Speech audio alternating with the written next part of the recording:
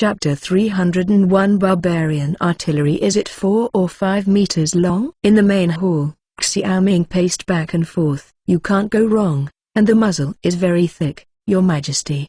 The lower official is thinking, this artillery must be used to attack the city. Wang Xuan said. If it's like you said, then this gun is indeed used to attack the city. Xiaoming frowned. Urban artillery is a famous siege artillery in history. It was this artillery used by the Ottoman Empire to blast off the walls of Constantinople, but this artillery was very heavy and spliced together.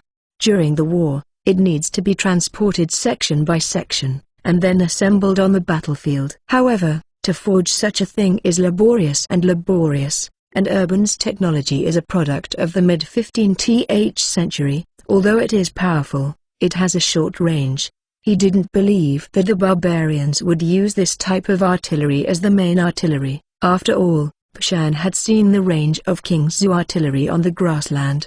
It's just that Xiaoguan saw another trace of shells on the ground when he sneaked into the test firing range. Xiaoguan suspected that the barbarians had more than one type of artillery, so he planned to continue lurking. Unexpectedly, he was demolished at this time and had to escape back. Wang Xuan said that, and he nodded. This was in line with the characteristics of the barbarian.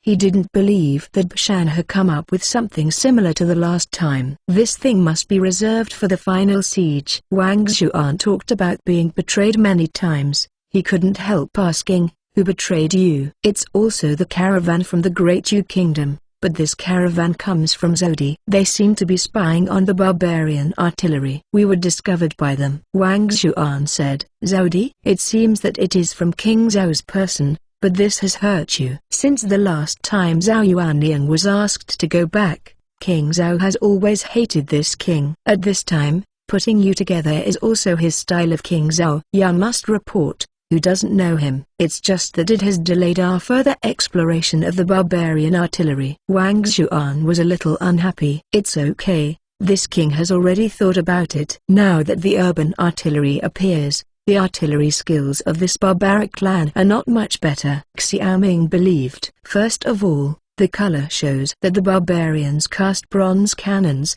which shows that the barbarians do not master the technology of iron cannons. In this way, the barbarians have to spend a lot of money to cast artillery, which is a matter of throwing money into it. Because of the quality of steel and iron mold casting, his artillery can not only be mass-produced, but also be of good quality and low price. After all, iron is still cheaper than copper, otherwise copper will not be used as ancient currency, precisely because there is less copper. Wang Xuan nodded. It's just that I was almost killed by Wang Zhao's people this time. Your Majesty, I really can't swallow it anymore. HMPH, since King Zhao doesn't give him face so much, he doesn't have to give him face. Li San has found out a lot of Zhao Dai's whereabouts during this period. These people will hand you over and kill them all. Xiaoming's voice was chilly. Wang Xuan sneered twice. His Royal Highness, it seems that King Zhao is going to go crazy about the artillery. Now I am sending people everywhere to spy on artillery technology. That's natural. Zhao Wang is very ambitious. He has always wanted to replace my Xiao family. Now that King Zhou artillery comes out and the Forbidden Army is equipped with artillery, Zhao Wang has to weigh whether his black armored cavalry can attack Qing'an. Xiaoming said. With the lessons of the barbarians in Kangzhou, this King Zhao is naturally disturbed. Wang Xuan said with a smile, but Your Highness, even though we were exposed to the barbarians this time, the government didn't make them feel better. He also dismantled them. The identity of the barbarians was chasing them when they were chasing us. Now King Zhao has not only broken off the fine work in Kangzhou, but also the fine work in the barbarian. In this way, he can only buy artillery from King Zhou. Don't be merciful. Xiaoming could imagine the danger of Wang Xuan at that time. Fortunately, the barbarians were different from the Great Yu Kingdom, and they didn't like living in the city surrounded by walls, otherwise Wang Xuan would really not escape. He squinted his eyes, and since Zhao Yuanliang left last time, the artillery business has ceased. In addition to the imperial court, only the King Wei, King Chu, King Liang, and King Yong sent people to contact him. At the same time, they also placed orders. The military workshop is producing guns for export. These orders have also brought him huge profits, and because of this, he has the money to make such a big move in King Zhu. HMPH, he is unkind, so don't blame this king for being unrighteous, Xiaoming said bitterly. This time Wang Xuan was injured and exposed his identity, which will bring a lot of inconvenience to information collection on the grassland in the future. Wang Zhao made it clear that he wanted to make Xiaoming Qing blind, and he would be caught off guard by the barbarians. In his plan, it is estimated that he still hopes that the barbarians can win Kangzhou City and go south, so that the two pillars of the royal family will fall. At that time, Wang Zhao could sit down and start the price. Asking Wang Xuan to go back to rest and recuperate, Xiaoming frowned at this time. After so long, the barbarian forging artillery was finally confirmed. In this way, I am afraid that the battle between him and Bishan in Yaozu is not far away. In the last battle of Kangzhou, Bishan suffered humiliation in Chengdu. This time he must bring the army to come and retrieve his lost reputation, and this time the revenge must be fierce. It's just that Xiaoming is also waiting for this opportunity. The flintlock arrangement will give him the ability to fight the barbarians in the wild. In this way, he and Zhang Xingcheng's fortress advancement plan can continue to be implemented, so that he can encroach on the land of Yaozu step by step, until the barbarians are driven out of Yaozu and retake the former Yanyang 16 prefecture. Thinking of this, Xiaoming clenched his fists. During this time, he had to grasp the production of the flintlock, and after the flintlock came out, it would take at least 3 months of training. This is still a long process, but this is also a long process for Bishan. Chengdu in a silver tent, Bishan closed his eyes slightly. In front of him was an ottoman with curly hair, brown eyes and a high nose. Are you sure urban artillery can smash the city walls of Kangzhou? Bishan said coldly. Beshantaji, please believe me, urban artillery once blasted the strongest city wall, and the wall of Dayu Kingdom was even more vulnerable. The Ottoman craftsman looked at Bishan in awe. He was looted when the barbarians took the city, and they were forging artillery in that city. Bishan nodded. A few days ago, Chengdu's detailed works from the Great Yu country appeared, which is enough to show that the Great Yu country is also afraid of artillery. I hope your words are not wrong, or I will cut off your head when the time comes, Bishan said sharply. When the craftsman heard the words, his body trembled with fright. At this moment, a guard suddenly came in and said, Tachi, the messenger from Korea is here. To be continued. Enable new URL. Chapter 302 Undercurrent. Outside the Silver Barbaric account, the guards are heavily guarded. 2 Korean emissaries wearing red crew neck shirts are waiting for Bishan's summons. When a strange-looking person came out of the camp, he got the news of being summoned. Li Sunji, the envoy of the king of Goryeo, paid homage to Bishantaji. The moment she saw Bishan, Li Shunji knelt on the ground and gave Bishan a 5-body salute. Since the growth of the barbarians, the power of Dayu was driven to Shanhai Aiguan by the barbarians. At this time, the king of Korea turned to the barbarians to hand over the letter of credence to the barbarians and voluntarily became the vassal state of the Golden Horde. Follow the national dialect. Get up. The corners of Bishan's mouth raised. He liked this feeling very much, the feeling of being bowed to his knees. But it would be even better if the messenger was from Dau.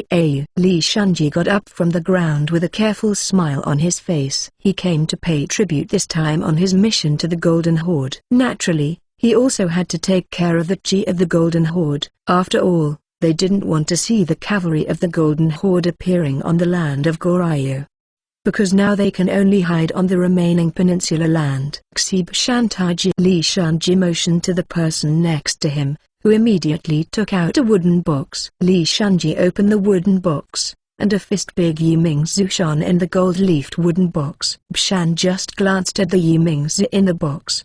He said, our Golden Horde people are not interested in these jewels. This is something that those pedantic southerners like. We only like horses, bows and arrows, cattle and sheep. Beautiful woman. Li Sunhee laughed when he heard the words, Bishantaji. How can we not understand your preferences? This time, There are 10 beautiful girls from the kingdom of Goryeo who are accompanied by the officials. The king of Goryeo asked me to bring them personally. Give Bishan Taiji. Bshan nodded with satisfaction. Very good, you are much more sensible than Dau country. That is, Dau country is stubborn and dare to disobey the order of the Golden Horde. It's time to teach that King Goryeo has been dissatisfied with Dau country for a long time. Li Shunji became more careful. Bshan narrowed his eyes and said, in this case, when the next time we attack the kingdom of Dau, King Goryeo should send troops to help out. If you win the kingdom of Dau, you can divide and eat. Hey! Bishan Taiji's goodwill was conveyed to the king of Goryeo when he returned from the government. Dau country is no longer worthy of becoming the sovereign state of my Goryeo, and it is time to return the worship of these years. Li Sunji followed Bishan's words. But this time he came here besides paying tribute, there was nothing else. He continued, Bishan Taiji, the last time Daitaji met with the Japanese envoy in Korea, I wonder if Bishan Taiji is clear about it? I've heard of this. Bshan hesitated and said, the relationship between Daitaji and him has always been poor. In fact, he knows every move of Daitaji. Li Sunki said, the Japanese envoys arrived in Seoul again a few days ago, saying that the plan to attack Dengzi in the Great Yu Kingdom had been leaked. They wanted to use our Goryeo to attack Dengzi based on the Korean coastal pier. Wolf's ambition. I don't know if this news is true or false. If it is to borrow from Goryeo, it will be against the king of Goryeo. How can this be good? What did Daitaji and Wago say then? Bshan rolled his eyes. At that time, Daitaji met the Japanese envoy in Korea and learned that Yamada of the Japanese country also had ambitions to attack the Great Yu, and promised to attack from the north, one from the north and the other from the south when the Japanese attacked the country. At that time, the Japanese envoys proposed whether it was possible to use Goryeo to attack Dau through the land of the Golden Horde. This proposal was rejected by Daitaji, and only later did the Japanese plan to attack Dengzu. Because Daitaji could see the ambitions of the Japanese kingdom, he also didn't know the details of the Japanese kingdom and the Golden Horde across the ocean. Letting the war country borrow the road is like leading a wolf into the room. But I didn't expect that the Japanese envoy once again proposed borrowing the road from Korea. You mean to let the Golden Horde come forward to reject the Japanese envoy again? Bshan asked. Li Sun-hee nodded. The king of Goryeo is now sitting on pins and needles, and the Japanese envoys are aggressive. Under such circumstances, King of Goryeo sent him to the Golden Horde, hoping that the Golden Horde will block it for himself. In this way, they would not have to offend the Japanese nation. With a sneer in his heart, Bshan has never considered the kingdom of Korea. In his opinion, this small country on the peninsula is nothing more than a wall of grass. The wind blows over and falls over there. And what he was best at was fighting against people. Back then, relying on the kingdom of Dau, the kingdom of Korea had bullied them. So before the king of Korea returned, soldiers of the Golden Horde slaughtered several cities in Korea. Now they belong to the Golden Horde, and they also showed their fangs to the Great Yu Kingdom, and at the same time they were afraid of the Japanese kingdom. After hesitating for a while, Bshan said, I think the Japanese envoys are right. They are just borrowing a coastal city from you. Now Dau is our common enemy, and we should cooperate with each other. Bishan Taiji. Li Shunji knelt down again. What Wago said can't be easily believed. They never said nothing, and every time they did it was fraud. 100 years ago, Wago tried to occupy Goryeo. If they stay in our Goryeo this time, what should we do? After a pause, Li Shunji continued, the Japanese kingdom has great ambitions. Our goal is the entire Central Plains dynasty. This is why they are unwilling to become a vassal state of the Golden Horde. Bshan frowned, but Li Sun-hee's words made sense. If Goryeo was occupied, the power of the Japanese kingdom would extend to the territory of the Golden Horde. Just thinking of the humiliation of Kangzu, he felt that it would be a good thing to add a little trouble to King Chi. You reading www.uukanzu.com.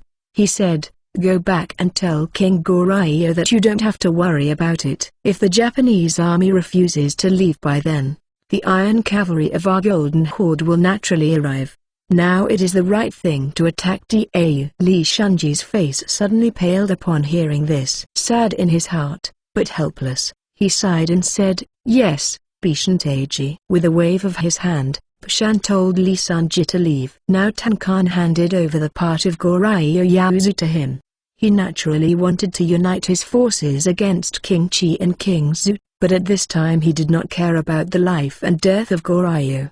For him, as long as it can add trouble to Xiaoming, everything is worth it. On the contrary, his stupid brother still pays attention to the morality and justice of the suzerain country to protect Goryo. It's just a group of dogs, let the dog bite the dog.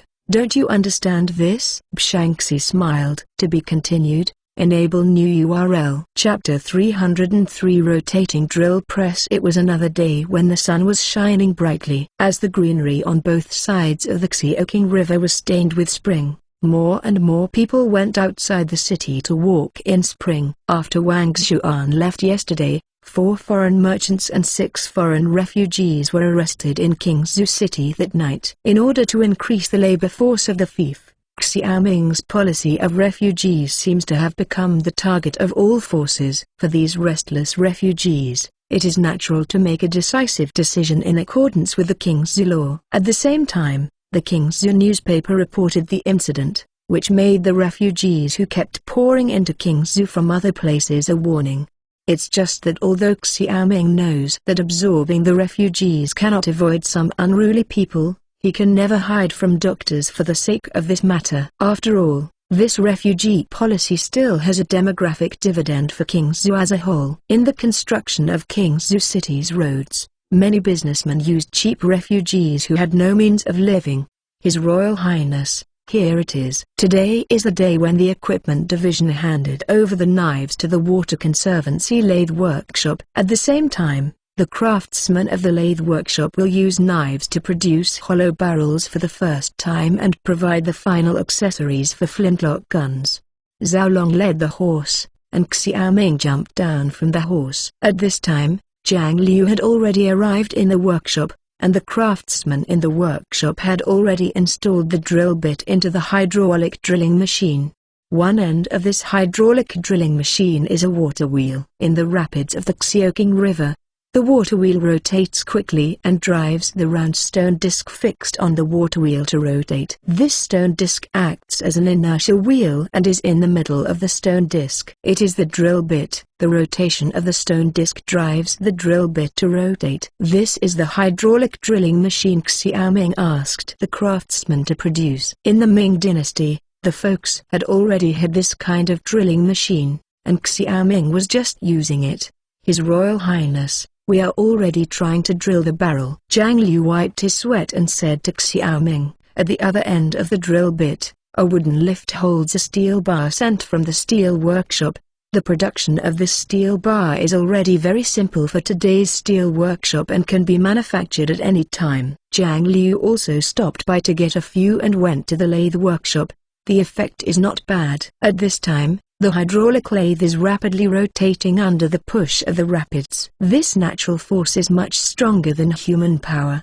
The drill bit is effortless when drilling steel rods and looks unstoppable. Under the contact between the two, the drill has gone deeper, but only a little. According to the normal working efficiency of a hydraulic lathe, it takes at least 6 days to drill a barrel. This is a record of the Ming Dynasty, but the high-quality tools provided by Xiaoming can greatly reduce this time. Because the Water Conservancy lathe tool of the Ming Dynasty was damaged very quickly, this point is not comparable to him. According to his estimation, 3 or 4 days can be estimated. After all, the location of the workshop is the most turbulent section of the Xiaoqing River, and his knives still have advantages. According to Xiaoming's order, Zhang Liu sent the 2 drills that were sharpened yesterday, plus the 2 that were sharpened at night.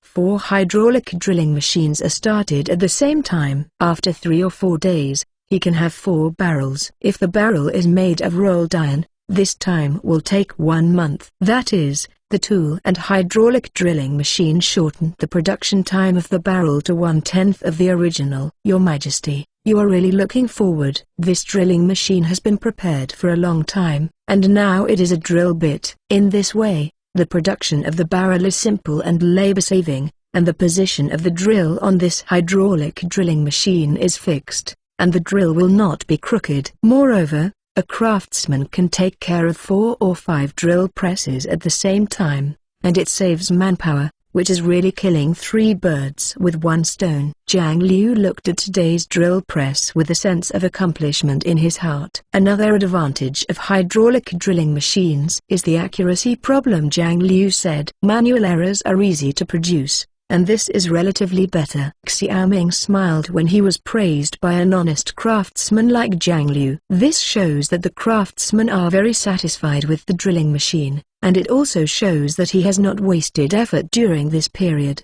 With a smile, Xiaoming said, although it is much more convenient, the number must be kept up. There are only 200 drill presses in the workshop and only 4 drill bits. You have to work harder. Zhang Liu said, His Royal Highness, Chen Bingkao has transferred 500 people from the iron and steel workshop, and will soon replace the remaining drill bits. Xiaoming nodded, and looked at the drill press that was constantly drilling steel rods, and his heart became more stable. 200 drill presses are enough for him now. 1 barrel in 3 days, he can get 2,000 barrels in 1 month, and 20,000 in 10 months. If he is willing, before the end of the year, the King's army can turn from a cold weapon army to a hot weapon army. And this is precisely his plan. Just for this plan, the amount of silver he has to invest is in the millions, enough to drain his meager savings.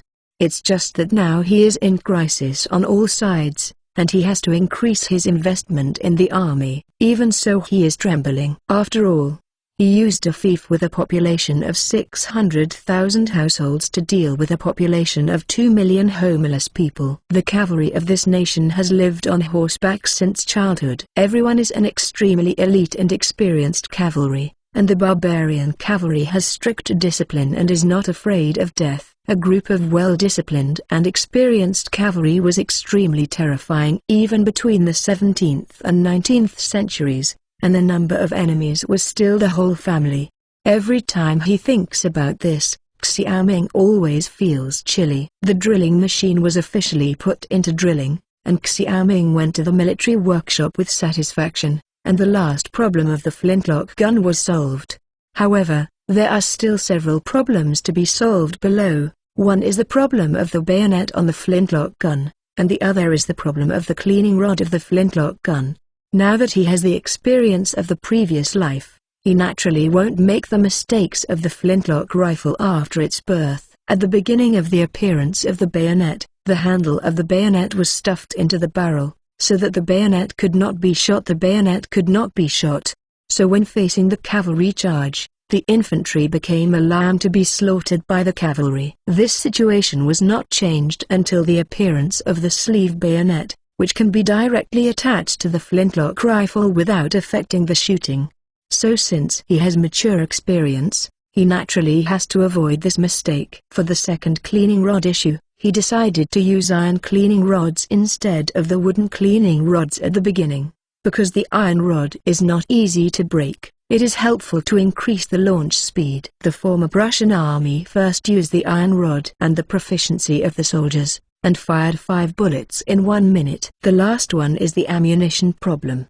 But this requires the cooperation of the military workshop and Lutong's gunpowder workshop. The ammunition for the flintlock rifle was prepared to use oil paper-coated bullets. The oil paper bag was equipped with enough bullets and gunpowder to be fired at a time, and only needed to bite open and pour it in. To be continued. Enable new URL. Chapter 304 Cannon for Cotton. His Royal Highness, the merchant ship of King Chu arrived, and it is said that he brought cotton seeds, but you have to hand over the artillery to them, right? It seems that His Royal Highness has already understood everything, Pang Yukan said with a smile. Xiaoming is writing a textbook on training the flintlock army. Yesterday, he went around the lathe workshop, the military workshop, the equipment department, and the gunpowder workshop. He gave all his requirements, whether it's a bayonet, cleaning rod or oil paper-packed ammunition.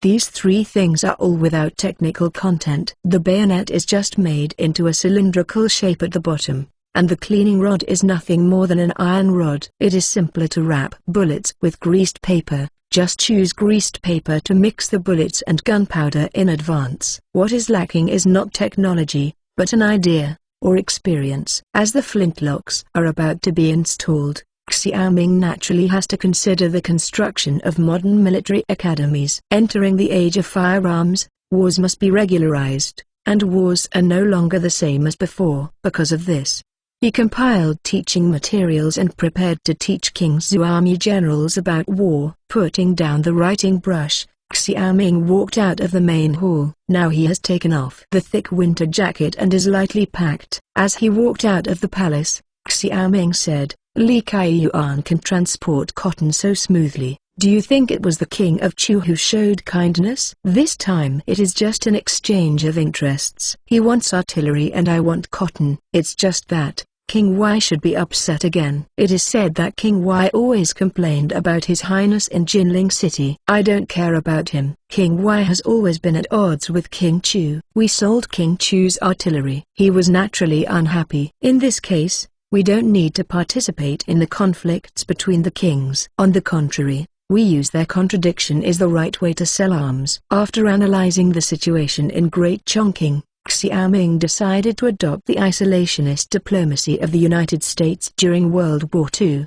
Not participating in any fighting between forces, just making a fortune in silence. After all, the suspicions within the current Dayu state cannot be reconciled, and the various vassals suspect each other. In this case, it is safer for the fisherman to profit. Your Royal Highness's words are quite good. Wai Wang is not happy. Then buy some more artillery and go back. Isn't that enough? Pang Yukun said. That's right. So selling artillery to King Chu also stimulated King Wai to buy more artillery. The two talked all the way to the dock. Xiaoming sent someone to the military workshop at the same time to send the 30 artillery pieces made to the Chu king's fleet and at the same time unload the cotton seeds. At first Li Kaiyuan went to Chu. The king of Chu naturally did not agree to give the cotton seeds to Xiaoming. Later, King Y's artillery was in place. In order to show off his strength, King Y fired his cannon at the Yangtze River like fireworks. This incident seriously stimulated King Chu. While in King Zhu, Xiaoming had been pressing the artillery for Chudi. There is no cotton seeds. Xiaoming can wait. After all, the king of Chu can't stop selling cotton, and the textile workshop can sustain it. But without artillery, the king of Chu has no tricks. In the end, he reluctantly sent the cotton seeds, boarded the merchant ship and checked the cotton on board. At this time, the envoy of King Chu, who came with the cotton seeds, said, "His Royal Highness, King Chu has orders. If you can't see the artillery, this cotton cannot be handed over to His Highness. If your Royal Highness uses it hard, you will have to burn the cotton seeds." Xiaoming and Pang Yukun glanced at each other. The messenger was a little courageous. He smiled and said, "This king has always said nothing. How can he covet these 3 ships of cotton seeds?" But the choice of the king of Chu to send cotton seeds this month is unpredictable. The envoy of the king of Chu was embarrassed when he heard the words. He naturally understood what Xiaoming meant. March was the time when cotton was planted, and the shipment now naturally contained threats. Because once Xiaoming fails to fulfill his promise, the delay will be another year before he can grow cotton. After waiting for an hour at the dock, the military workshop brought the artillery there. The envoy of the king of Chu checked the artillery and ammunition, and only then did he agree to get on the boat to carry the cotton seeds down. Xiaoming personally came to pick up cotton seeds this time because of his emphasis on cotton. After all, cotton can produce many industrial products. This clothing is just one of them. There is also a great demand for cotton in medicine. If cotton is successfully planted in Kingzhou this time, Kingzhou will no longer have to worry about the source of cotton, and will no longer be constrained by the king of Chu, which will affect the development of Kingzhou's textile industry. This time, the cotton sent by the king of Chu was sent directly to Guanzhong by Xiaoming. It was another year of spring plowing, and the Kingzhou army once again played the role of a farmer. Now that all the land in Guanzhong has been cultivated, the next step is to sow the cotton seeds. His Royal Highness, Do you really want to grow cotton on the ridge of Guanzhuang? Nu Ben asked after Xiaoming. As soon as the cotton arrived at Guanzhuang, Nu Ben brought the soldiers over. Although Xiaoming had already greeted him, Nu Ben still hesitated, because in his opinion food was the most important thing. Now the food production in the 6 states has recovered a bit, and last year there was a lot of surplus. But now this situation is unlikely to be unrest again due to the barbarians. Not having enough rations at that time was a terrible thing. Old General, you don't have to worry about this. King Zhu doesn't have much food now, but King Wei, King Chu, and King Yan have a lot of food. Taking advantage of the artillery trade this time, this king bought a lot of food from them to reserve up. Nu Ben heard the words and breathed lightly this time. His thoughts of emphasizing agriculture and commerce are very heavy. Because he commanded the army to fight all the year round, he naturally understood the sorrow of the front line when there was no food. Therefore, food is more important to him than anything else. He actually disagrees with Xiaoming's current practice of paying equal attention to business and agriculture. It is just that an army general only needs to be responsible for fighting and training the army. These political opinions are not for him. Now that Xiaoming had brought the cotton seeds in, he couldn't hold back, but he also asked casually. Knowing that to make up for the Guanzhuang's harvest, Xiaoming bought back grain from other places, he finally felt relieved. At least Xiaoming hadn't lost his head.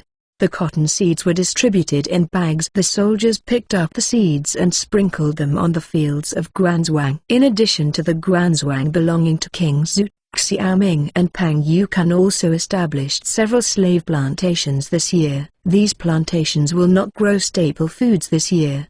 They will not grow cotton, but sugar cane and rape. Although soap, perfume, and mirrors can make temporary profits, ordinary sugar, vegetable oil, and clothes are things that the most powerful and the people need.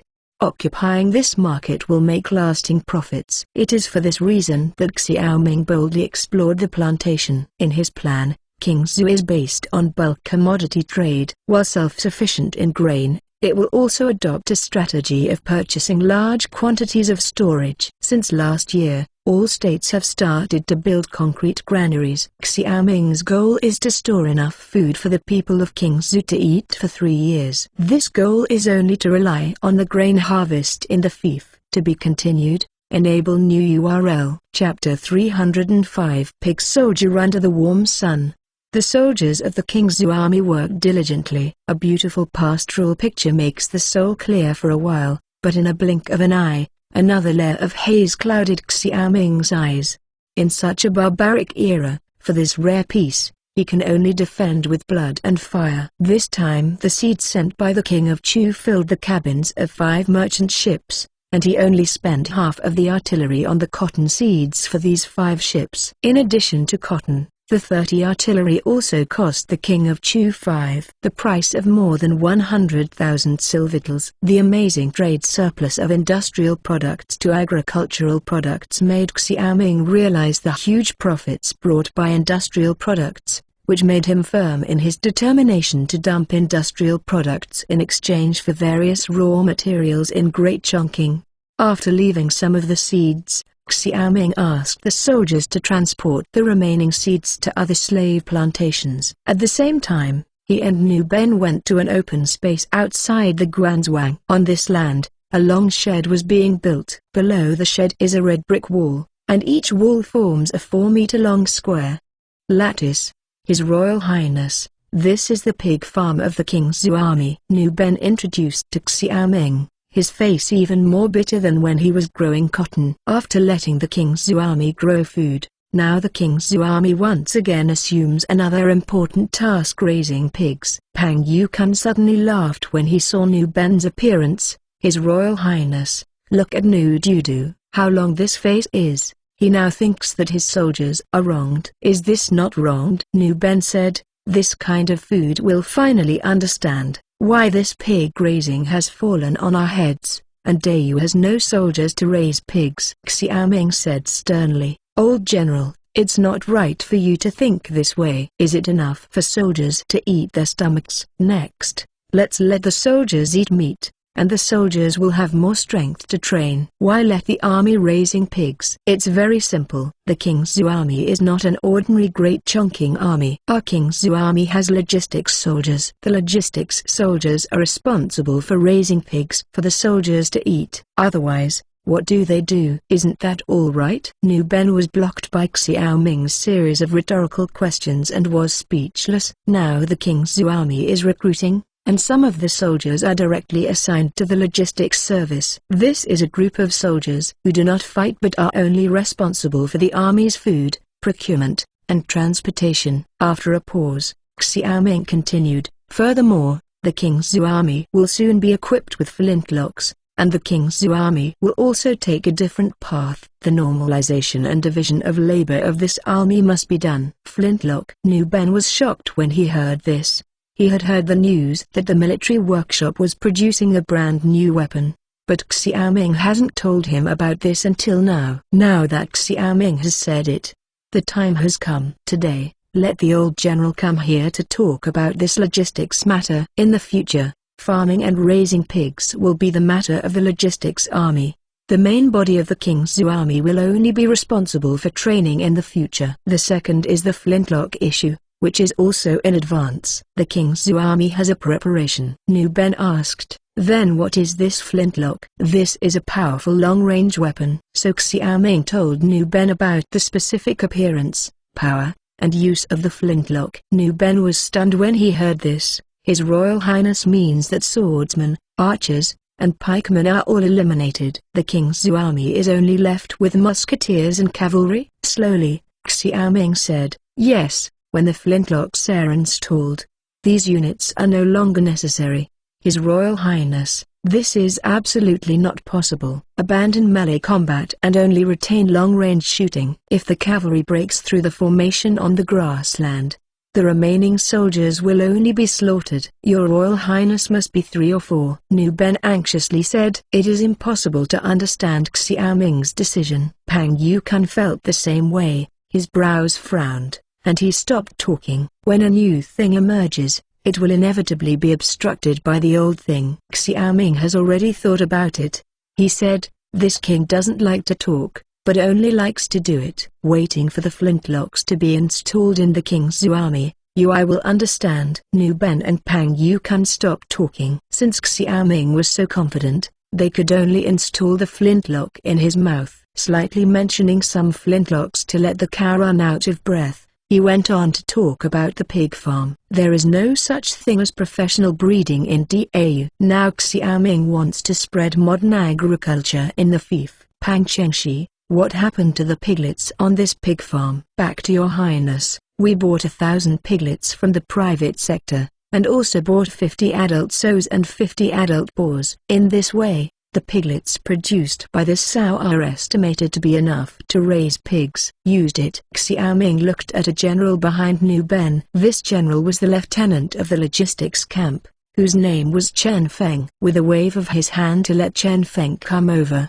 Xiao Ming said, "Schoolwide Chen, these piglets and adult pigs will be handed over to you. You can't feed this king to death. In this era, the people have no experience in large-scale breeding." Xiao Ming explained the essentials of raising pigs to Chen Feng in detail while walking. The most feared thing in modern pig raising is swine fever. When encountering this disease, pigs in the entire pig farm will soon be infected with each other to death, as is the poultry plague. So what he and Chen Feng talked about were the ways to prevent swine fever and how to distinguish swine fever. This pig house must be cleaned up every day. If any pigs get swine fever, burn them and bury them immediately. The scientific knowledge of pig raising was introduced one by one, and Chen Feng nodded frequently, and he quickly understood the whole set of pig raising procedures.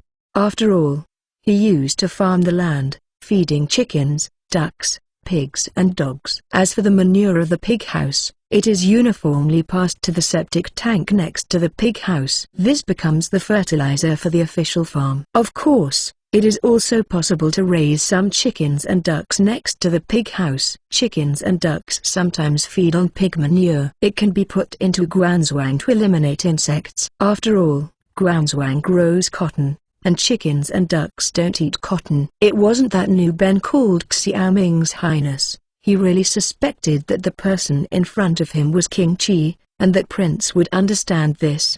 Pang Yukan and Nu Ben smiled bitterly. They also have completely lost their tempers. Without talking about the Qi Wang's knowledge of astronomy and geography, he even knows this kind of messy things clearly and seems to be more proficient. This general teaching gave Chen Feng a basic understanding of modern farming, so Xiaoming was relieved. The pig farm is a key to the King's breeding industry. In the future, these logistics soldiers will be discharged from the army, and they will be experts in raising pigs. At that time, with their experience, this modern pig raising experience can be spread among the people. After staying in Guanzhang for a while, Xiaoming and Pang Yukan left together, and Pang Yukan kept bowing his head in thought. Xiaoming couldn't help asking, "You still wonder why this king knows how to raise pigs?" To be continued. Enable new URL. Chapter 306 Yun's experience. His Royal Highness, the subordinate officer, is not thinking about this, but thinking that the King's army has engineers, logistics soldiers, and navy. These services are not available in the Great Yu country, and the implementation of military reform seems to have a clear mind. For this reason, the next official is really puzzled. With a smile on Xiaoming's face, the military system of the Great Yu Kingdom is still in the cold weapon era, and the sudden transition to the hot weapon era naturally arouses a lot of opposition. It's just that Xiaoming had to do it, because in the era of the musketeers, the Western Army has already embarked on the road of regularization, and logistics soldiers and engineers have already appeared.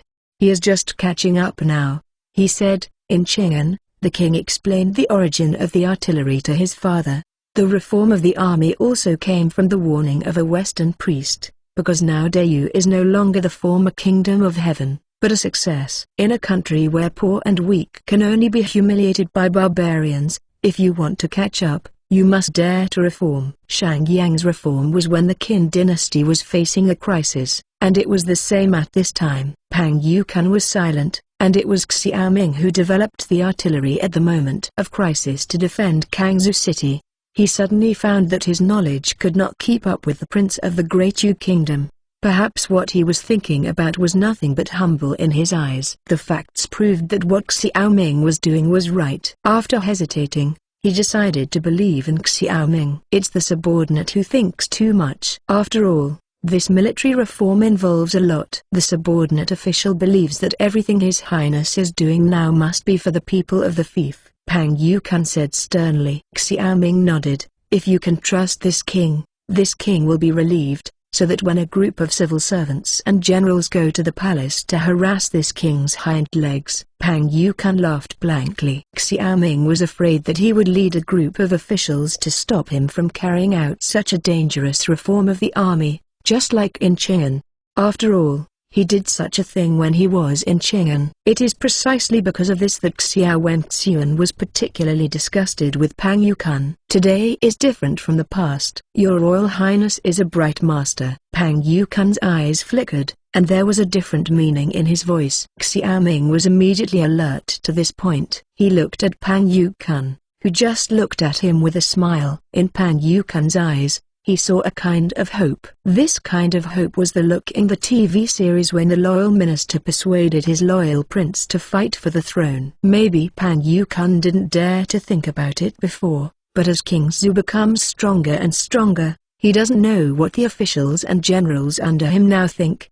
As if realizing that he was acting inappropriately, Pang Yukan suddenly smiled, and then said, "His Royal Highness, Yan has been out to sea for more than a month. I don't know how he is now." Yes. In Xiaoming's heart, Yan's fleet is now the most worried. Are they dead or alive now? When the two were worried, Yan, who was sailing on the sea, sneezed. A seaman came up behind him and said to him, "Captain, the red-haired ghost is awake. Go and call the interpreter." Yan rubbed his nose and looked at the sea ahead. Leaving Tengzhou, they drove all the way towards the Strait of Malacca. On the way, they encountered many pirates who tried to rob, but they buried them with artillery. It's just that the more they go to the west, the more fierce the pirates they encounter, and they even encounter pirate ships with the same artillery.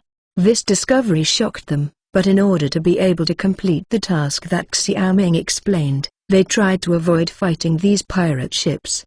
The pirates seemed unwilling to take a huge risk to attack them armed to their teeth. In addition to pirates, they often see the wrecks of warships drifting over at sea, and today they even saw the wrecks of more than a dozen large sailing warships. There are corpses floating everywhere in the sea. These corpses are dressed in strange red clothes and look different from the people of Dayu. At this moment, he finally understood that Xiaoming was not talking nonsense in the school. It turned out that there really were Western countries in this world, and they also have sailing warships, artillery, and even a strange stick-like weapon. When passing through the sea area where naval battles seem to have occurred, they caught a lot of weird things, and this thing was one of them. Entering the cabin, Yan saw the Westerner who had awakened. At this time, the interpreter also arrived, and looked at Yan, and he asked in English. Westerners wearing red dresses heard the words, and suddenly replied a few words. What did he say? Yan scratched his head anxiously. The translator said, he said he was a British man, belonging to the Third Fleet of Great Britain, and was the chief mate of the Navy. They were attacked by the Dutch in this area and asked if we could send him to India, the nearest colony. A cold sweat broke out on Yan's forehead, and he then took the stick and said to the translator, Great Britain, isn't this Britain as your highness says? You ask him what it is?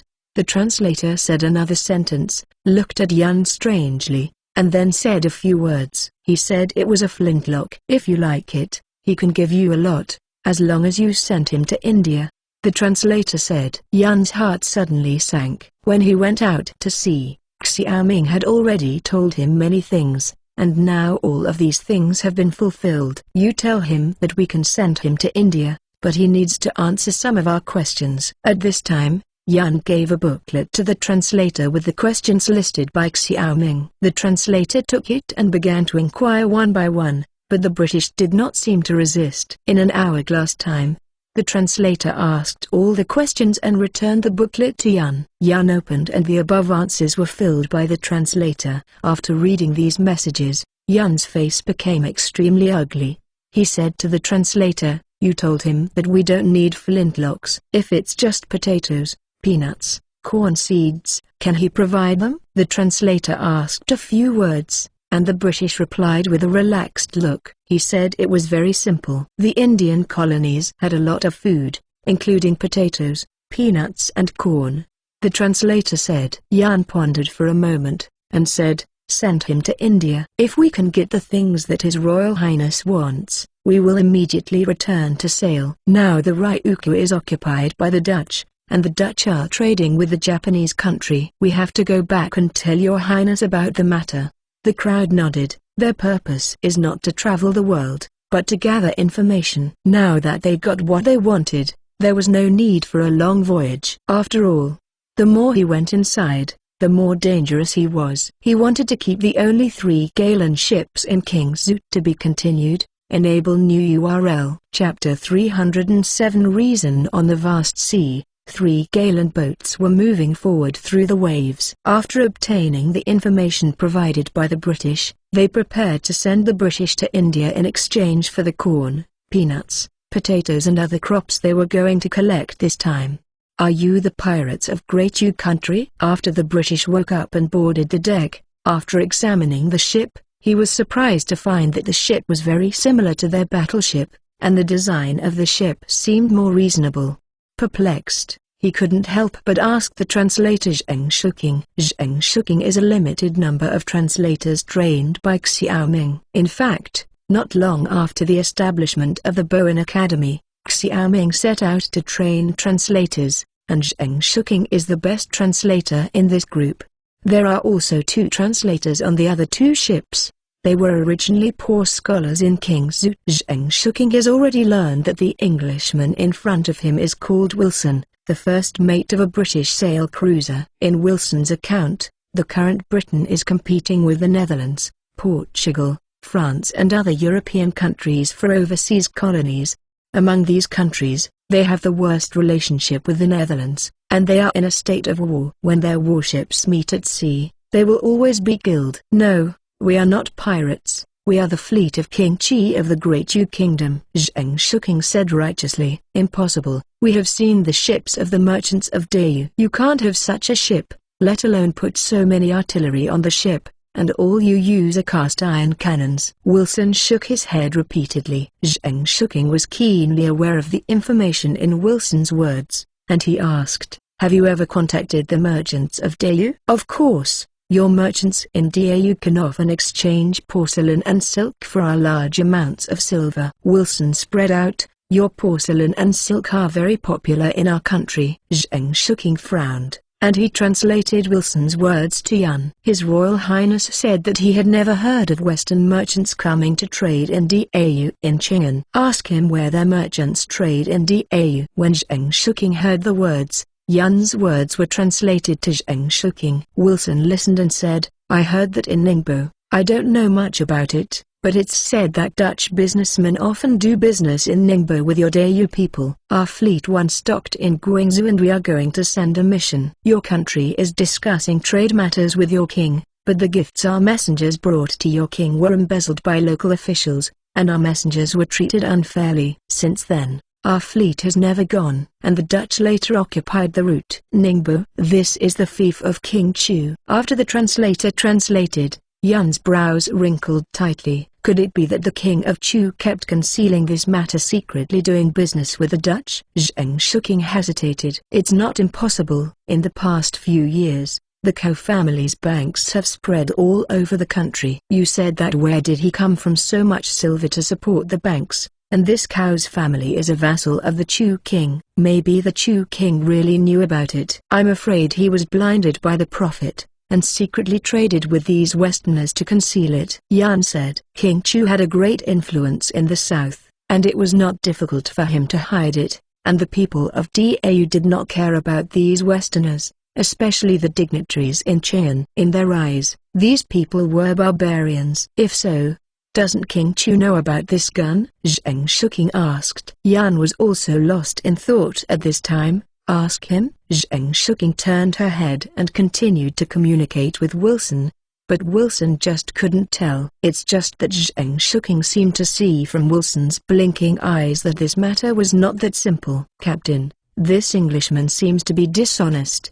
He is hiding something, Zheng Shuking said. Yan frowned. If we ask him, we probably won't be able to get the crops that His Royal Highness wants, but if we don't ask, we won't know what happened between the Dutch and the King of Chu. The lower official thought that we should not press it. We went back to tell your highness about the matter, and we did encounter a lot of Cao's merchant ships while sailing. This is the evidence, Zheng Shuking said. Yan groaned. It's just that His Royal Highness said that none of these Westerners is a good thing. If we send him ashore, he may not be rewarded. Look at them staring at our gallant ship with a greedy expression. I'm afraid only their fleet will greet us then. Zheng Shuking also remembered Xiao Ming's words. He said that he could not trust any Westerners, because at this time Westerners are pirates. If this is the case, the lower officials have a plan, Zheng Shuking said to Yan in a whirlpool. Yan listened and nodded frequently. Let's do it this way. They are pirates, and we will be more ruthless than pirates. Remove our navy flag and replace it with the pirate flag we grabbed. Zheng Shuking smiled and immediately asked the seaman to hang up the pirate flag. Wilson saw the pirate flag flying, and his face suddenly became pale. He asked nervously, Didn't you say that you are not pirates? It wasn't just now, it is now. Mr. Wilson, I think you must answer our questions honestly now, or we can only throw you away. Wilson shakes his body in his perception. There is a reason to talk with the country's fleet, but there is no reason to talk with pirates. Okay, I said, the Dutch were indeed deceived by your King Chu at first, but later they learned that King Chu was not the king of the Great Chu Kingdom, so they protested to King Chu, but Chu the king promised to give the Dutch the most preferential treatment. And the Dutch also knew that there are several kings in Dayu, and the King of Chu is one of the strong kings. They decided to support the King of Chu, and they also sold antiques like matchlock guns. I gave a lot to King Chu. Matchlock? Zheng Shuking's brow furrowed tighter. Wilson continued, the King of Chu still wanted Dutch artillery, But the Dutch were not fools. Once King Chu had artillery, they could put the artillery on the ship. It was already very difficult for the Dutch to maintain the ocean-going fleet, and they didn't want to lose it. Your last bargaining chip. Having said this, Wilson tentatively said, we in Britain also want to support a king to do business in Great Chunking. If you really come from a king, I can help you introduce it. Believe me, the fleet of Great Britain will soon. It would be a wise choice to beat the Dutch. To be continued. Enable new URL. Chapter 308 Flintlock Test Fire. The waves crashed against the huge hull of the Galen ship, and the wind was howling. In the distance, a black cloud is approaching, which indicates that a storm is coming soon. Our Highness doesn't need support from you who are ill-intentioned. The translator's words made Yun take a bite. Now the facts are very clear that King Chu has become running dog of the Dutch. It is no wonder that King Chu has become more and more domineering over the years, and he has long been confident. What to do? The translator looked at Yun. According to the plan just now, let his companions take things and exchange him back. Neither they nor the Dutch are good people. Looking at the sea that was dyed black by dark clouds, Yun felt heavy. Whether he was a Dutch or a British, this confirmed the knowledge that Xiao Ming told them in the school. Now the Western powers have assigned their sphere of influence to Great Chunking, and according to Wilson, flintlock guns are already common equipment in the West, and sailing warships sail around the world. In the country of Dau, the Dutch had passed the matchlock gun into the fief of the Chu King. This news was extremely important, and it was enough to give the Chu King a fatal blow in the court. With a sigh, he looked at King Zhu on the chart, only wishing that King Chi had produced the flintlock now.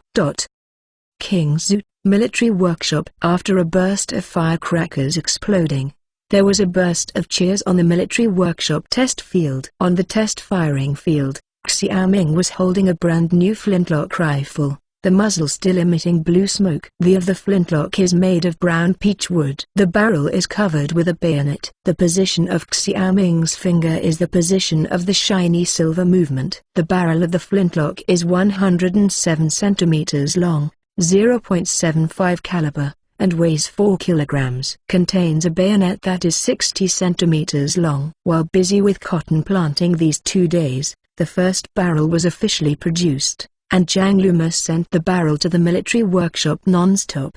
Song Chengping, who had already assembled the remaining parts, assembled the barrel at this time, and a flintlock gun was officially born. Xiao Ming, who had received the news, also rushed to the military workshop, and Lu Tong also brought the ammunition.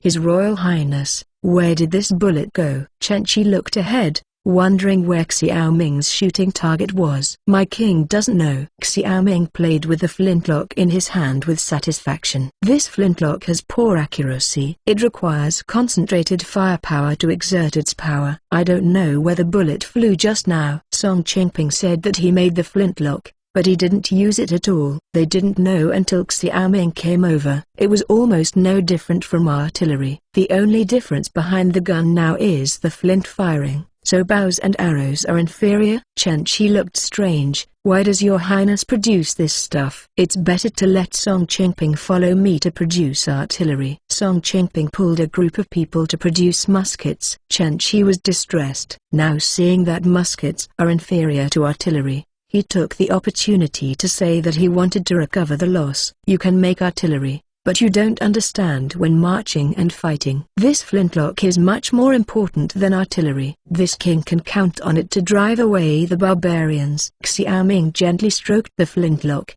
The flintlock gun was finally produced, and Xiao Ming suddenly relaxed. At least King Zhu once again narrowed the gap between Western weapons. Everyone was beaming about the firearms, and suddenly there was a sound of horseshoes outside the military workshop. The figures of Nu Ben and Luf appeared in front of everyone. His Royal Highness, has the flintlock produced? Nu Ben looked expectant. Xiao Ming nodded, and lost one of the other 2 flintlocks. His Royal Highness, this guy is worthy of a spear. Luf took the flintlock, and the first thing he noticed was the bayonet on the wall. Nu Ben nodded. No wonder His Royal Highness said that the pikemen will be disbanded, and the pikemen that are now formed are the pikemen. The old general understands now. This musketeer is both a long-range arm and a short-range arm, Facing the barbarian cavalry charge, the musketeer can shoot from a distance, can fight close to the body, and will not be slaughtered by cavalry so easily. There was excitement in Nu Ben's eyes. This flintlock gun was magical in Xiao Ming's mouth. He said, "Your Highness, how do you use this gun?" Xiao Ming smiled and said to Chen Qi, "Hang a set of plate armor 80 meters away." Chen Qi ordered to take a set of plate armor and hung it on a target 80 meters away. At this position, it was almost the maximum effective range of the flintlock. Then he said to Nu Ben and Luf, "You stand on both sides of this king and learn from this king." While speaking, Xiao Ming handed the ammunition of the flintlock to the two. Although Nu Ben and Luf were strange, they still followed Xiao Ming's words. At this time, Xiao Ming erected the flintlock on the ground, bit the ammunition and poured the gunpowder and pellets into the barrel of the flintlock, then used the cleaning rod to compact the gunpowder and pellets, and sprinkled some gunpowder in the gunpowder pool. Raised the flintlock and aimed at the plate armor. Nu Ben and Luf followed suit, and also picked up the flintlock. Fire! Xiao Ming gave an order, pulling the trigger, another gunshot and green smoke, and 2 gunshots on both sides of him. It's just that the postures of Nu Ben and Luf raising their guns are a bit wrong, and the guns in their hands are almost unsteady. It's pretty strong. After seeing the artillery, Luf's flintlock rifle was no longer as shocked as when he first saw the artillery. And like Chen Qi, he felt that this was a reduced artillery. "Have you hit it?" Luf said excitedly after putting down the gun. Nu Ben also showed a look of expectation. They all had high expectations for the flintlock. It's just that the person who went to investigate came back quickly and was not hit. "It shouldn't be. I aimed very accurately." Nu Ben didn't believe it. Xiao Ming did not respond, but said, "The second round of shooting." Nu Ben and Luf scratched their heads, so they had to load the ammunition again and shoot again. Shot. The person who went to investigate took back the plate armor. After 2 rounds of shooting, Nu Ben felt that the flintlock gun was not as accurate as a bow and arrow, but after seeing the hole in the plate armor, he was silent and the bullet completely penetrated the plate armor. "Old General, now you must be disdainful of the accuracy of this flintlock, but this king is not to show you this," he said to Chen Qi and Song Chengping. "You 3 too." Chen Qi, Song Chengping and Zhang Liu nodded excitedly, and immediately took the flintlock and stood where the 3 of them were just now. The old general has been on the battlefield with unparalleled arrow skills, and he can naturally pierce Yang with 100 steps, but with the flintlock, even someone like Chen Qi who has never touched a sword can kill an experienced barbarian cavalry at such a distance. Boom! As he was talking, Chen Qi and others had already opened fire. Bingo! The investigator soon returned to report. Nu Ben heard the words, his face suddenly became heavy. To be continued. Enable new URL. Chapter 309 Strategy. What is the advantage of the barbarian over the Great Yu country? Xiao Ming asked Nu Ben on the test field of the military workshop. Of course it is the cavalry of the barbarian, Nu Ben said. Luf also nodded. Moreover, the cavalry of the barbarian tribe is adept at bows and horses, and it takes several years for us to train a cavalry. Once we are consumed in the war, we will suffer heavy losses and we cannot organize again for a long time. Attack. Xiao Ming nodded. You are all right. Whether it is a cavalry, archer or swordsman, DA needs several years of training to narrow the gap with the barbarian soldiers in one-on-one, but the barbarians are not. Those who need training, because they are qualified fighters when they grow up to adults, and they have more than 10 years of training. This is why the Great Yu country has been retreating in the face of the barbarians over the years. But it's different now. Xiao Ming took the flintlock. It only takes 3 months for this king to let an ordinary citizen easily kill a barbarian cavalry. This is equivalent to the horse and bow trained by the barbarian riding in front of the flintlock. It has no effect anymore. Nu Ben and Luf nodded slowly. Flintlocks don't need much strength. As long as they can pull the trigger, they can kill. Moreover, it was able to penetrate the plate armor from 80 meters away. Chen Qi, Zhang Liu and others have already proved this. His Royal Highness understands, but this flintlock is so poorly accurate, How can we deal with the barbarian cavalry? Nu Ben asked. This is the need for large-scale equipment and musket formations. Xiaoming said, the set of your previous battles will soon become a thing of the past. Now you all go to Bowen Academy to study. Nu Ben and Luf suddenly became embarrassed. The advent of artillery has changed their way of fighting, and now that flintlocks are produced, their way of fighting has to be changed again. Now they feel a little bit unable to keep up with Xiaoming's footsteps. But as long as they can deal with the barbarians, they are willing to do anything. After testing the flintlock in the military workshop, Nu Ben and Luf also had initial contact with the main battle equipment of the King's army in the future, and Xiaoming relaxed. The rest is production, assembly, and training. After all, weapons are still used by humans. If training can't keep up, the flintlocks are also burning sticks in their hands. His Royal Highness, now that we have flintlocks, is artillery less important? Chen Qi was a little bit sour, and he wanted to participate in the development of more weapons. Xiaoming glared at him. Your biggest problem now is that you cannot chew too much. The importance of artillery will not change, and it will only become more important. You have to sink your mind and think about how artillery is on the battlefield. Application. His Royal Highness is talking about field artillery? Chen Qi suddenly smiled. Yes, once the flintlocks are installed, the King's army will fight the barbarians on the grassland. The heavy cannons on the walls are useless, Xiaoming said. Chen Qi nodded. In fact, he had been thinking about the field guns all this time. Now that the flintlocks are ready, he must hurry up. He also ordered the military workshop to focus on the production of flintlocks, and Xiaoming returned to the palace. Now that the flintlock gun has been successfully produced, the next thing he has to consider is the strategic issue of King's in the future.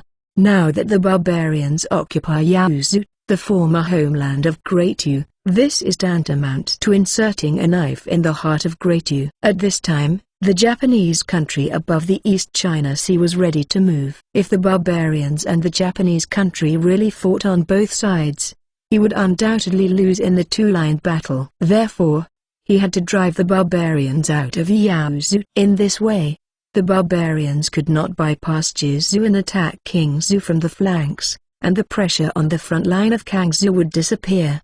At that time, he could free up his hands to vigorously develop the navy, clean up the Wen Korea, open up maritime trade routes, and transport his goods from the sea to the southern states of Great Yu.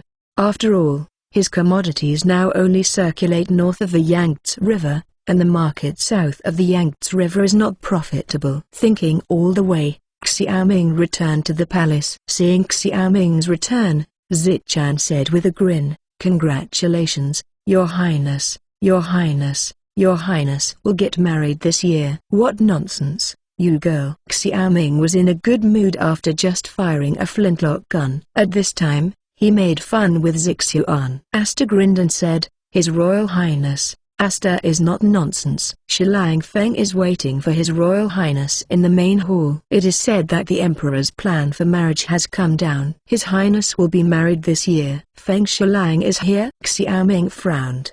He hadn't heard any news that Feng Deshui was coming to Kingzhou before, but since Feng Deshui came to Kingzhou himself, something important must have happened, so he walked a few steps into the main hall. "Your Highness." In the main hall, Feng Deshui was pacing back and forth, seeing Xiaoming coming in, and Feng Deshui walking towards Xiaoming. "Feng Shilang." Xiaoming greeted him. "I came to Kingzhou this time. Why didn't Feng Shilang say hello? This king can also meet him personally." Feng Deshui said, "His Royal Highness should not ridicule the old slaves." This time in Kingzhou, the old slaves are here to report the good news and the worries. They came hastily, so there is no need for these humility. "Oh?" Xiaoming asked with a smile. "In that case, please tell me." Shilang Feng. Feng Deshui said, "This annunciation is naturally the marriage between His Highness and Fzongshu's little daughter." Knowing, the barbarians have now built two artillery, one of which is called the urban siege cannon, and the other is called the mighty artillery. Upon learning of this, Your Majesty stayed up for several nights. The country of Diaoyu is miserable, and now there is more artillery. How can this be good? It turned out to be this. Xiaoming's heart sank. It seems that the news that Wang Xuan brought back is correct. His Royal Highness has also learned? Feng Deshui asked. Xiaoming nodded. Feng Deshui sighed. Since your Royal Highness knows about this matter, the old slave is relieved, but the point is not this matter, but that your Majesty now has the intention of moving the capital. Moving the capital? Xiaoming was taken aback. Feng Deshui seemed to have foreseen Xiaoming's reaction. He said, facing the barbarians, Qing'an has no danger to defend, and King Zhao is simply unreliable. Now the barbarians have added sharp weapons and are ready to move. Your Majesty is also for the millions of people in Qing'an, and the royal family is safe. Upon hearing this, Xiaoming gave a wry smile. In fact, the move of the capital was not mentioned by Xiao Wenxian when he was the emperor. Several previous emperors discussed this matter. Qing'an faces the barbarians and can be said to be in danger at all times. Now that Xiao Wenxian learned that the barbarian had produced a weapon like artillery, he must feel that Qing'an city could not stop the artillery of the barbarian.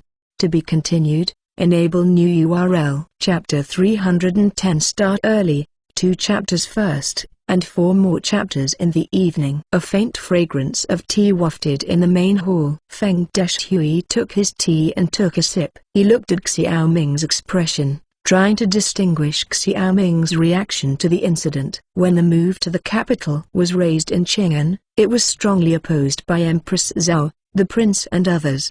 The officials who were bought by King Zhao also moved out of the ancestral family law, and Feng Shui taboo kept admonishing. It's just that everyone knows that this is nothing but the selfishness of Queen Zhao and the prince, because once the capital is moved, the influence of King Zhao on Xiao Wenxian will be greatly reduced.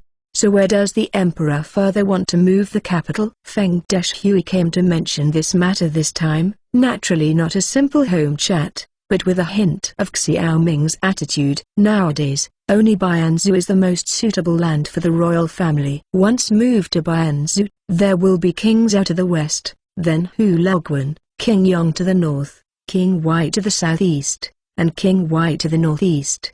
His Royal Highness, the 3 kings protect the capital, since the imperial city is safe and sound. Feng Deshui smiled, seemingly satisfied with the location of the new capital. This Bianzhu is Kaifeng of later generations, and Tokyo of the later Song dynasty. Xiao Wenxian is extremely shrewd in choosing this location for the new capital.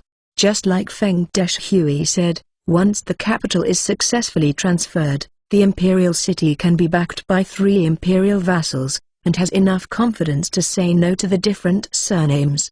Further is thoughtful. This Bianzhu is a treasured geomantic place. Xiaoming hesitated and said, he is calm on the surface, but in fact, his heart has been turbulent. In modern thinking, the imperial city is an economic circle. Qing'an Fushu, the surrounding states and counties will also be driven to become wealthy. If the imperial city is really selected in Bianzhu, his products will save a lot of transportation costs in the future.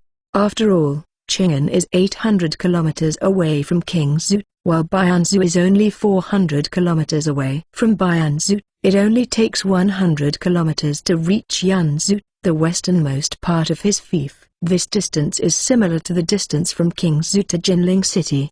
The distance between the imperial city and his fief was shortened by half, which meant that his fief status suddenly became important. And because of his own existence, it may also be possible to avoid the chaos of the world due to the changes of a certain surnamed king. After all, the foreign troubles are not eliminated now, and he doesn't want to mess around in the country. So on the whole, this relocation of the capital is not harmful to me. On the contrary, I can still get the same geographical advantage as King Zhao over the imperial city. So your Royal Highness supports the emperor's move to the capital? Feng Deshui smiled slightly. It's accusing your highness. Xiaoming was taken aback. He always didn't like to pay attention to the affairs of the court. Feng Deshui said this because he wanted to explain his support for moving the capital. He smiled. It turned out that before he knew it, he was no longer the dispensable King Qi in the country of Dau, and he also had his own weight in the court of the country of Dau. But think about it. He is no different from a great official in frontiers, and in the eyes of Cheng and Baiguan, he is also a pivotal figure. After a long period of trouble, when Feng Deshui reported the good news, he was also trying to win his letter to support the move of the capital. Now Feng Deshui should be going to King Y. It's just that he was thinking too simple. The following words from Feng Deshui made him suddenly stunned. Since your Royal Highness supports the move of the capital, I am afraid that your Royal Highness will have to make some effort to build this imperial city. Feng Deshui looked cunningly. Old Xiaoming's face paled. The construction of the imperial city is not a joke, he said. Feng Shileng, you don't know the situation of this king's fief. Now that you have the money to build the imperial city. Ha ha ha. Your Royal Highness is misunderstood. The imperial city is naturally paid for by the court. His Royal Highness will only take advantage of it. How can it suffer? Feng Deshui looked like you understand. Xiaoming was relieved that Feng Deshui meant that he could contract the construction of the imperial city, and this big construction project was a business of making money. If you say so, this is indeed a good thing. He doesn't care where Xiao Wenxian built the imperial city, but it is a good thing that he can make money. But for Xiaoming, he actually prefers that the imperial city be built in Yaozu rather than Bianzhu. The emperor guards the gate of the country, and the emperor died. He is more happy to see the arrival of a glorious and prosperous age. It's just that Yaozu is still in the hands of the barbarians, and it would be a joke to mention this. After talking about moving the capital, Feng Deshui suddenly smiled and said, His Royal Highness, when the old slave came, he saw that Kingzhou City was undergoing major repairs, and he saw many magical roads in the city. I don't know what this is. This is a cement road, Xiaoming said. His eyes rolled, and he said to Feng Deshui, how does Feng Shilang think of this road? Yes, it has similarities with the stone roads in Qian. It is very hard, and rain and snow will not affect walking at all. Feng Deshui groaned. When he entered the city, he took a fancy to this cement road and liked it very much. Although the move to the capital is far away, and there will be a long debate on this matter in the court, but it might as well show him his construction ability in advance.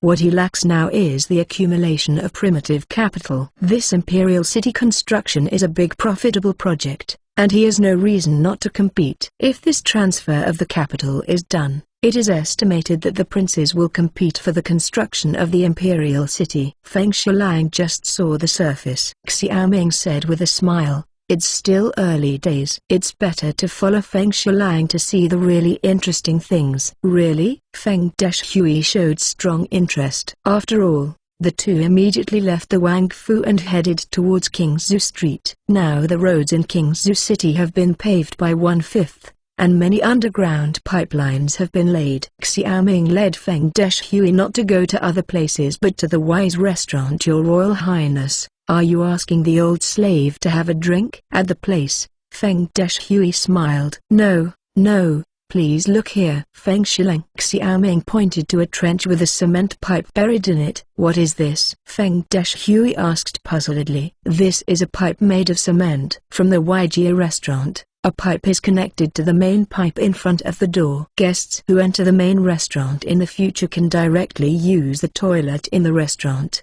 and even if it rains heavily in the future, there will be water accumulation, Xiaoming explained.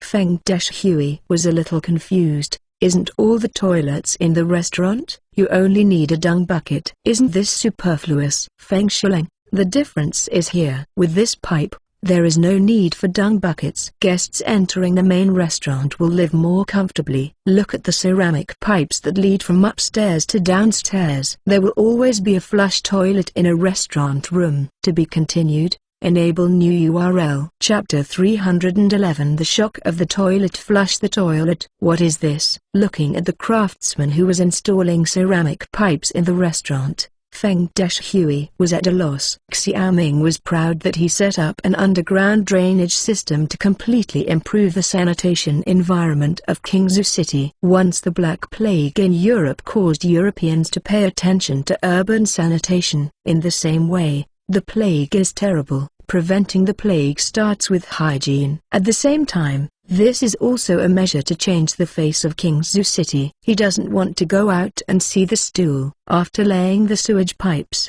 Xiaoming's next plan is to promote toilets. Although there are no plastic pipes in Dau, ceramic pipes can be replaced and are more durable. Plastic pipes are now used only because of the low price. Therefore, for Xiaoming, it is not difficult to make a modern flush toilet system. Moreover, now that the lathe is put into use, there is no problem even if the copper valve is produced. In modern times, the toilet is made of ceramics, so needless to say. Is Feng Shulang waiting to leave? Xiaoming did not answer, but asked rhetorically. Feng Deshui was aroused by this strange incident in Kingzhou.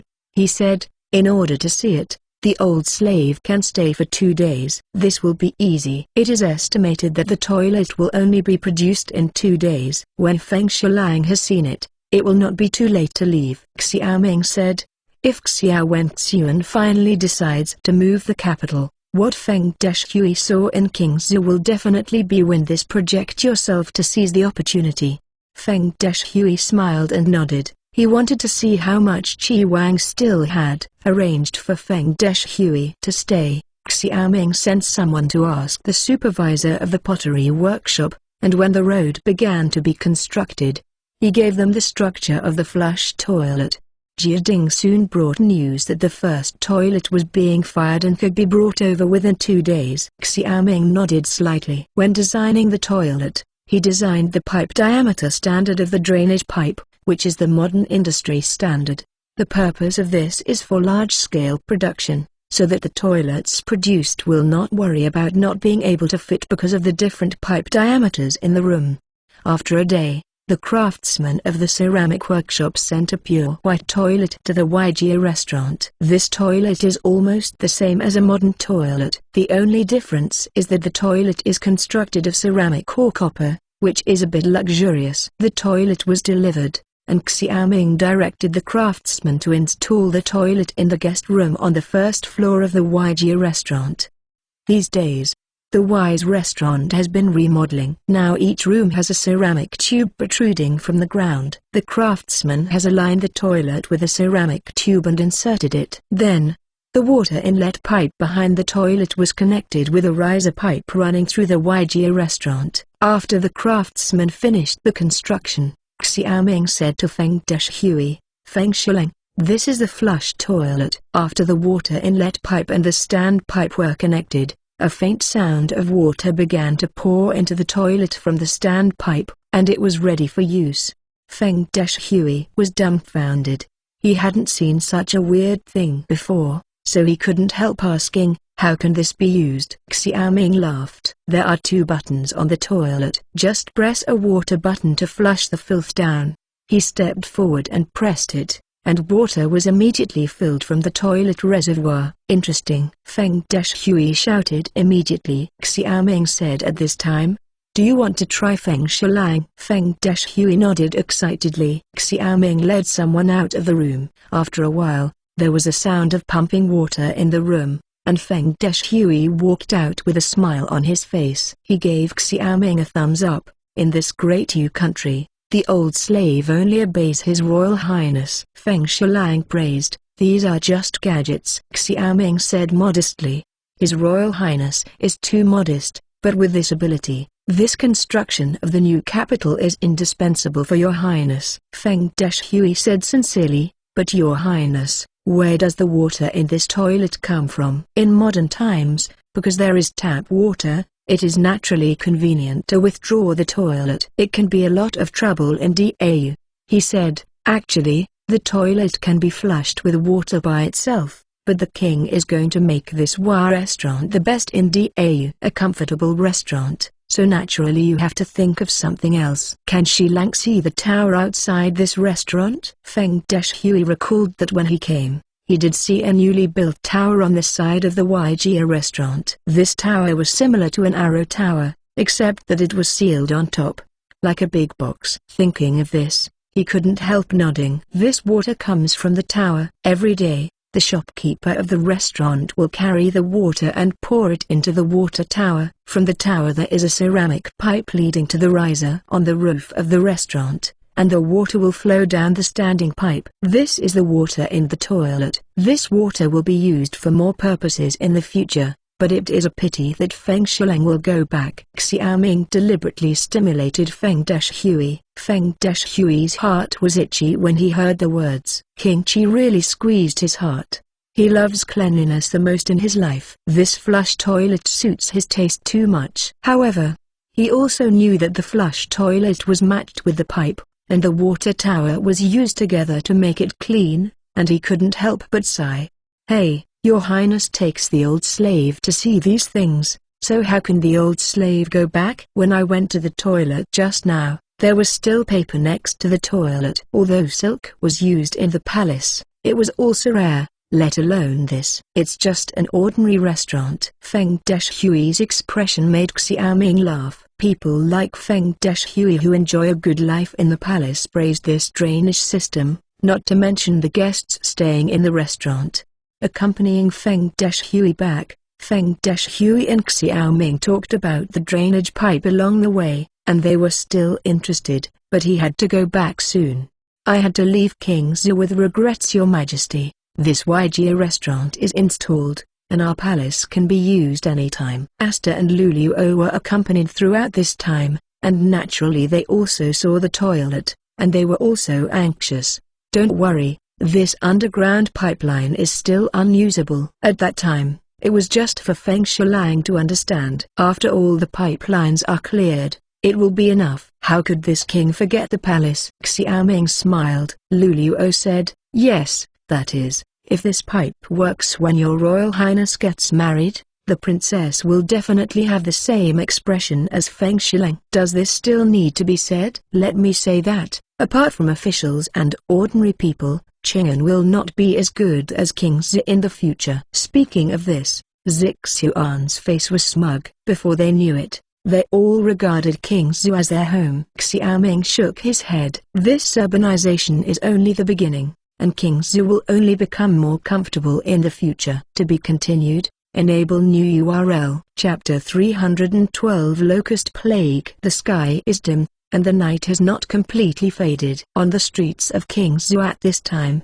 a person was walking in a hurry. Pang Yukan was heading to the Qi Palace with a report. The matter in this memorial is very serious to him, and it is likely to endanger the farming in the 6 states. Pang Qingshi came very early today. His Royal Highness took Feng Shulang around King Zhu City yesterday. He may be a little tired and has not yet risen. Luluo blocked Pang Yukan from the sleeping hall. Pang Yukan looked anxious. This is a big deal, so I can't delay it. Please call for your Royal Highness. Luluo was a little unhappy. It seemed to her that King Qi worked so hard, it was rare to sleep for a while. This Pang Yukan was also true. What's wrong? When Luluo was hesitating, Xiaoming's voice came from the room. Pang Yukan immediately said loudly, His Royal Highness, a few days ago, the next official received a letter from a friend in Jizu. He said that Jizu has not rained for several months and there are signs of a locust plague. Signs of locust plague. Inside the house, Xiaoming was slowly putting on his clothes. Hearing that he didn't care about the clothes being untidy, he walked out directly. Yes, Your Highness, as the saying goes, there are locusts in the extreme drought. There will be locusts in long-term droughts. This friend Xiaoguan said that there was very little rain in Jizu last year. The drought caused a reduction in food last year. Many people have no more food in their homes. Spring plowing will be coming soon, but the arable land is dry and cracked, and there is no way to plow at all. Looking back at the beginning of this spring, our King Zhu has only had a light rain and never rained again. Pang Yukan's expression here is a bit solemn. Xiaoming's expression was a little embarrassed, and he said, It's okay, you keep talking. His Royal Highness, historical records record that since ancient times, when this drought and locust plague appeared, Jizu, Bianzu, and King Zhu were often affected by the disasters. After receiving the letter, the next official ordered the Luzhu governor to go out for inspection. I found that the number of locusts in the field this year has indeed increased a lot in previous years. His Royal Highness is taking precautions at this time and buying a large amount of food reserves in case of accidents. After that, Pang Yukun carried a deep worry on his face. Is it really the little ice age? Xiaoming gave a wry smile. The Jizu, Bianzu, and Qingzu lines that Pang Yukun said are basically equal to the modern Hebei, north, south, and mountain. Even in modern times, this area is a drought-stricken area with a high incidence of locust plagues. In Xiaoming's memory, several large locust plagues occurred in Dayu a few decades ago, causing people to starve and die, and there were even cases of people rising up. Taking a deep look at Pang Yukun, Xiaoming had a trace of appreciation in his eyes. This is his long history, and he can learn from the slightest and take precautions. He said, "How are the grain reserves now?" "Back to your highness, the food reserves in the 6 states are only enough for 1 year. The severity of this locust plague is unknown. We should deal with it in the worst case." "Well, now you immediately inform Li Kaiyuan to Bart now, in exchange for a large amount of grain to enter Qingzu, reducing some temporarily unnecessary things," Xiaoming ordered. Putting on his clothes, he went on to say, "You now immediately draw up a memorandum to show the matter to the court so that the court can take precautions early." Pang Yukun wrote down Xiaoming's words one by one. His Royal Highness, the friend of the lower official, said that after the drought, King Yong not only did not reduce his taxes, but on the contrary increased his taxes, saying that it was to resist the barbarians to overhaul the city of Jizu, and the lower official worried that King Yong's actions would worsen disasters spread to our place. Xiaoming frowned when he heard the words. There was water between the princes and the princes. He couldn't accuse the king of Yong's behavior, but Pang Yukun's worries were not unreasonable. Nowadays, the gentry and clans of the kingdom of Diaoyu have annexed a large number of lands among the people, and the relationship between the people and the government has been in jeopardy. The king understands what you mean, but this is not something that the king should take care of. The court is already taking care of this matter. The rest depends on how the father decides," Xiaoming said loudly. Putting on the clothes, Xiaoming continued, "Now I still think about how to prevent locust plagues in the 6 states. Pang Yukun frowned. "His Royal Highness, this plague of locusts is a natural and man-made disaster. It must be because the powerful of the Great Yu country have committed too many sins these years. God wants to punish the Great Yu country. Since it is God's will, how can we prevent it?" "Nonsense!" Xiaoming scolded Pang Yukun angrily. "The king of Lost just praised you for seeing the micro-knowledge and preparing for a rainy day. Now you tell this king about these messy things." "This king does not believe in the sky, but only believes that people can conquer the sky." Pang Yukun was shocked by Xiaoming's words. It was the first time that Luluo saw Pang Yukun eating so flat in front of Xiaoming, and couldn't help laughing while covering her mouth. Pang Yukun's old face was a little bit awkward, but he really couldn't deal with the locust plague. He said, "His Royal Highness, please make it clear." "Eat." "Eat?" "Yes, people eat chickens, ducks, and toads. As long as they can eat locusts, they will be sent to the fields." Xiaoming said, "Go and talk to Li Kaiyuan. In addition to buying food, you will buy a lot during this time. When entering chickens, ducks and geese, the king will also publish in the newspapers the prevention of locust plagues, and let the people take the initiative to breed chickens, ducks and geese." There are many ways to prevent and control locusts in Xiaoming's science and technology database, but the most practical method in the country is biological control. According to data, 2,000 ducks can eat locusts on 4,000 acres. Pang Yukun's these statements by Xiaoming were unheard of, but Xiaoming's words were the best and they must have a basis. He bowed and walked outside the palace. "His Royal Highness, this locust plague is so terrible, can it really be prevented by raising a few ducks?" Luluo asked hesitantly. Xiaoming sighed. "Now that the locust plague has not yet formed a climate, some results can be seen in timely prevention and control. What the king is worried about is not Qingzu, but Jizu. Yongwen has always been courageous, but I am afraid the locust plague cannot be dealt with in time, and Jizu will be famine again by then." "Yes, many people from the Yongwen fief fled to Qingzi in this good weather. If there is a catastrophe, wouldn't it be another flood of refugees? Isn't it the labor that your Royal Highness is lacking now? If this is a large number of refugees coming over, wouldn't it alleviate His Royal Highness's urgent need? A voice suddenly came.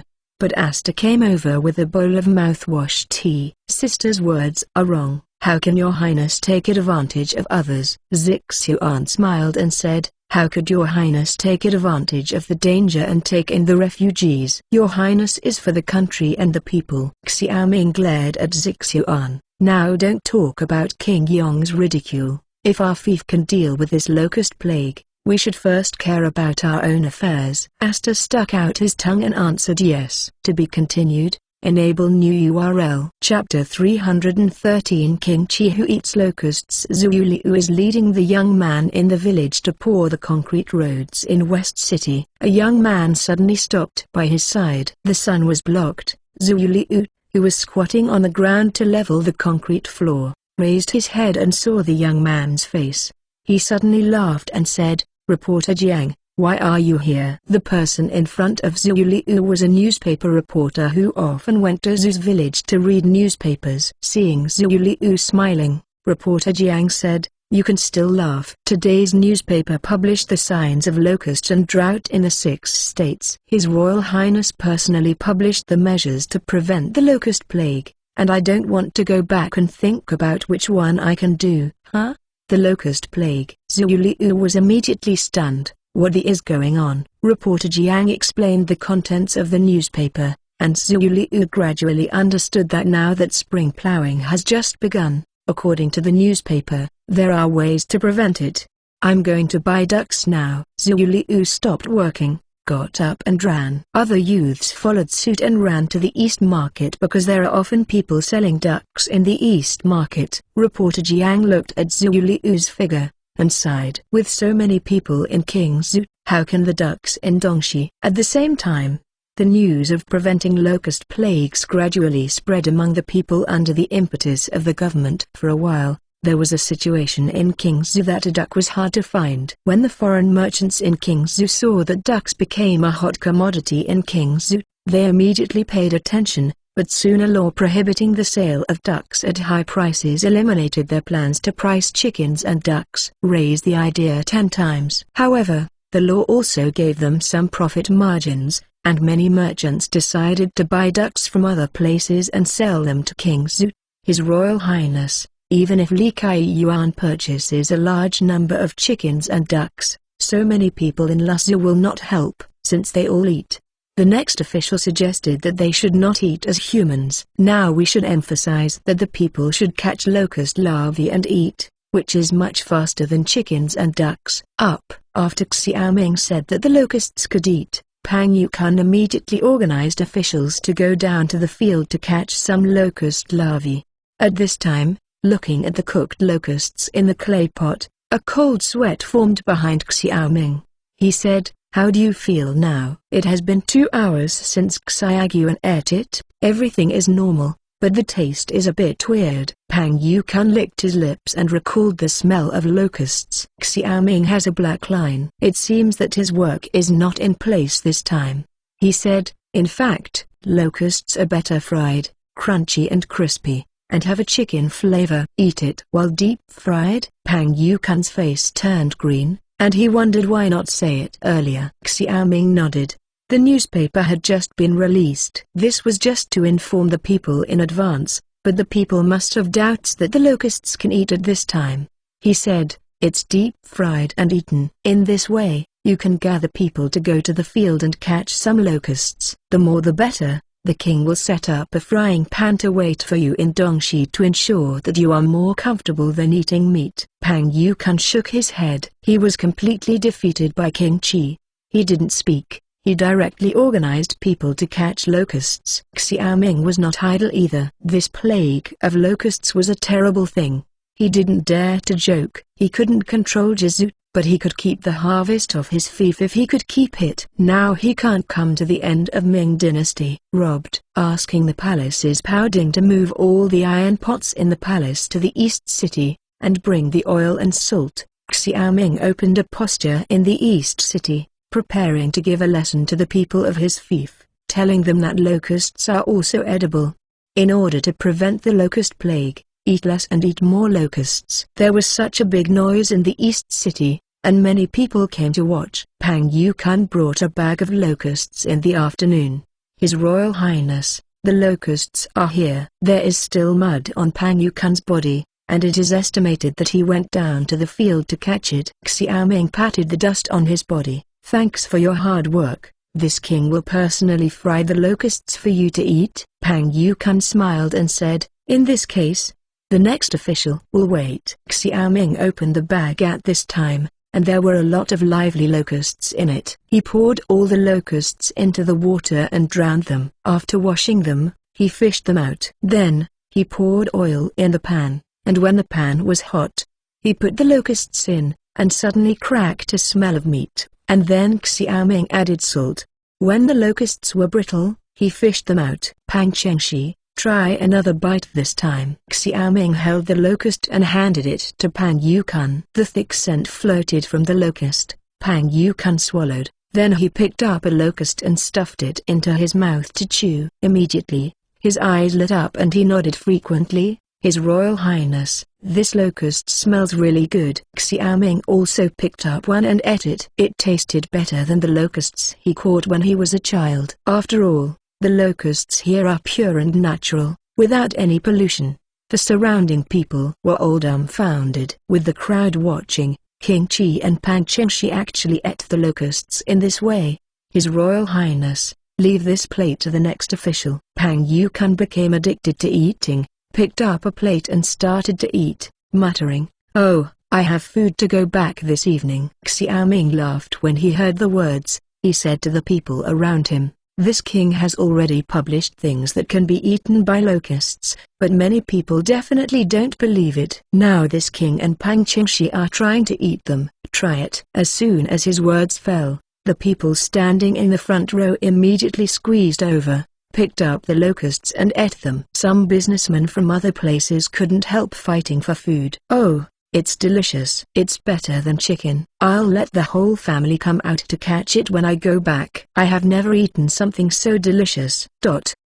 Fighting. Many people shouted happily. Fan Zheng is standing on one side. He is copying the picture at this time with a pen. He wants to draw and publish the picture of Xiaoming and Pang Yukun leading the people to prevent and control the locust plague. A bag of locusts all entered the stomachs of the people in the afternoon. The people who ate the locusts were all elated. After they returned, everyone preached the delicacy of the locusts in the village. In order to further stimulate the people's desire to catch locusts, Xiaoming asked Li Kaiyuan to purchase locusts in Dongxi, and use these locusts to feed the soldiers of the King's army. He didn't believe that the stomachs of the people in these 6 states could not eat the locusts. While Xiaoming was busy controlling the locusts, the production of this flintlock gun was not pulled down. After 500 craftsmen arrived at the Department of Equipment, the production of this knife could be much faster. Within a few days, the 200 drilling machines were all equipped with drill bits. At this time, the hydraulic drilling machine was fully activated. After half a month, the military workshop sent Xiaoming the first batch of 500 flintlocks. To be continued. Enable new URL. Chapter 314 Flintlock Gun. PS. There is one more chapter. It will be around 11. King's military camp. It was lunchtime. King's soldiers sat neatly in the cafeteria to eat. After the reforms of the King's army, the King's camp has a special canteen. After the recruitment of logistics soldiers, the logistics soldiers will be responsible for the food of the King's soldiers. "Oh,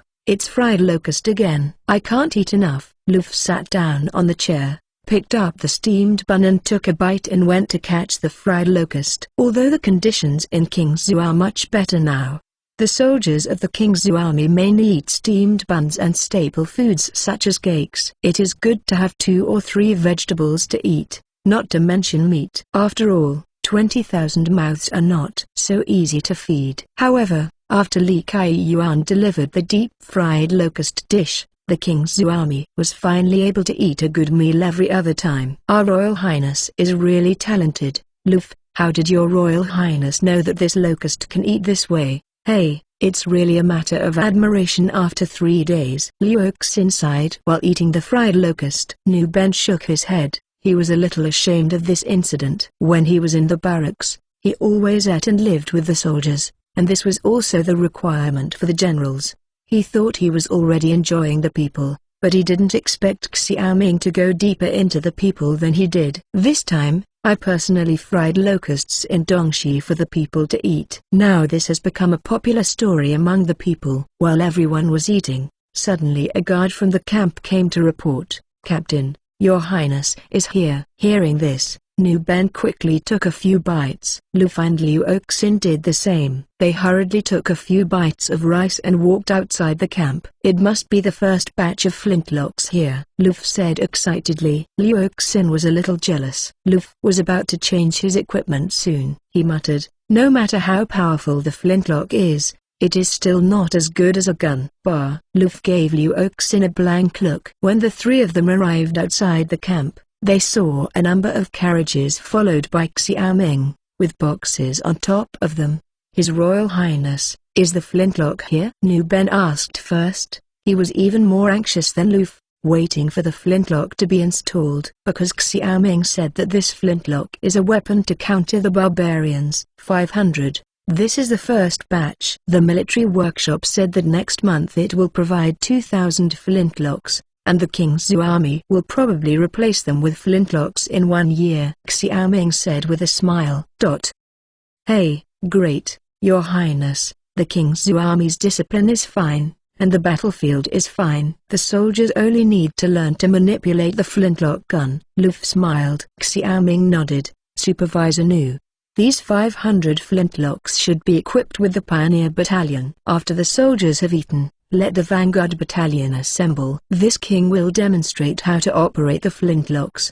His Royal Highness, the last generals you taught in the military workshop will be all, so don't bother Your Highness." Lu Fu was eager to try and wanted to show off in front of the soldiers. Xiaoming smiled and said, "That's not okay. Last time it was just a test shot. My king just loaded the ammunition indiscriminately. This time it is a formal training. You can't follow the previous one." Nu Ben and Lu Fu glanced at each other, and their faces blushed. They also brag with the soldiers. It turned out that it was a non-standard order. All 500 brand new flintlocks were unloaded, and the soldiers moved the muskets to the schoolyard. At this time, all the soldiers from the Pioneer Battalion assembled on the schoolyard. They all learned that they were going to use a brand new weapon today, and their faces flushed with excitement. The whole box of flintlocks was moved to the soldiers. At this time, Xiaoming was not in a hurry to fire the flintlocks, but prepared to explain to the soldiers. As at the military workshop last time,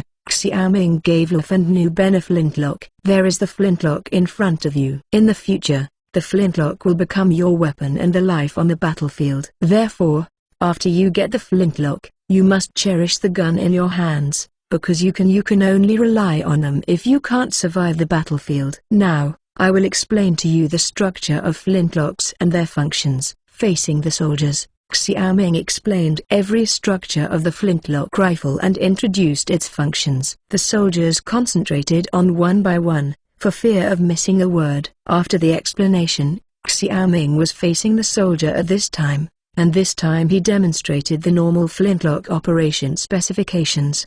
First, Xiaoming picked up the flintlock gun 45 degrees and tilted it into the filling position. Then he said, "Watch my actions. First pull the lock, open the lid of the medicine pool, then take out the bullet, bit it, and pour the gunpowder into it. For the gunpowder pool, close the lid of the gunpowder pool, then pour the remaining gunpowder in the paper shell into the barrel, and insert the bullet into the barrel with the paper shell. At this time, take the cleaning rod out of the barrel, insert the cleaning rod. The strip is inserted into the barrel to tamping ammunition back and forth." After this action was over, Xiaoming continued, "After loading the ammunition, put the cleaning rod back, raise the flintlock rifle on your shoulders, and wait for the order to shoot." At this time Lu Fu and Nu Ben both posed in the order that Xiaoming said. At this time, Xiaoming said, "Fire!" Boom! 2 gunshots were fired, accompanied by a burst of white smoke. The soldiers of the Pioneer Battalion were all stunned. and the loud noise of this gun was shocking enough. Hey, how about it? This flintlock gun is amazing. Tell you, 80 meters away, a shot penetrated the plate armor. When the time comes, the barbarians are not afraid that they are wearing armor, Luffy said excitedly. Liu Oxin saw the musket and was a little jealous, and said, His Royal Highness, do our artillery also need to be equipped with flintlocks, or who will protect us on the battlefield? Less Captain Liu. Don't worry. I will send a few people to protect you when the time comes. But if you listen to me, you have to fight wherever you are. Luffy held a flintlock. Give me the appearance of someone else. Liu Xingxing replied with a disdainful look. Xiao Ming ignored the two men's quarrel, but said to Nu Ben, Dude Nu, send this flintlocker. Nu Ben nodded, and said to the soldiers, line up and pick them up one by one. When you get the flintlock, don't move around. All follow the instructions. Yes, the soldiers shouted. All 500 people in the Pioneer Battalion were equipped with flintlocks. The soldiers stood upright one by one. The flintlocks in their hands stood on the ground. The 500 people gathered together looked very mighty. Looking at the King's army, which looked like a modern army, Xiao Ming suddenly felt an unprecedented sense of security, and then he shouted, Stand tighter and follow my orders. After saying this, Xiao Ming, Nu Ben and others stood beside the soldiers. Then Xiao Ming asked the soldiers to stand in a column. After everyone stood up, he issued a series of orders and finally shouted, Fire. To be continued. Enable new URL. Chapter 315 Discipline and Training. White smoke enveloped the campus of King's Camp, and the 500 Pioneer Battalion soldiers shot in turn. Here, the 1st Firearm Battalion of the King's Army was officially born, and more soldiers of the King's Army will be converted into flintlock troops. Now you understand the structure of flintlock guns and how to use flintlock guns to kill people, but this is just the beginning. Remember, no matter before, now, or in the future, you are a whole, and you will accept more strict training and stricter discipline. Because only in this way, the weapons in your hands can lead you to the ultimate victory. Understand? At this moment, Xiao Ming shouted loudly, Understood. The soldiers of the Pioneer Battalion answered Xiao Ming with a loud voice. Nodding his head, Xiao Ming said to Luffy, Nu Ben, Liu Oxin and other generals, from now on, you will accept regular tactical skills, which will enable you to understand how to command an army with flintlocks. At this moment, Xiao Ming was the highest general in King's, and Nu Ben and the others paid a military salute to Xiao Ming, saying yes. The first batch of flintlocks was handed over to the Pioneer Battalion in King's. The following problem faced by the King's army is strict training and discipline.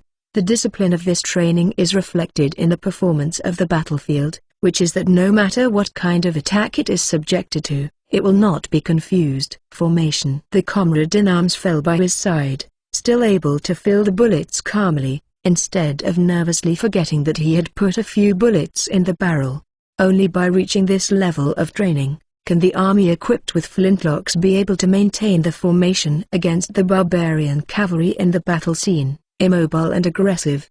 In this case, Governor Nu, you can arrange the time for the generals to go to Bowen Academy. This king has prepared a school for you, and you will see even more amazing things in the school. Yes, Your Highness. Nu Ben looked serious. Nodded. Xiao Ming instructed how to use these 500 flintlocks. Although these 500 flintlocks were for Pioneer Camp, it did not mean that the Pioneer Camp wanted to monopolize this batch of flintlocks. Because for Xiao Ming, he couldn't wait for the equipment to train other soldiers, so these 500 flintlocks had to train other soldiers in turn, mastering the order of filling ammunition and shooting. At the same time, the King's army will train the musket formation at the same time, including small columns and small horizontal teams, how to quickly transform small columns into large columns on the battlefield, and then from large columns to small columns and small horizontal teams. Of course, the most important thing is the hollow phalanx of the Master Regiment to deal with the cavalry. In the future battlefield, this is also the best array to prevent the barbarian cavalry from breaking through. After all, in history, This array has withstood the test of countless wars. After explaining the next training content of the King's army, Xiaoming left the barracks. On the way back to King's City, he saw many people catching locusts. Such a scene made Xiaoming smile knowingly, but Xiaoming couldn't laugh when he thought that the land in King's was still arid. Then he thought of Yun. If it could bring back corn and potatoes, even on the dry land, he won't be hungry anymore. Thinking of this, he can't help but expect Yun to return soon. The icy water slapped against the bullet holes of the Galen ship. In the distance, a battleship with the flag of Great Britain was slowly sinking, with flames, blood and hundreds of British corpses floating on the surface. Behind the Galen ship, 2 British battleships clung to the Galen ship with the pirate flag flying tightly. These are 2 3-tier sailing warships. The number of artillery is double that of the Yun Galen ship, enough to fire again. In an instant, the level 5 sailing warship was sunk. While Xiaoming was worried about Yun and his party, Yun had just finished a naval battle and was ready to return.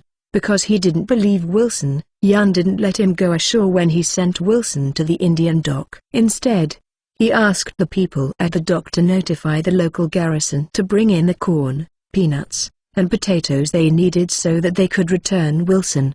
And after he expressed this request, Yun quickly got a reply, and the British were willing to exchange these things worthless in their eyes for Wilson.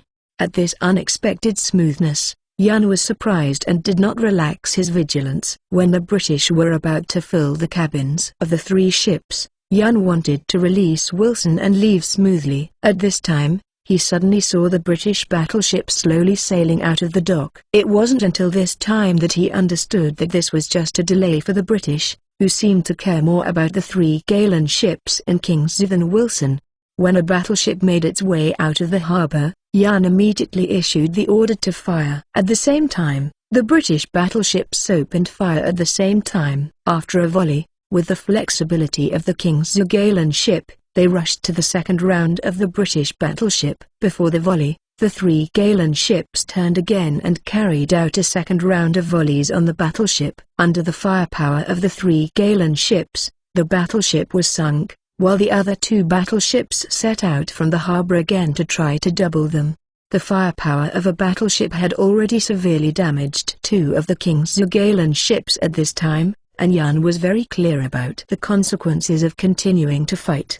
He decisively chose to escape. After all, their goal had been achieved and they had obtained what they wanted. "Wilson, is this your British hospitality?" Yun's eyes were red, and in this battle, 1,000 enemies were injured and 800, but there were more than 30 crew casualties on his ship. He is unclear about the casualties on the other 2 ships. And although the ship hasn't sunk, the first initiative is extremely serious. He needs to find a place to repair the ship before he can continue sailing. The icy blade touched Wilson's neck. Wilson was like falling into an ice cave. He hurriedly explained to the translator, "It's not my fault. As long as the British see this Galen ship, they will definitely ask why. I won't let you go." Yun looked at the battleship behind him. "If this goes on, they will definitely be overtaken because a mast on the ship broke. Even if you die, you will be buried." The knife in Yun's hand was even harder. Wilson paled with fright.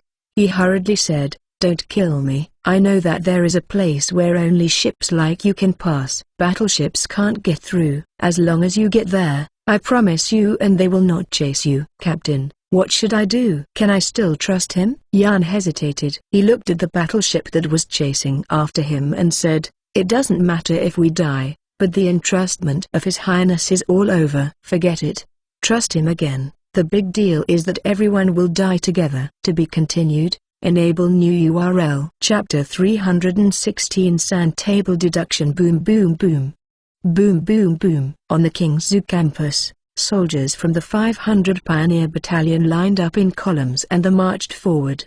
The soldiers put their flintlocks on their shoulders, stepping on the drums and step by step toward their destination. No pop-up novel network. Zusawu stood on the side of the column, also marching with the vanguard camp on the drums. 3 days ago, the Pioneer Battalion was equipped with flintlocks and started this kind of training. At the beginning of the march, the officers carried slogans, but 2 days later, 2 snare drums were sent to the barracks. Nu Ben randomly ordered 2 soldiers from the pioneer camp to be specifically responsible for drumming. Because it is a line battle, in future wars, without a unified voice, it will be difficult for the army to go in unison. The drumbeat will be able to manifest in time. When Zhou Liu asked why, Nu Ben answered him in this way. It is said that this is what His Highness said in the Army Academy of Bowen College, and this drum was also made at the request of His Highness. As he was thinking about it, he suddenly saw that the queue was going crooked. He immediately picked up the stick and walked over, facing the 3 soldiers who went crooked. Each of them was a stick. The buttocks were slapped severely, and the 3 soldiers grinned in pain, and immediately readjusted their pace and merged into the queue. Turning back, Zhu Suwu stared at the soldiers' formation again. Although he did not understand the purpose of such a slow and rhythmic march, he believed that all the decisions made by His Highness were correct. The only thing he was looking forward to was when it would be their turn to study at Bowen Academy. While he was thinking, Nu Ben, Liu Oxin, Luf, Xian Guanyi, Di Ying, Bai Aimu, Zhao Gong and others were receiving a brand new war teaching at Bowen College. After Nu Ben took over the King's army, he quickly promoted several outstanding captains from the Guokang captains in King's, and selected some Kokang captains from the outstanding centurions. After all, the current King's army has expanded to 20,000 people, not the thousands of people in the Luffy era, and there are not enough generals to effectively command soldiers in a war. Xiao Mingyu reviewed all the people promoted by Nu Ben, and he was very satisfied with Nu Ben's choice. Because this list coincides with what he thought, Nu Ben has no selfish intentions. His Royal Highness, what is this? A huge 6-meter-long sand table was placed on the Army Academy at this time. The content on the sand table was from Bingzhu, Chizhu, and Kangzhu to the terrain of the land occupied by the barbarians, and the terrain marked the number of barbarian troops he could detect in front of him. In the first 2 days of teaching, Xiaoming mainly reduced some basic firearms training knowledge, and let Nu Ben equal to go back to implement it. On the battlefield, the array of the musketeers is the most important thing. After all, the flintlocks depend not on precision, but on the density and continuity of bullets. This thing is called a sand table, and it is used for battle deductions. There are also some wood carvings on your hand. These wood carvings represent the King's army and the barbarians. Nu Ben picked up a wooden sculpture, which was an image of a soldier carrying a flintlock, only the size of a finger. This is an artilleryman. Liu Oxin picked up an artillery wood carving with fun. Luf was not idle either. He picked up the wood carvings of 2 cavalrymen and collided. The 2 cavalrymen were of barbarian cavalry and Kingzhu cavalry. Nu Ben glanced at the sand table, then looked at the wood carvings, and quickly figured out how to use them. He picked up a wood sculpture of an artillery soldier and placed it in Kangzhu city, and took a wood sculpture of a barbarian cavalry soldier and placed it in the position of the Shigatai silver tent of the Blood Wolf tribe. The other school lieutenants suddenly appeared, showing excitement. I have to say that Nu Ben is a born general, and he is quick to understand the reform of the army. Xiaoming said, "You probably understood Nu Dudu's demonstration. This sandbox is just a more specific map. Let's deduce how to drive the barbarians out of Yaozu." After a pause, at the same time, on the sand table, this king will demonstrate a musket team array against cavalry. You must keep in mind that you should go back and focus on training soldiers how to quickly form this hollow square array. Everyone nodded when they heard the words, and Nu Ben first said, "His Royal Highness, it is indispensable to defeat the barbarian cavalry in Yaozu. Thunder has gained a lot on the battlefield during this time. Now the number of Guanyin cavalry has risen to 6,000 people, in the opinion of the general. Although the musketeers are capable of field battles with the barbarians outside Kangzhu city in terms of range and power,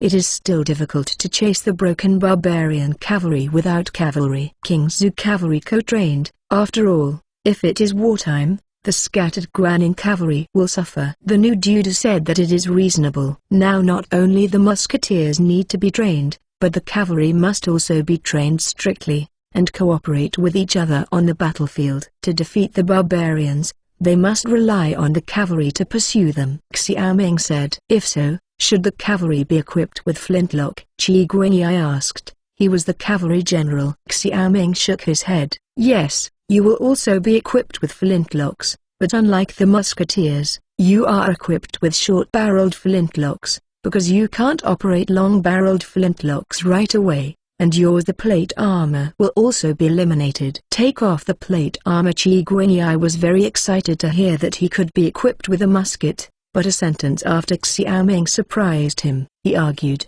His Royal Highness, take off the plate armor. How can our cavalry resist the arrows of the barbarians? Xiaoming groaned for a moment, and said, the elimination of the plate armor is because the flexibility of the plate armor is too low on the horse, but eliminating the plate armor does not mean that you have no armor. In the future, you will be equipped with breastplates and sabers to become cuirassiers. The reason why he cultivated his cavalry in this direction, Xiaoming actually had his own ideas on the battlefield in the 18th century.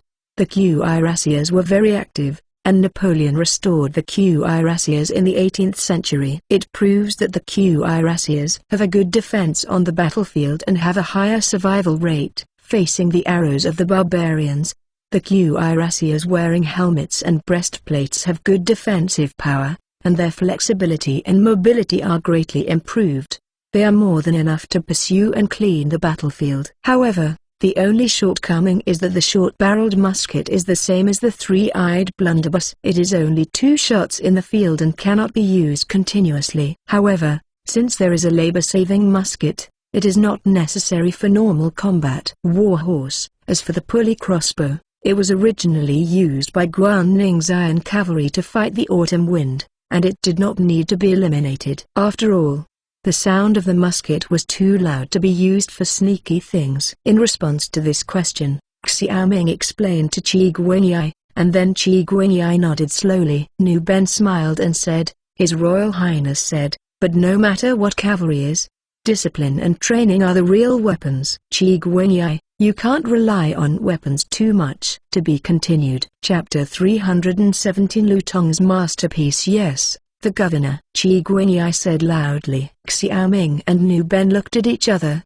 and then he started talking about the hollow square inches, the musket formation. This musket formation is a weapon to restrain the cavalry in later generations, a formation of experience summed up in countless wars. Placing a hollow phalanx on the grassland, relying on 360-degree shooting with no dead ends. The barbarians were restrained by the hollow phalanx whether they were outflanking the flanks, attacking from the front, or plucking back. Holding the wood carving of the musketeers, Xiaoming placed a hollow phalanx formation on the sand table, and at the same time taught the hollow phalanx of the master group and the small hollow phalanx that matched each other to Nu Ben's generals. As for the cavalry, there is only one sentence, he explained to Qi Guanyi, that is, no matter what the situation, the cavalry can be arranged in a dense formation to charge. In the morning, Xiaoming was talking about the use of the musket array. At the same time, he and Nu Ben and other generals played the role of the barbarian and the musket team in a small campaign to test their use of the musket formation. Finally, he talked about some unexpected situations that may occur on the battlefield in the school, such as raining and covering the parts of the gun with oilcloth. After talking for a morning, Xiaoming was a little dry. There is no way to be really tired, because these days he not only has to teach Nu Ben, but he also has to participate in such courses as chemistry, physics, mathematics and so on. His Royal Highness, we are going back. At the end of the course, Nu Ben is preparing to leave with a group of generals. They will continue to review these contents in the military camp. Wait, take this textbook back. I teach you every day that the king can't come. This textbook is written by this king. You take it back and study it by yourself. If you don't know how to gather questions to ask, this teaching is part of it. Self-study is what it means. Xiaoming said with a smile. The reason for this, Xiaoming, is not to be lazy, but to give full play to one's subjective initiative. There are a lot of people who are self-taught in modern times. He doesn't need to come to a modern duck-filling teaching. He understands that he is really capable. So whether it was chemistry, physics or mathematics, Xiaoming tried his best to ask them to be able to learn by themselves. He didn't know how to collect problems, so he chose a class to explain them. This Bowen College is equivalent to a comprehensive school.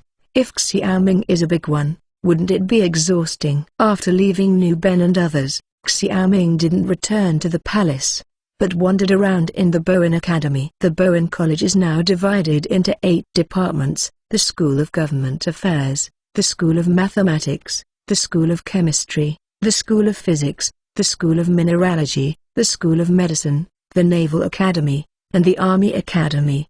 Among them, the School of Mathematics has students in 1 school. The School of Chemistry has 1 or 2 schools, Physics has 2 schools, Minerals has 1 school, and the Medical School has 3 schools, 1 from the Navy and 2 for the Army, including infantry and artillery. There are a total of 3,000 people in all colleges, which is equivalent to the size of a middle school. Among them, there are students who are not resident, such as generals like Nu Ben. At the same time, the college sometimes offers some temporary courses, such as agricultural knowledge, engineering knowledge, and water conservancy knowledge. Newspapers sometimes need some courses. There are many courses in total. However, since Xiaoming sorted out the textbooks for each department and distributed them, he was relieved a lot, and the students in the college gradually formed an atmosphere of self-study and discussion. Walking on the concrete road of Bowen Academy, students came to face each other, and the students holding the textbooks greeted Xiaoming from time to time. Xiaoming responded one by one. "Here, he is the dean of the academy." Looking at the antique school building, Xiaoming smiled, full of a sense of accomplishment in his heart. And now the construction of Bowen College has ended, and the entire college is huge. Now, many schools are vacant, and these schools are prepared to cultivate more talents. As long as these 3,000 people in the college graduate successfully, they will become the backbone of the Bowen College, responsible for cultivating generations of scientific talents. After walking inside for a while, Xiaoming went to the cafeteria of Bowen College. Similar to the canteen of a modern college, the area of this era was very large, with long tables and benches inside. At this time, many students were eating in it. In order to let the students study at ease, eating and lodging in the Bowen Academy are free, but because the fief is not rich now, all they eat are rough tea and light rice. But even so, many poor students are also very barbarians. After all, Xiaoming's crude tea and light rice are big white steamed buns and rice. Boom! The cafeteria was very lively during lunchtime, and Xiaoming was hesitating whether to go in and join in for a meal when suddenly an explosion sounded. Ha ha ha! The gang of Chemical College don't know what they are doing again. This laboratory exploded again. Many students in the canteen looked in the direction of the chemistry laboratory, shook their heads and continued to eat, seemingly accustomed to such things. Xiaoming looked in the direction of the chemical laboratory, since he asked Lu Tong and the others to use the knowledge they have learned to establish a primary chemical industry. Lu Tong and others have been trying to complete the most basic 3 acids and 2 bases. Now that the 2 bases have been prepared, so are sulfuric acid, and only nitric acid and hydrochloric acid are left. There was such a big disturbance in the laboratory. He didn't know what was going on. He retracted his footsteps towards the cafeteria and headed for the laboratory. At the door of the laboratory, Xiaoming saw Lu Tong and others standing outside, each holding a wet towel and covering their noses. Upon seeing this, Xiaoming asked, "What's wrong with you?" At this time, Lu Tong hurried over to stop Xiaoming from approaching the chemical laboratory. He said, "Your Highness, don't go inside, it's poisonous." "Poisonous? What are you doing?" Xiaoming looked funny. At this time, Lu Tong said, "His Royal Highness, we have prepared white phosphorus, but a student did not pay attention to mixing a little sulfur powder in the white phosphorus and the test tube exploded." Xiaoming was taken aback when he heard the words, and said in surprise, "Have you prepared white phosphorus?" "Yes, Your Highness. You see, my whole body smells like urine." "We have been dealing with urine these days in order to prepare white phosphorus." Xiaoming laughed out loud, and he wouldn't explode. He said, "Tell me, How did you prepare it? Lu Tong said, His Royal Highness, this is the method in your textbook. We collected a lot of urine, evaporated the urine into urine residue, and then mixed the urine residue with sand, charcoal, and rice to heat and burn it out. The gas flows into the cold water, and the white phosphorus comes out. After a pause, Lu Tong said, We were going to heat the white phosphorus to get the red phosphorus, but we didn't expect an explosion. Nodded in satisfaction, Xiaoming patted Lu Tong on the shoulder, and he said, Lu Tong, good job, this king did not mistake you. To be continued. Enable new URL. Chapter 318 Excitation PS. Yesterday, 6 more Hertz vitality. After all, he is an old man and his energy is limited. I have only written 3 chapters tonight, but the snail will not break his promise. If 1 chapter is missing tonight, 1 will be added, and there will be tomorrow or the day after tomorrow. 5 shifts at a time. I hope everyone will forgive me. Outside the chemistry laboratory, a group of students from the School of Chemistry still guarded the outside and dared not enter. After all, the knowledge they got from the book clearly stated that the burning of white phosphorus is toxic, so after the explosion, everyone ran out. After being praised by Xiaoming for a while, Lu Tong happily closed his mouth from ear to ear. He said, The textbooks compiled by His Highness are more careful, otherwise we will not be able to prepare white phosphorus. You are humble, but the knowledge in this book is dead. It is true if you can learn and apply it. This white phosphorus was prepared independently by you. This king is very happy and hopes that you can prepare more independently in the future. Chemicals will improve King Zhu's chemical industry, Xiaoming said expectantly. When he let go, he was worried that Lu Tong and others would not be able to conduct chemical experiments independently, and now he was finally relieved. As long as they have a heart for knowledge, the students in these chemistry classes can explore independently.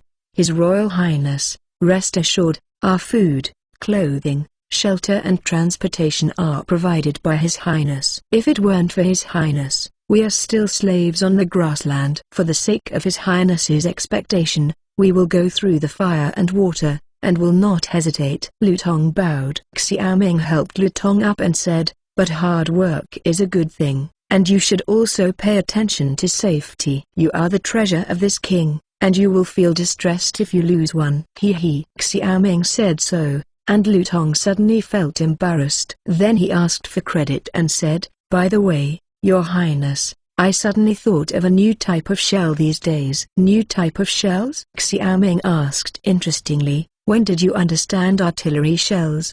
His Royal Highness, this is not an ordinary cannonball, but a cannonball that I thought of based on chemistry knowledge. This cannonball is a lime bomb. Hearing that, Xiaoming admired Lu Tong more and more. This lime bomb was one of the artillery shells of the 18th and 9th centuries, and it could be said to be a chemical weapon. You continue talking. Xiaoming wanted to continue to test Lu Tong's current ability. Lu Tong said, His Royal Highness, if this lime gets into people's eyes, it will get hot and pierce people's eyes. Soldiers will also use this method when attacking the city. If this lime is used to make cannonballs, it can be burned at a distance. The eyes of the enemy make them incapacitated. After a pause, Lu Tong continued, Moreover, the lime can't be washed with water when it gets into the eyes. You can only wash it with oil. Where did the barbarians get vegetable oil on the grassland? They can't do anything about this lime bomb. Well, what you said is too right. Xiaoming smiled and hadn't seen him for a while. These students grew up very fast. Lu Tong, it seems that this king has to praise you in Bowen Academy and make you become role models for these students. His Royal Highness, this is not necessary. These are all taught by His Highness. Lu Tong said embarrassedly. This is not possible. This king must reward it, not for you, but also for the future Bowen Academy. So let's reward 5,000 tals of silver. Xiaoming said generously. For him, this is not a matter of silver, but an opportunity to promote Bowen College to transform teaching into practical use. 5,000 liang is not much for him, but it represents his attitude. As long as he can contribute to King Zhu, he will not be stingy with money. Speaking of rewards, Xiaoming said, Since you have proposed the concept of lime bombs, Go and discuss with Chen Qi. You two will work together to tinker out the line bombs with this king. Yes, Your Highness. Lu Tong exclaimed happily. Xiaoming nodded, then looked at Lu Tong again, and then took Zhao Long and Zhao Hu away. Lu Tong watched Xiaoming disappear into his sight, and then shouted excitedly. This was the first time Xiaoming praised him so much. Now he finally felt that he could really do something for King Qi. Turning around, he looked at a group of students from the College of Chemistry and said, "Have you all heard? Your Highness has rewarded me with 5,000 pils of silver, but I, Lu Tong, is not the one who deserves credit alone. These experiments were done by everyone and me. This 5,000 pils of silver is also everyone's. When the time comes, we will evenly divide the silver. With the silver, we will work harder for Your Highness." The students were suddenly excited when they heard the words. These talents are enough for them to live a prosperous life. Who can't live with them? Here, Xiaoming returned to the palace and immediately wrote a notice commending Lu Tong and the chemistry students. The announcement will be posted in the Bowen Academy for the entire Bowen Academy to see, and stimulate the students to start competing with each other. After living in Dayu country for a while, he discovered an interesting problem, that is, neither the army nor the students in the academy lack a kind of ambition to win each other.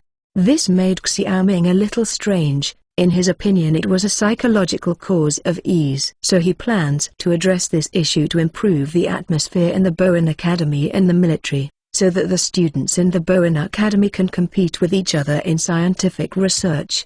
Performances with performance and criticism without performance stimulate their desire to compete. After the notice was finished, Xiaoming asked Zhao Long to take the notice to the Bowen Academy and post it on the canteen of the Erudition Academy. Because this place is where every student must come.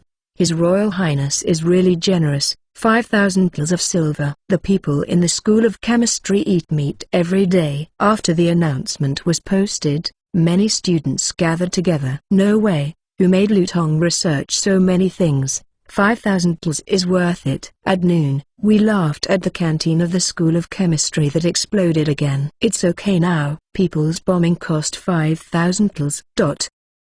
The students gathered more, and many students who saw the announcement immediately got red eyes. A voice yelled, "Why are you so persuaded from the School of Physics? Look at the School of Chemistry. What are your achievements? It is your Royal Highness does not separate families in physics and chemistry. Now that the people in the School of Chemistry are rich, you have nothing to do." Outside the crowd, a group of students from the School of Physics passed by with an angry expression on their faces. This time they are really embarrassed, just like someone shouted just now, regardless of family. Now they are completely compared. What's the hurry? Who said that there are no capable people in our physics school? Wait, we will not lose to the chemistry school. A clear voice said. Oh, isn't this Lin Wentao from the School of Physics? Don't talk about it now. Be careful to flash your tongue, a nerd who failed in the imperial examination for 3 years. Can you still spend physics? Someone laughed. Ha ha ha. Many people suddenly laughed. Lin Wentao glanced at the student from the School of Political Affairs contemptuously,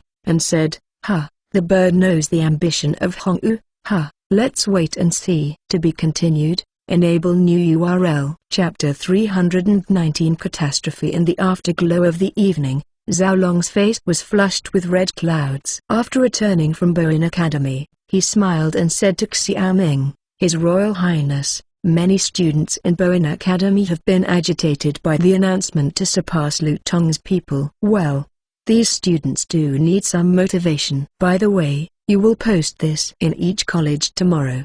These days, Zhao Long and Zhao Hu followed Xiaoming every day. He was always an observer outside of the school. After a long time, he also knew a lot of words. He looked at the paper that King Qi handed over. On this paper are more detailed incentive measures, including scholarships, scientific and technological innovation awards, progress awards, outstanding contribution awards, and other titles. Behind these awards is a precise list of what awards will be received. And what surprised him most was the Extraordinary Contribution Award, on which Xiaoming wrote a set of the King's City House of Generals, 3,000 pils of gold.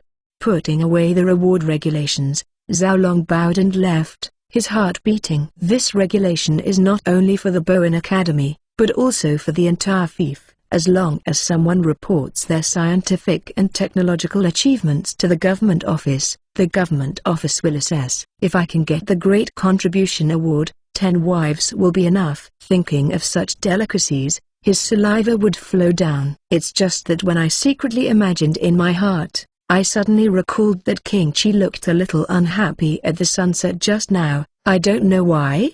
The sunset glow is beautiful, especially under this pure sky. The sunset glow on the horizon is like the colorful colors in the glass ball. Only in Xiaoming's eyes, this beauty is very dangerous, at least for his fief. As the saying goes, the morning glow does not go out, and the evening glow travels thousands of miles, which means that the morning glow will rain, and the evening glow will be sunny again. Now King Zhu is basically sunset, which also means that Pang Yukun's prediction may come true, and King Zhu may face a drought this year. Since ancient times, the areas of He South, He North, and Mountain East have been drought and locust plagues. There have been many chaos in history due to the disasters in these three areas. During the Kuomintang rule, Henan suffered a severe drought from July 1942 to the spring of 1943, followed by a locust plague, which eventually led to a major famine in Henan. At that time, famine spread throughout the province, and countless people starved to death. Recalling the archives, Xiaoming couldn't help but feel a chill in his back. The drought was at the time of the frontline fighting against Japan, and this added to the disaster. And now the Blood Wolf tribe is looking at it. If the state is merged, the Jizu generation will cause chaos due to drought and no food. At this time, the situation in the country that has just been restored by him will probably take a sharp turn. It's just that he is a man, not a god, and he has nothing to do with this natural and man-made calamity. What's more, Bingzi is the fief of King Liang, and Jizi is the fief of King Yong. He can't intervene, nor can he intervene. Now it is heaven's blessing to be able to protect his fief from disaster. It's raining. No matter how beautiful the sunset is, I can't eat it as a meal. Xiaoming muttered to himself. Because of this incident, Xiaoming went directly to the Chamber of Commerce the next day to personally supervise the purchase of grain. His Royal Highness, the lower officials have already explained that they will exchange goods and prepare to purchase a large amount of food. Li Kaiyuan hurriedly explained that Xiaoming was working on food. It's not enough. Let all the ships of the Chamber of Commerce go down the Yangtze River to purchase grain. The grain in the north has never been enough to eat. We can only start from the south. Xiaoming thought about it all night before going to the south to buy grain reserves. Li Kaiyuan now knows why Xiaoming wants to purchase food on a large scale. He knows the importance of this issue. He suddenly said to Xiaoming, "His Royal Highness, there is someone in the Chamber of Commerce that you might want to meet." If he nodded, "We should not have food in King's. There will be problems." Who? Xiaoming was taken aback. His Majesty, this Jiangnan is rich in the world, but there is a Ko family, but a rich Jiangnan. Now, some people from the Ko family are planning to purchase glass mirrors from the Chamber of Commerce, saying that they will visit His Highness later. In that case, it is better to see Your Highness now. A Ko family? Xiaoming frowned. Although he has produced a lot of goods since last year, the Ko family has never been in a hurry and seems to care about the profits of these goods. Can the Ko family finally couldn't help it? After hesitating, he said, "If this is the case, let him come." Li Kaiyuan nodded and went out immediately. After a while, he led a young man in a white robe with silk and satin to walk in. Cao Zhengyang pays respects to His Highness. Seeing Xiaoming, the young man in the white robe was graceful and polite, neither humble nor humble. Cao Zhengyang, the concubine of the Ko family, asked a concubine to come to see the king. It seems that the Ko family has never put the king in their eyes. Xiaoming Juan sat on the chair with a calm expression and slight dissatisfaction. He deliberately tested this Cao Zhengyang. Cao Zhengyang left Linant 7 days ago and arrived in Kingzhou today. This time he was appointed by his family to come to Kingzhou. Hearing this, he said indifferently, "It is said that His Royal Highness is the dragon and phoenix among the people, the role model of the Great Yu Kingdom. I didn't expect that His Royal Highness will also divide the people by his concubines. It's a pity. It's a pity that I thought His Highness was different. Bold, Your Highness is honorable. How can you allow you to criticize at will? If you knew that, the mirrors in this Chamber of Commerce are not sold to you. Li Kaiyuan angrily said. Xiaoming stretched out his hand to stop Li Kaiyuan, who was about to continue cursing. In King Zhu, the king naturally does not distinguish between his concubines, but among the powers of the Great Yu country, he often regards his concubines as his esteem. If he goes to other places, he must use his concubines to show respect. You think you will wear a high hat to the king? Will the king be fooled? Xiaoming sneered. Cao Zhengyang suffocated when he heard the words, and he continued, His Royal Highness is smart. It is not that the Cao family despises His Highness, but that his father heard that His Highness is wise, and the eldest brother is ill in bed, so he is forced to come here just to tell the truth. Xiaoming stood up and said, This king doesn't like circling around. Let's go. What do you want when you come to King Zhu this time?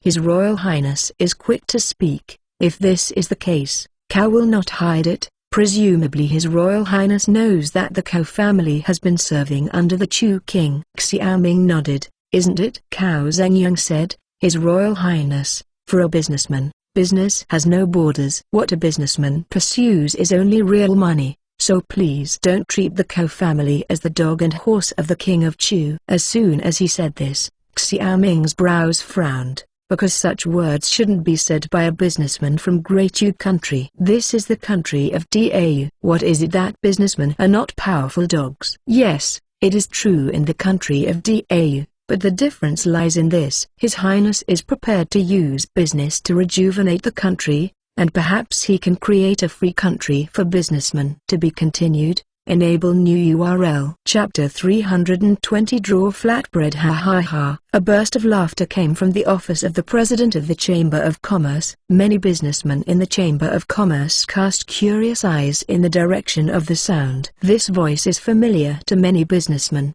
It is clearly the voice of King Qi, which makes them excited. King Qi seldom came to the Chamber of Commerce, so the president's office was always empty. Only Li Kaiyuan was busy here to deal with everything. Cao Zhengyang looked at Xiaoming, who couldn't stop laughing, in the office with the famous brand of consultation. He now wondered if he could complete the task his father gave him. Why is Your Highness laughing? Cao Zhengyang finally couldn't help it. Xiaoming stopped smiling. What the king smiles is that you are really brave. If King Chu knows that you are standing in front of this king and say these things, your Cao family will be destroyed in no time. You really think that the world is rich? King Chu would not dare to touch you? Wrong. These wealth is only temporarily kept by you, and will eventually fall into the hands of King Chu. The fattened pig will always be killed. His Royal Highness says everything. But it's just that His Highness takes the Cao family too much. For the Cao family, they never put eggs in a box. The Cao family's property is all over the world. There will always be a place to take in the Cao family. If you don't go down, there will always be places where the Cao family can stay. It's just that the roots of the Cao family are in the country of Dau. If there is a stable place, the Cao family is still willing to stay in the country of Dau. After a pause, Cao Zhengyang went on to say, His Royal Highness, if you look at the country of Dau, the Cao family will naturally not say the same to any prince. There is another reason why Cao came to King Zhu this time, that is because of the Cao family. The merchant ship encountered His Highness's fleet at sea. I wonder if His Highness knows Yun? What? Xiaoming stood up abruptly, revealing a dangerous aura. Zhao Long and Zhao Hu felt that Xiaoming was furious, and immediately pointed his sword at Cao Zhengyang, ready to slash Cao Zhengyang in front of him at any time.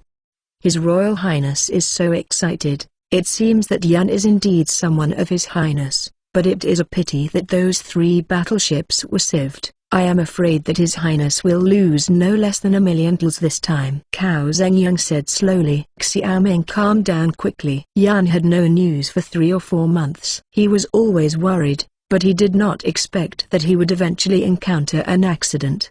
He asked lightly, What do you want to say? Cao Zhengyang looked serious and saluted Xiaoming again, saying, His Royal Highness, The Cao family's caravan is helping Yan repair the damaged battleship. Your Highness will be able to see his fleet within 1 month at the latest. This is the Cao family and His Highness.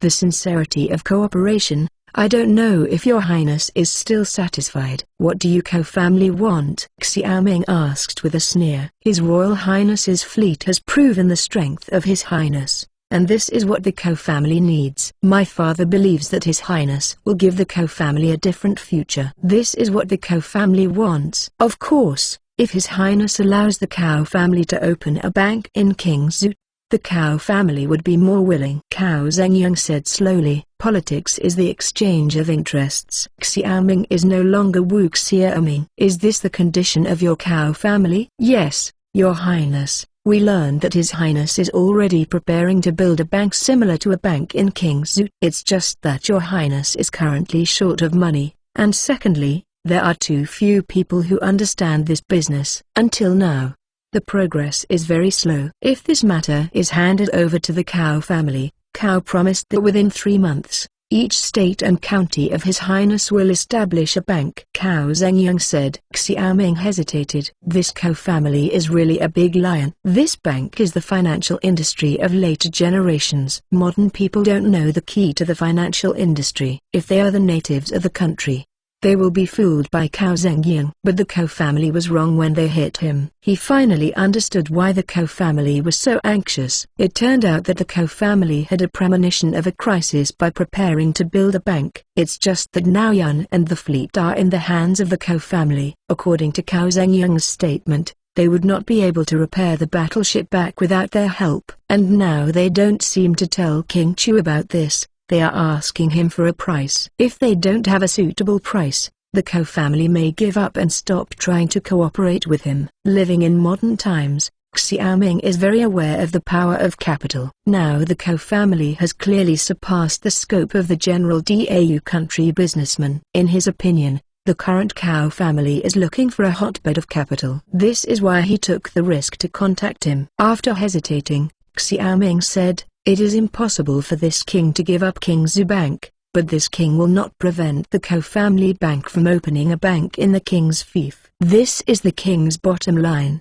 His Royal Highness is indeed an extremely shrewd person. His Highness's thoughts are the same as my father's guess. Well, we agree, Cao Zhengyang said. Xiaoming snorted softly. This result was a win-win situation for him and the Cao family. Originally, Xiaoming wanted to monopolize the profits of the financial industry, but I think carefully that this is not feasible in this era. If he wants to develop quickly, he must borrow the wind of capital to form his own interest group. Only when businessmen get a steady stream of profits from him can they invest money in themselves. The East India Company in the West grew up in this kind of binding of interests. So from now on, he will gradually build interest groups around him and let these interest groups continue to provide him with the capital of war. For this reason, he can't entangle the fief of these merchants. As long as he can provide materials and money for himself, he can use these people.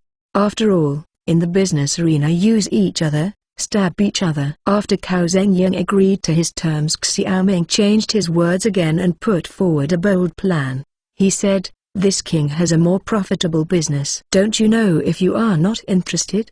His Royal Highness, please speak." This king is going to attack the barbarians north and regain the lost land in Yaozu. You may have heard that Your Majesty has promised this king that all the land will be owned by this king, but this king lacks materials and is somewhat powerless, so I recently decided to ask the merchants. We raise materials, according to the amount of materials provided, and return the profits from future wars. I wonder if your Cao family is interested. Profits from future wars? I don't know what this profit refers to. Land, barbarian livestock, horses, captives, trade routes to the barbarians, etc. Xiaoming began to draw the big pie. Do you think about how much land the king of Yanyan 16 prefecture would have if it was smashed by this king? Once the barbarian is defeated, the slaves of the barbarian, the livestock of the barbarian, and the pasture are all huge wealth. As long as you give the money, this king is happy to be the vanguard. Cao Zhengyang was dumbfounded. He thought, this King Qi really reacted differently. To be continued. Enable new URL. Chapter 321 Interest Exchange PS. 3 shifts tonight, 6 shifts tomorrow to make up for yesterday and today. The atmosphere in the office is a bit stagnant. After a long period of silence, Cao Zhengyang said, "Your Highness, our Cao family fully supports Your Highness, but this matter is too big. Cao must go back and discuss with his father." Now it was Xiaoming's turn to be surprised. He didn't expect Cao Zhengyang to answer so happily. Today is the first time he put forward this idea. This is just the rudimentary East India Company, a rudimentary company that uses capital as the driving force to plunder resources all over the world. What he said just now was just the idea of turning the attack on the barbarians into a gluttonous feast for businessmen. At this point, Cao Zhengyang became more and more excited, and then he bluntly said, "It seems that my father sent Cao to come this time. It is said that His Highness said in the court that the things he made came from a Western missionary. It seems that His Highness did not lie. To be honest, our Cao family is doing business with the Dutch." Xiaoming Juan's teacup in his hand trembled, and his expression became solemn. "You mean Dutch?" "Yes. It's a Dutchman." "Isn't Your Highness sending Yan this time to establish a trade route with Westerners?" Turning his eyes, Xiaoming said, "Yes, this king has this idea, but does that mean that King Chu also knows about the Dutch?" Cao Zhengyang seemed surprised. He said, "Yes, the King of Chu has been in secret contact with the Dutch." At first, the Dutch thought that King Chu was the current saint. Later, when they realized that King Chu gave them the most favored nation treatment and promised only do business with the Dutch, and the Dutch will give up. Xiaoming nodded. Since Cao Zhengyang knew about the West, he didn't need to hide it after he learned that he once had a Western priest, because in his opinion, he must have understood the Western world today. Speaking of this topic, this simple exchange of interests has changed the taste. Xiaoming said, "The King of Chu is bold enough to hide from the court for so many years." "What a damn! His Royal Highness, every feudal king has his own secret. Doesn't His Highness also have it?" Cao Zhengyang's eyes are piercing. "Of course, our merchants always pursue profit. It is precisely because of this that our Cao family will support His Royal Highness to go north to expel the barbarians, because our Cao family has seen Western chambers of commerce, and they made fortunes in the footsteps of national wars." "You know so much. This king won't say much." "Since your Cao family wants to do business in this king's fief, there is one more thing I hope you can agree to." Xiaoming didn't expect that the simple meeting with the Cao family would develop to this level today. From this point of view, the Western powers outside of Dayu have already divided the world into spheres of influence, and the barbarians in the north have not yet settled it. "His Royal Highness, please speak." "The cows' granaries are all over the country, but the shortage of grain in the land of the king is very large, so the king wants to buy some grain from the Cao family." Xiaoming said, "How much food Your Highness needs? Please give me an amount." 6 million stones of grain. Xiaoming said, "Last year, he blackmailed millions of stone grains from the king of Wei. In addition to doing business in exchange for goods, these grains were enough to support soldiers, but on average, they would only last for 1 year. Calculating this way, he is still short of 2 years of reserves." He calculated that his fief requires 6 million shi of grain a year, and what he buys is exactly 1 year's worth. He thinks of other ways. Cao Zhengyang's discoloration changed slightly. "These 6 million stones are not a small amount. His Royal Highness is joking. Our Cao family is not King Wei. Although the Cao family is said to be the richest man in the world, its financial resources are far less than that of any vassal king. In my opinion, our Cao family can provide at most 500,000 shi of food, but now the Dutch and the King of Chu are gradually having a gap. King Chu is in need of a large number of artillery to build his own fleet. His Royal Highness can exchange artillery with King Chu. Our Cao family is willing to promote this matter for His Highness in front of King Chu." Xiaoming stared into Cao Zhengyang's eyes.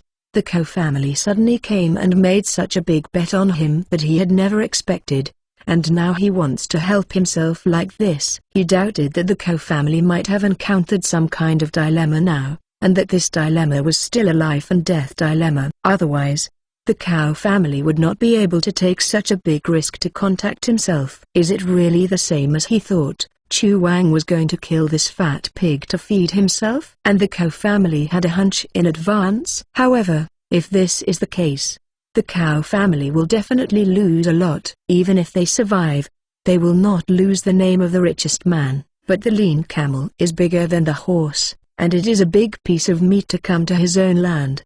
And by taking advantage of this incident, he could also refer to the book of the King of Chu, scold him for concealing the Dutch, and deceive him. Thinking of this, he said, "That's a lot of work. His Royal Highness is polite. It is an honor for our Cow family to serve for His Highness." Cao Zhengyang smiled, and a stone fell on the ground in his heart. This time it was a dangerous move for the Cow family to see King Qi. Just one step forward is death, and one step backward is also death. They are also forced to survive, just to survive. Having said this, Xiaoming said to Li Kaiyuan, "Kaiyuan, you are responsible for entertaining these 2 days, so as not to gain or lose courtesy." Li Kaiyuan nodded. Xiaoming's status is honorable. Naturally it is Li Kaiyuan who is responsible for entertaining Cao Zhengyang. When the two left, Xiaoming was lost in thought. The visit of the Cow family this time really exceeded his expectations, although he was confident that the Cow family could not help looking for business with him sooner or later. It's just that he didn't expect that in this situation. He thought of Cao Zhengyang's pretending surprise when he revealed that King Chu had contact with the Dutch, and he became more and more sure that there was a problem between the Cow family and King Chu. As for why the Cow family chose this opportunity, it was naturally Yun's fleet that gave him the capital to exchange benefits. With a sneer, Xiaoming stood up. He needed capital, but he also didn't believe in capital. Capital will help him expand his territory, but he will be killed if he is not careful. Therefore, Xiaoming has always been cautious in dealing with business, taking advantage of its advantages and guarding against its sinister and other. However, if the Cow family really provided logistics for their conquest of the barbarians, this shows that this Cow family really has a long-term vision, and he really should beware. Thinking all the way, Xiaoming went to the palace. On the way, he suddenly ran into Pang Yukun. "His Royal Highness, the next official is going to the palace to find you." Pang Yukun was a little anxious. "What happened?" Pang Yukun said. The lower official's friend in Jizu sent 2 letters in succession. One of the letters mentioned that there had been civil unrest in Yongweng's fief, and that Yongweng was sending troops to suppress and strictly block the news. This is not a good sign. Upon hearing this, Xiaoming frowned. His worries are gradually becoming reality. To be continued. Enable new URL. Chapter 322 Erosion Chain. In the palace, Xiao Wenxian immediately summoned Fiji after reading the memo from King Zhu. In the imperial study room, the 2 officials remained silent for a long time. "Your Majesty, the ministers have also received some news about Jizu." As King Qi said, the area of Jizu in Binzu did suffer a drought last year, but the rain still hasn't fallen. Now the homes of the people of Emperor Yong's fief have no surplus food. Unspeakable. It's Bingzu, Jizu, and King Zhu again. If it weren't for the great upheaval in these 3 places decades ago, the imperial court wouldn't have been badly hurt by the rebellion. Now this natural disaster is coming again. What should be done? Xiao Wenxian's eyes it is deeply worried. He still remembers that at that time he was the 2nd prince of the Great Yu Kingdom and was ordered to conquer the rebellion in the 3 places. In order to quell the rebellion, the Forbidden Army fought battles. There were countless battles during the period. It took 3 years to behead Jiang Dong, the leader of the rebellion, but for this reason, the Forbidden Army also lost 6 out of 10 and suffered heavy losses. However, it was precisely because of this rebellion that he mastered the military power and won the battle for the throne in one fell swoop.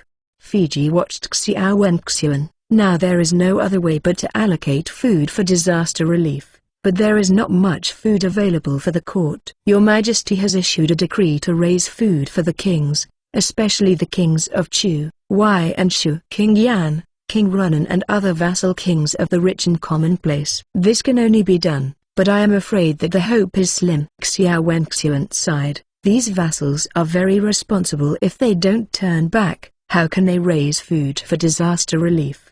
He knew very well that in times of crisis, these vassals would only protect themselves. With a sigh, Xiao Wenxian said to Fiji, "You immediately draw up a decree and send it to the vassal kings." In addition, King Qi has sent a method to restrain locusts. Although this method is a bit strange, it is now a method. Fiji nodded. King Qi's method is to eat locusts. This is indeed a weird idea, but it is better for the victims than to starve to death. Slowly exited the imperial study room, Fiji went out of the palace and went straight home. King Qi's fiefdom had only improved in the past 2 years, and he had encountered such disasters unexpectedly. The real man was not as good as he wanted, and now he was worried about Xiaoming's fate. "I hope he can survive this time." Thinking of this, he suddenly sighed. "Daddy, why sigh?" At this moment a soft voice sounded, but Fu'er and Xiaoquan came over. Fiji has always kept things secret from Fu'er. He said, "The emperor just summoned me and said that the generation of Bingzu, Chizu, Kingzu has the signs of drought and locust plagues. I am afraid that there will be civil chaos in these 3 places." Kingzu Fue was shocked, covering her mouth. "It's just that Kingzu was still in good weather last year. Of these 3 places, Kingzu has been the least affected, but Jizu has been in chaos, and Kingzu will not be better. The troubled people can always plunder the rich and prosperous places." Fiji's mouth was worried. Xiaoquan exclaimed, "Ah, wouldn't it be dangerous for the young lady to marry into Kingzu at this time?" Xiaoquan can't talk nonsense. "Since the marriage contract has been made, King Qi and I are one body, and we should be in the same adversity. That is just to enjoy the blessings and not lose money." Fue frowned. Fiji glanced at Fue with satisfaction. This was Fue's daughter. Qi's barbarians are not afraid, so how can they be afraid of some troubled people? What the emperor is worried about is that the barbarians will take advantage of the opportunity to re-emerge. These kings of Yong and Liang are not kings of Qi. Fue nodded slowly. This King Yong had a violent character, brave and insidious, and always refused to listen to other people's advice. This matter was troublesome. "Those who don't seem to want to talk about it anymore," Fiji said. "Well, I see you look ruddy these days, and your body seems to have recovered and is no different from ordinary people. In that case, you and Xiaoquan can also go out and take a walk." "Thank you, Father," Fu'er said excitedly. Then Fiji and Fue talked about King Qi's method of controlling locusts, which made Fue sorrow again and became more and more curious about Xiaoming's strange ideas. In Kingzu, Xiaoming stepped up the fight against drought in the fief after learning of the civil unrest in Jizu, until a sudden light rain in early May made Xiaoming relieved. At the same time, Pang Yukan and the many people of the fief were also relieved. At least this shows that severe drought does not seem to occur on the land of the 6 states. Although it is raining, the disaster and welding prevention must not be taken lightly. The construction of the reservoirs in the field and the excavation of ditches must be accelerated to save the losses as much as possible. In the governor's mansion, Xiaoming gave orders to officials from the 6 states. In order to avoid excessive losses, he personally supervised this drought and disaster prevention. These days, Li Kai-yuan sells a large number of chickens and ducks to the people for breeding. At the same time, Pang Yukan also went to the people to organize production teams in various states and counties to fight drought. In the newspaper, Xiaoming also issued an order for the whole people to fight drought. It is now raining lightly, indicating that the disaster in Kingzu will not be serious. Although the grain production will be reduced this season, the people should not ask about it, and the food he reserves is enough for the army. However, the fire at the gate of the city affected Caillou, and he kept keeping the secret guards concerned about the situation in Yongzhou. Now the court has allocated food for disaster relief in response to the situation in Yongzhou, and at the same time solicited food from other vassals, but according to his understanding, as he expected, just like his own battle of Kangzhou at that time collecting food and grass, the court's purpose did not achieve much effect. The princes only gave 30,000 shi for one, and 50,000 shi for the other to send the court. They couldn't wait to see the jokes of the court at this time, But this was not what Xiaoming hated the most, because according to the news from the secret guard, only 10% of the relief food was in the hands of the people, and 90% of the food was deprived by Chang'an and Jizu officials, and even Li Kaiyuan bought Jizu relief on the market. Grain. Officials in the country of Diau have been corrupted to this point, and the overturning can only take a moment. Pang Yukan sighed after learning that the food purchased by Li Kaiyuan had appeared in the food, leaving Xiaoming with a desolate back. In the next few days, Pang Yukan dealt with government affairs like crazy, and he was often seen in the fields. This incident shocked Xiaoming equally. He didn't expect that officials' exploitation of disaster relief food in textbooks would be happening now. He also understood why the people would turn back in the event of a major disaster. With a bitter sigh, Xiaoming could only pin all his hopes on his fief. This decadent dynasty, like an old man in the dying wind, began to permeate the breath of death. After the last exchange of interests with the Cao family fulfilled their promise, and Yan returned to Dengzhou with 3 Galen ships. To be continued. Enable new URL. Chapter 323 Return of Yan. PS. There are 4 more tonight! His Royal Highness, I'm back. Cheap Palace. King Zhu civil and military officials gathered. In the center of the main hall, Yan and the rest of the sailors suddenly knelt on the ground, crying bitterly. Nu Ben and Luf couldn't help being moved when they saw this. When they set off, more than 700 people had returned to King Zhu. Only 231 people were left in the navy, and 2/3 of the sailors lost their lives in the vast sea. Xiaoming walked in front of Yan and helped the navy officers one by one, with warm eyes. He knew that this was going to be dangerous, but these seamen still had no hesitation. It was such soldiers who had the courage to sacrifice themselves that made his fief as stable as Mount Tai. Xiaoming believes in weapons, but what he believes most is his soldiers. Without their bravery and sacrifice, how could he sit in this main hall? Soldiers, the king should salute. Thousands of words only turned into a deep bow in Xiaoming's heart. The eyes of Yan and the others were red, but their expressions were still firm. They shouted in unison, "My glory is loyal." For your highness, we are not afraid of death or sacrifice, so that one day his highness can no longer let the people of the 6 states no longer suffer. Outsiders bully. Yan, you are tough guys. I admire it. Luf shouted loudly. We admire it. The other generals shouted at the same time. At this moment, Yan finally couldn't help the tears in his eyes. His mother died in the hands of the Japanese pirates. His crew was attacked by the British fleet on the sea. After that, under Wilson's leadership, they escaped from the British fleet. I did not expect to encounter the Dutch fleet while crossing Ryukyu. At this time, they had been hit hard and they had almost no ability to counterattack. With a mortal heart, they sank a Dutch warship, but their ship could no longer sail and could only run aground on an uninhabited island. If it hadn't been for the Cao family's fleet, they probably wouldn't be able to return. He hated the country, and he carried too much alone. Xiaoming patted Yan's shoulder again,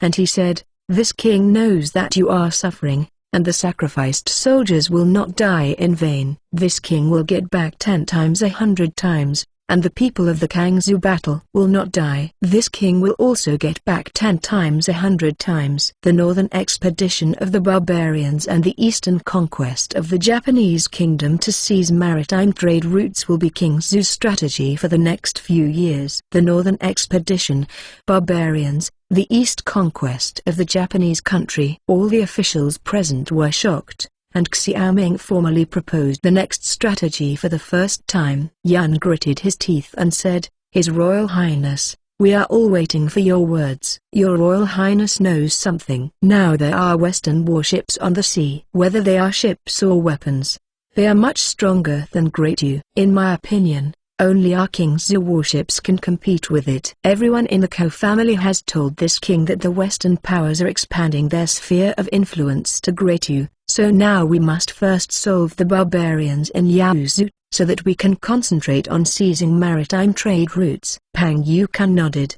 The barbarians are in great trouble, threatening the hinterland of the Great Yu country all the time, and it is inevitable. Yan said, "During this period of time, A large number of Galen ships can be built to prepare for future naval battles. I must throw the Dutch and the British into the sea to feed the fish. Xiaoming smiled and patted Yun on the shoulder. What he needed was such fighting spirit. Facing the crowd, he said, this time, taking advantage of Yun's return to talk about these two things. This king has ordered the equipment department and the military workshop to cooperate with each other to increase the output of flintlocks.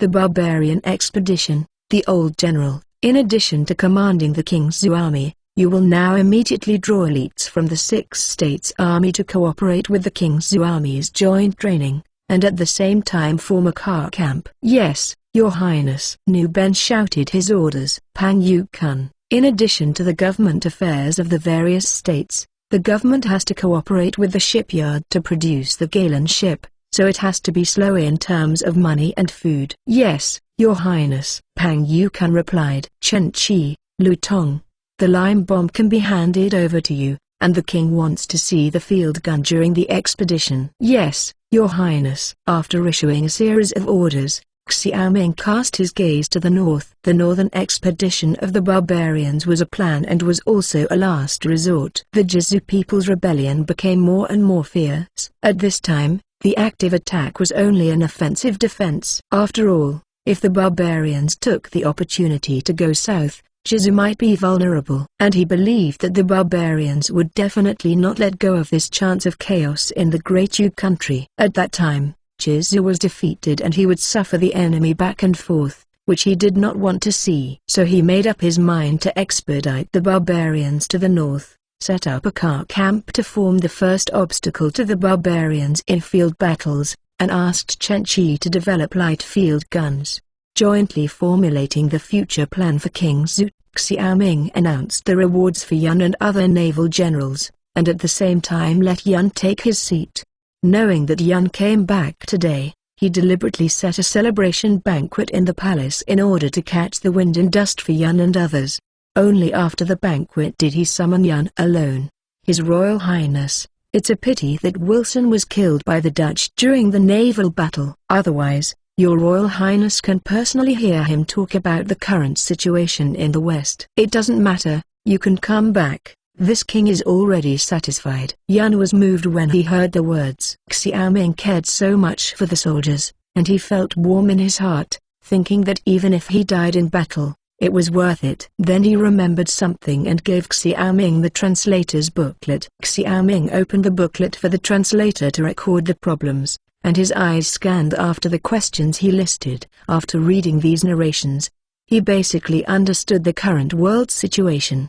The invasion of Europe by the northern steppe tribes hundreds of years ago also broke the Europeans' understanding of the world. After that, the progress of European civilization seemed to have undergone earth-shaking changes as if it had opened up. Scientific development is changing with each passing day, and various scientific discoveries have emerged one after another. These scientific changes have further promoted the advent of the great maritime era in Europe. First, the Americas were occupied by Europeans, and then Southeast Asia and East Asia. According to Wilson's explanation, after the Dutch occupied the East Asian trade route, merchants from other countries have been banned from entering this trade route. It is precisely because of this that few foreign missions go to the country.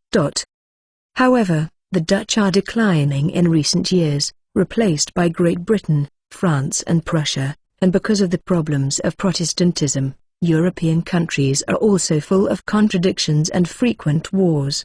Wilson also explained the current level of science and technology in the West, which, in Xiaoming's view, is the level of the modern mid-18th century.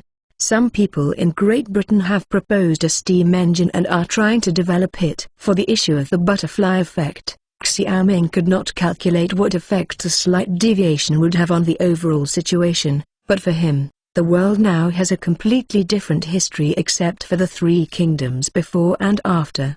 Both Europe and Asia have already moved on a completely unfamiliar track. At this time, Xiaoming suddenly realized that apart from maintaining the same geographical environment, this is just a strange world, a more dangerous world.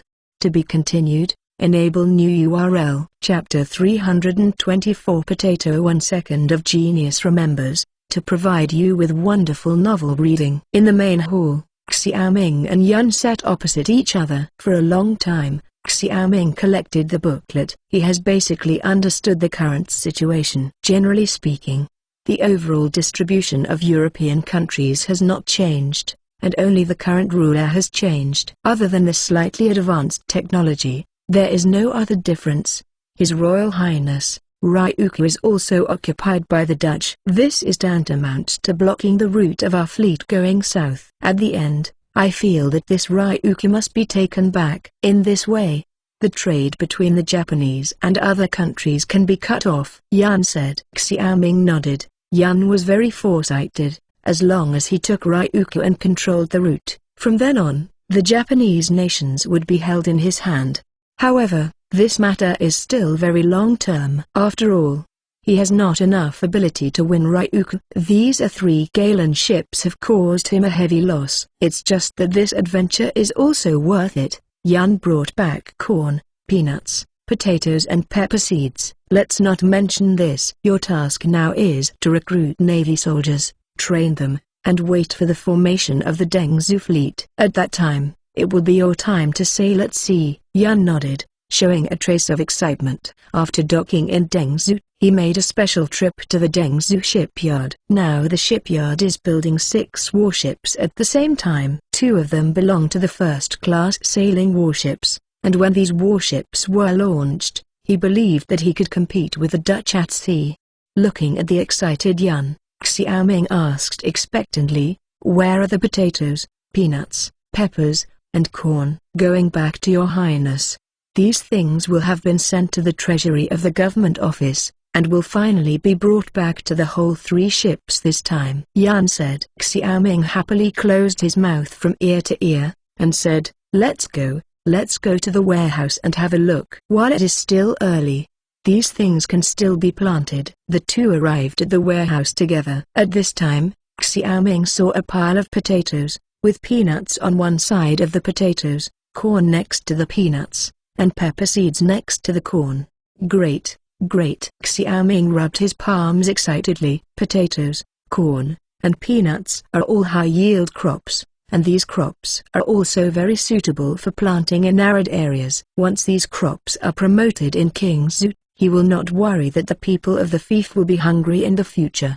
His Royal Highness, the potatoes, peanuts and corn taste really good. If it weren't for these things, the soldiers might have starved to death on the island. Yan had already tasted these things. Of course, it's not only delicious, but also more productive than wheat and rice. Xiaoming turned around and said to Zhao Long, "You tell the transportation team, now you will transport these seeds to the slave plantation and plant these things. Go down." Zhao Long heard the words and had to leave. This time Yan was struggling for the long distance. Xiaoming also had to take care of Yan's body, and after speaking a few words with Yan, he asked him to go back to rest. And he went back to the palace to write the method of growing potatoes, peanuts, peppers, and corn. The next day, he took the planting manual to the slave plantation on both sides of the Chuojiang River in Kingzhou. Originally, these lands were not owned by Xiaoming, but belonged to the former 4 great families, but after the destruction of the royal family, the Qin family and other families, some fertile lands came into his hands and became official houses. In order not to waste the land, he dispatched 6,000 slaves to take care of the thousands of hectares of land. His Royal Highness, can this potato really yield 4,000 catties per mu? Pang Yukan was also very concerned about the imported crops. Before he set off in the morning, Pang Yukan was waiting outside. Saying this along the way, the 2 gradually arrived at the slave plantation. At this time, a village appeared in front of the 2 of them. The village was very small, with about 50 brick houses from south to north. These brick houses are neatly arranged, apparently not long after completion, and many slaves are running back and forth in the fields and villages. And there is a small village like this not far away. The slaves of these villages are each responsible for the land in their own area. His Royal Highness, Pang Chengshi. The 2 entered the village, and an honest farmer ran over. He was the captain of the village and was responsible for the cultivation of the land and the management of the village personnel. "QSE, can you keep the things you sent yesterday?" Xiaoming asked. "His Royal Highness, it's all right." Kuo-wu was cautious. Xiaoming nodded. The slave plantation is just emerging in his hands now, and it will become more and more popular after King Zi in the future, because in this era, the slave plantation is an important source of food. "Well, that's the case. You now gather everyone in the village, and this king will teach you how to grow these crops." Q nodded at 4, ran to the middle of the village and rang a bronze bell in the middle of the village. After a while, all the slaves in the field gathered. Pang Yukan is purely here to gain insights today, because he doesn't say anything, just studies seriously. This time Xiaoming came here in person and wrote the planting manual by himself, because crop planting is also a science, especially potatoes, which are degraded in the modern era. He had to arrange the work of cultivating high-quality seedlings in advance.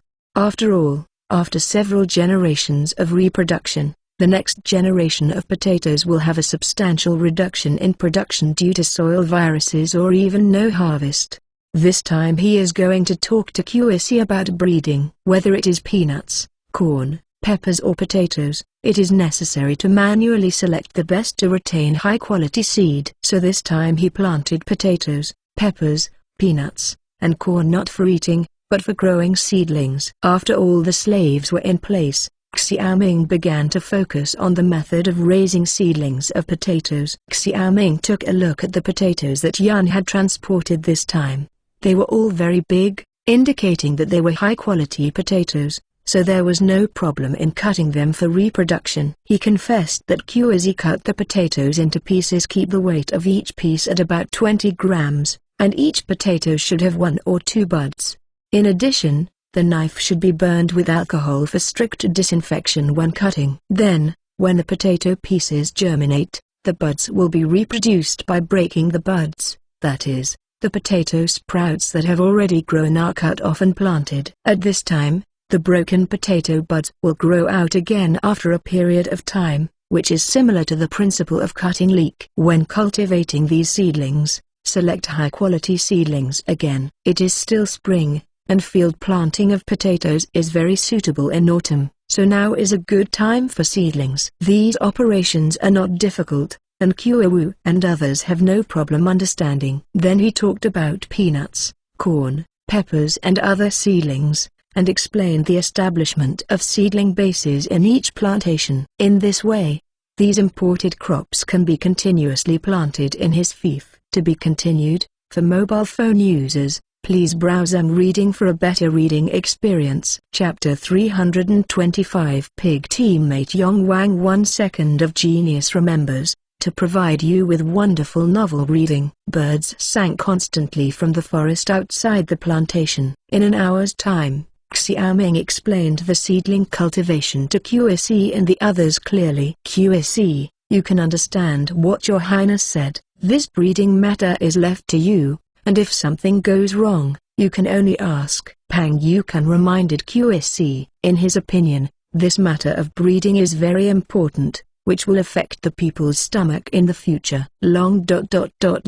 She, QSE remembered. QSE stammered. He stammered when he was nervous. Xiaoming said to Pang Yukan, you can't just scare him. If you fail, you will be punished. If you succeed, you will be rewarded. So, QSE, if this seedling base is completed, this king will not only return your free body, but also you marry a wife. QSE immediately became happy. He hadn't touched a woman at his age, and he stammered, thank you. Thank you. QSE knocked your head. Xiaoming stopped QSE who was about to kneel. This big gift is unnecessary. In the future, I will worship your wife. QSE smirked immediately, and Pang Yukan also shook his head with a wry smile. Instructed to raise the seedlings, Xiaoming and Pang Yukan returned to King Zhu. Potatoes mean food, food means population, and population means national strength. Only when Pang Yukan officially sees this will he always care about agriculture. His Royal Highness, otherwise the Jizu disaster will cause many refugees. If the lower officials want to send someone to secretly lead into King Zu, they are afraid that there is not enough food. According to His Royal Highness, potatoes can be planted in autumn and it only takes 2 months to mature. I know if I can feed the victims enough, Pang Yukan said. There is no need to secretly guide. We can guide the refugees into King Zu in a fair manner. This king is to take in the victims and resolve the danger in Jizu, so there is no need to sneak in. Pang Yukan nodded. His Royal Highness made a good move. In this case, the lower official sent people to Jizu to guide the victims into King Zu. At the same time, the last memorial and the last memorial to the court to appeal to the court. It's pretty much the same. Xiaoming felt that he was getting older and more cunning. No way. The environment creates people, living in such an era, and farming is much more mindful. The two talked all the way to the palace. As soon as they arrived at the gate of the palace, one person walked out in front of him. It was Wang Xuan. His Royal Highness, Pang Chengxi. The next official is looking for you. The next official has received news from the grassland. Shan has already learned about the civil unrest in Jizu. At this time, he is organizing an army in the grassland and seems to be waiting for an opportunity to take advantage of the great chaos in Jizu. Attacked Jizu on the occasion so fast. Pang Yukan was taken aback. Both he and Xiaoming expected that the barbarians would not give up this opportunity easily, but Bishan reacted so quickly. This Bishan is indeed a difficult character. Bishan is able to fight well, so naturally he won't miss this opportunity. This is troublesome. We still have natural dangers when Bishan attacked Kangzu. Now we are attacking Jizu, and coupled with the benefits of artillery, I am afraid that Jizu will be difficult to defend. Xiaoming locked up brow. After hesitating for a while, he said to Wang Xuan, "You continue to keep an eye on the movements of the barbarians. The current civil unrest in Jizu is not too great. If it continues to expand and let King Yong take care of himself, I am afraid that it will be when the barbarians go south." Pang Yukan, things are not right. Later, you immediately send people to Jizu to guide the refugees to prevent them from joining the chaos. In addition, this matter will be brought to the court. Pang Yukan nodded, entered the mansion and began to write the memorial. Wang Xuan said, "His Royal Highness, the secret guard has entered Jizu. At this time, we are collecting information. This time the civil unrest in Jizu is different from the past. It is not the ordinary people who led the disturbance, but a scholar. Now the people of Jizu call it King Long Wang. This King Long King was originally an unscrupulous scholar named Qi Zhengyuan. His whole family starved to death during the drought in Jizu. After a while, he led the villagers to attack the government office to open the granary, and then gathered followers. His subordinates quickly gathered hundreds of thousands of people, which was quite unstoppable. He is a courageous person," Xiaoming said. "He didn't sympathize with King Yong. He asked for it. In fact, he didn't like the fourth uncle either. In his memory, the four-emperor uncle always looked like a brash man, but it is said that the four-emperor uncle was very good at fighting, and it was Xiao Wenxiuan's thug in pacifying the Jizu chaos. It was precisely because of this that Xiao Wenxiuan later gave Jizu to King Yong. Although Jizu was suppressed at the time, it was still a little unstable, and secondly, it was also to resist the barbarians." Wang Xuan was a little stunned. If he were in front of other vassals, Qi Zhengyuan would have been criticized as a gangster long ago, and Xiaoming's attitude was completely opposite to them. "Continued to stare at him and report to me at any time," Xiaoming said. Wang Xuan nodded and quickly disappeared on the street outside the palace. Xiaoming hesitated for a moment. He was thinking that it was time to deal with the four emperor uncles. After all, the pig teammates are also teammates. If the disaster relief is effective at this time, forgiving the Azure Dragon King's guilt may save the overall situation. Therefore, he returned to the palace and sent a letter to King Yong to persuade him to test his thoughts at this time. Sending the messenger to Jizu, Xiaoming began to compile the soldier training manual, which is a training manual for the whole army, from the cold weapon army to the flintlock army. In the soldier training manual, Xiaoming clarified the methods of soldier training, including physical training, loyalty training, combat training, bayonet training, and so on. Modern military soldiers must master the skills. Although he has mentioned these trainings in the school, there are still some basic generals who have not had the opportunity to contact. Therefore, he compiled a manual and distributed it, one for each general. Let the generals take a scientific approach to training the musketeers. When he was busy, Luluo came in, hesitated, and handed a cover to Xiaoming.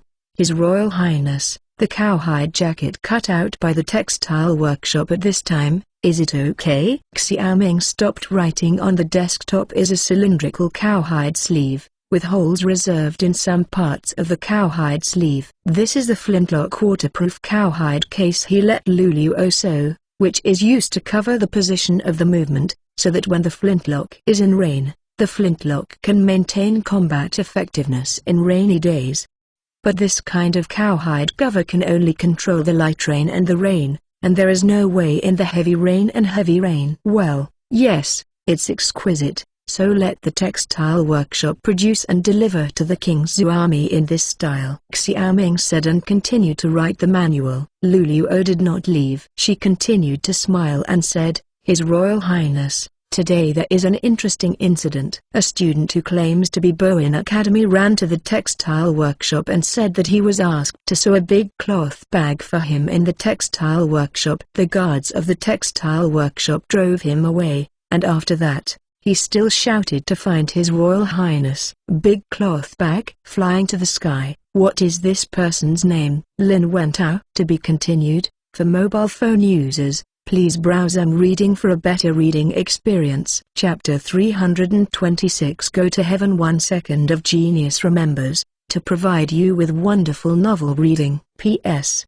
There is one more chapter. It's around 10 o'clock. Lin Wentao. Xiaoming didn't think it was a neurosis, but people in Luluo's age seemed to think it was indeed a neurosis. He said to Zhao Long, You go to Bowen College to check if there is a person named Lin Wentao. Yes. After Zhao Long left, Luluo continued, This person also said that when he takes the scholarship, he will give us the money to sew cloth bags.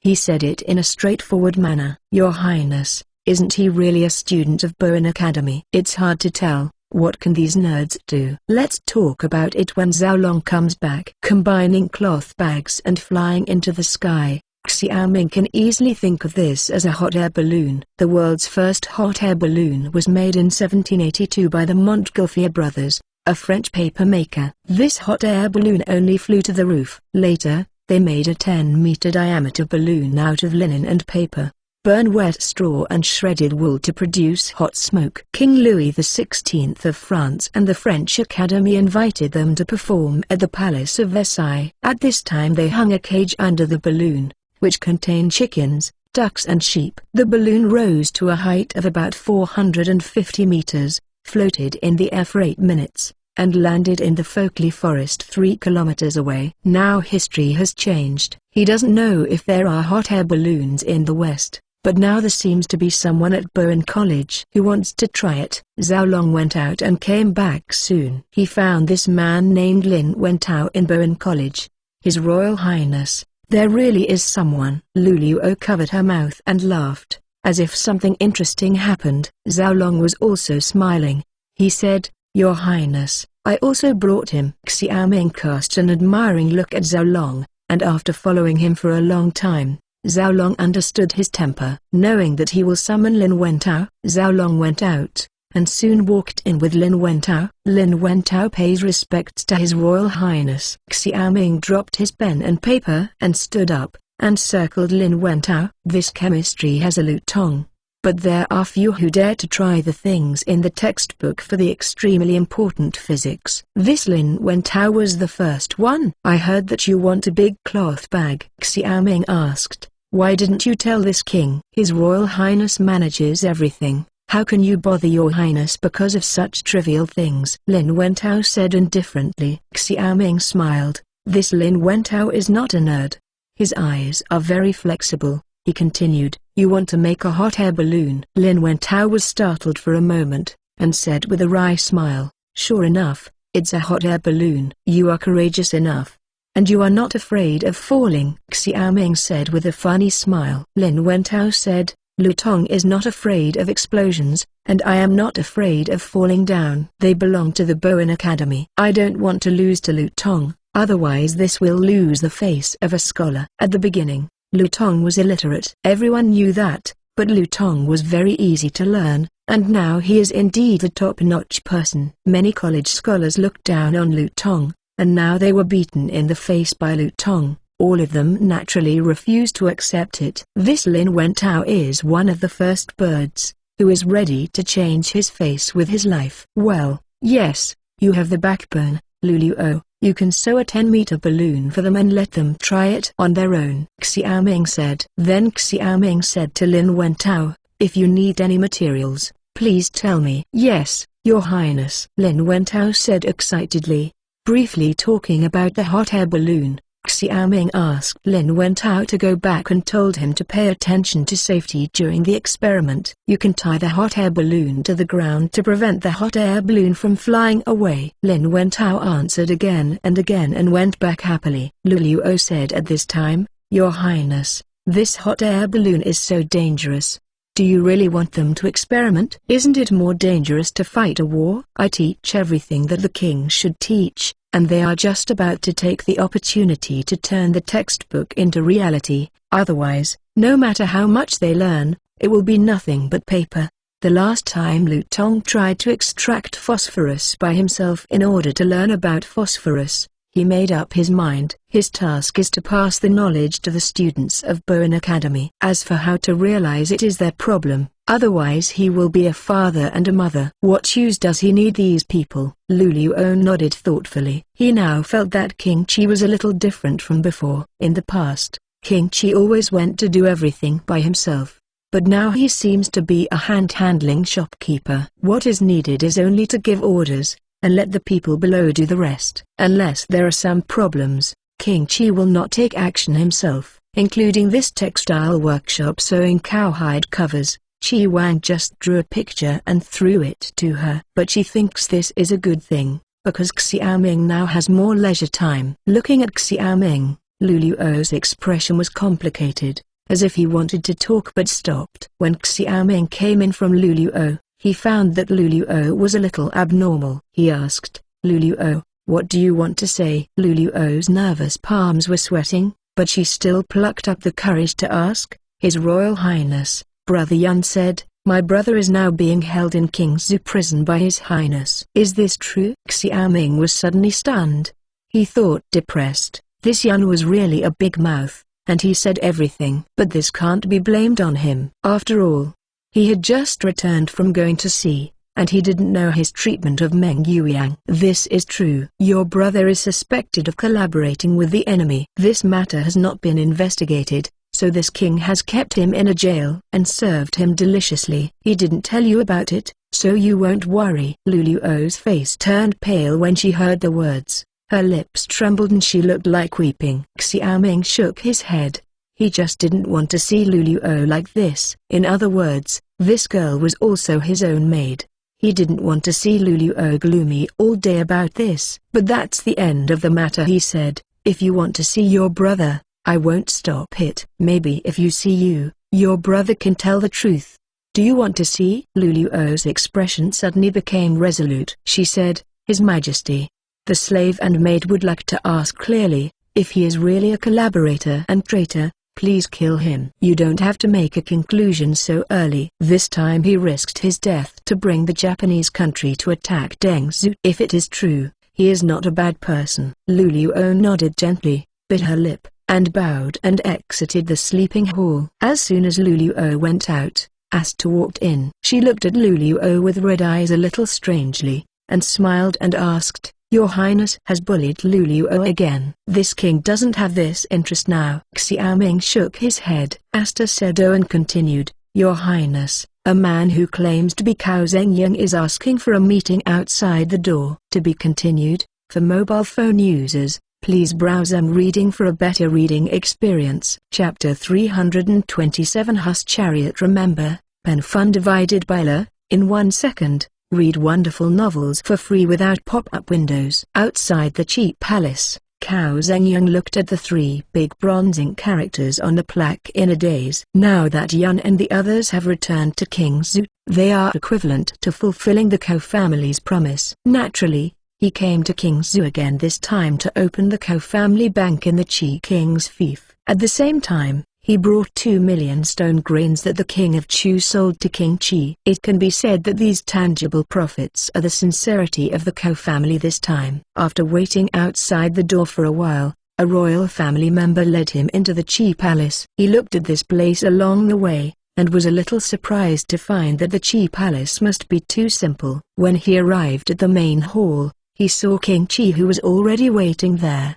He walked a few steps quickly and bowed and said, "Your Highness, last time you told your father about the northern barbarians, how did you discuss it?" Xiao Wen held the scroll in his hand and looked a little tired. "Back to your Highness, this time your Highness is going to expedition to the barbarian clan. Our Kou family is willing to give out 500,000 tals of supplies, and hope that your Highness can win the victory." Cao Zhengyang said loudly, 500,000 tals? Xiaoming suddenly smiled. This Kou family was really lavish, and the 500,000 tals were enough for a quarter of the barbarians' military expenditure in the northern expedition. Cao Zhengyang nodded. "His Royal Highness, are you satisfied with this number?" "Satisfied, of course satisfied." In fact, after Xiaoming announced the Northern Expedition fundraising plan in the Chamber of Commerce, few foreign businessmen responded to this matter except for local businessmen in King Zhu. After all, many people didn't believe that Xiaoming was able to win the conquest of the barbarians. Cao Zhengyang agreed with a smile and put forward the real purpose of this time. "His Royal Highness, what about the Kou family bank?" "Since I have promised you, this king will keep his promise, and your Kou family can open a bank in this king's fief." King Zhu Bank has not yet been established, and the government lacks money. Although this Kou family bank will have some impact on King Zhu Bank in the early stage, in the long run, the Kou family bank will not be able to compete with King Zhu Bank in the later stage. After all, Xiaoming's ultimate goal is to establish a gold-based monetary system, and the Kou family bank is just a silver-based original bank. It is only a matter of minutes to kill the Kou family bank when he issues currency. Playing finance with him, this Kou family is still far behind. It was for this reason that he would allow the Kou family to enter King Zhu to open a bank, because the current Kou family bank can promote the development of King Zhu and provide financial support to the people and businessmen of the fief. And his positioning of the Kou family is only here. If the Kou family wants to stifle him like Western capitalists, then the Kou family thinks too much. "Thank you, Your Highness." In addition, during this time, we will provide 2 million chi of food to His Highness. Together with the food of the Kou family, the total is 2.5 million chi of food to His Highness. We hope to solve His Highness's urgent need. This grain is also the condition that the Kou family promised him at the beginning, and the purpose is to establish a bank as a condition. It can be seen that the Kou family is very interested in the banking industry. In this era, such thinking is beyond many merchants in Great Chongqing. Xiaoming nodded and smiled slightly to express his satisfaction. Now the tentacles of the Kou family have extended to King Zhu. He has to make good use of the richest man in the country. After making this decision, Cao Zhengyang left thankfully. According to his plan, he was ready to buy real estate and establish a bank in King Zhu. Watching Cao Zhengyang leave, Xiaoming smiled. A local rich man did not know whether it was a good thing or a bad thing. Sending away Cao Zhengyang, Xiaoming went to King Zhu camp without any problems. Now the number of flintlocks installed by the King Zhu army has reached 3,000, and more flintlocks will be installed in the next few months. It is based on this that he is confident that he can launch an offensive against the barbarians in the fall. "His Royal Highness, let's practice well." Luff walked over with a waist knife. After placing the flintlock rifle, Luff and other generals still carried the saber. In this era of mixed hot and cold weapons, sometimes cold weapons will also play a stable role in hand-to-hand combat. Looking at the soldier Xiaoming who was training the hollow square, he nodded.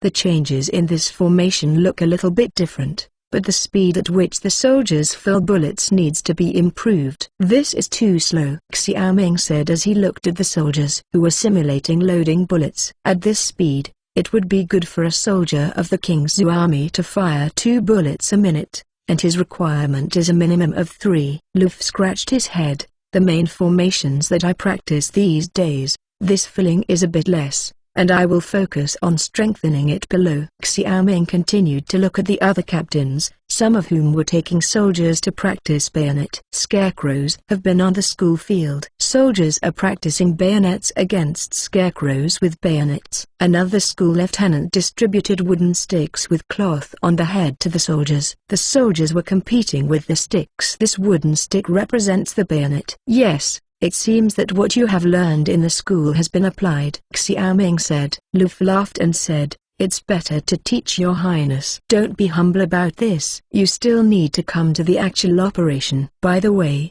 where are the chariots of the chariots? How about going to see the chariots made by the military workshop?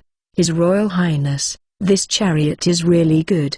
Today, the military workshop just sent 3 of them, saying that it is for us to familiarize ourselves with the structure in advance." Lu Fu said. They talked all the way to the east of the schoolyard, and Nu Ben was also here at this time. Speaking of this chariot, or Nu Ben proposed it, he just made it clear at the meeting. After all, he is better at dealing with cavalry. Nu Ben, he just designed a chariot. Your Highness. Nu Ben was explaining the car formation to the soldiers. Xiaoming looked at the chariot at this time. This chariot was not his own creation, but a historical Huss chariot. It was this chariot that once severely damaged the German cavalry. This kind of Huss chariot relies on the terrain during wartime and arranges the chariots into square or circular formations. Moreover, at this time, the chariots are all chained from wheel to wheel, so these vehicles will be placed at an angle to quickly put on the horse.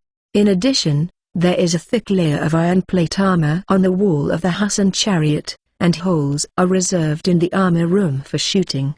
On the whole, this Huss chariot looks like a box, like a mobile fortress, attacking and defending equally sharp. When attacking, you can place the Huss chariot close to the enemy and use artillery to provoke the enemy to attack. At this time, the musketeers hiding behind the vehicle will attack with firearms, further weakening the enemy. Once the enemy appears to collapse, the cavalry and musketeers in the center of the cart will swarm out to harvest the enemy's life. To be continued. Chapter 328. Title System. His Royal Highness. The general will configure the personnel of each tank. August 1st. Chinese ? Nu Ben pointed at the soldiers around the Huss chariot. These soldiers were specially prepared by him for the Huss chariot. Although the cavalry could not use the Huss chariot, in general, the enemy would send heavy infantry to destroy the chariot before the cavalry charged.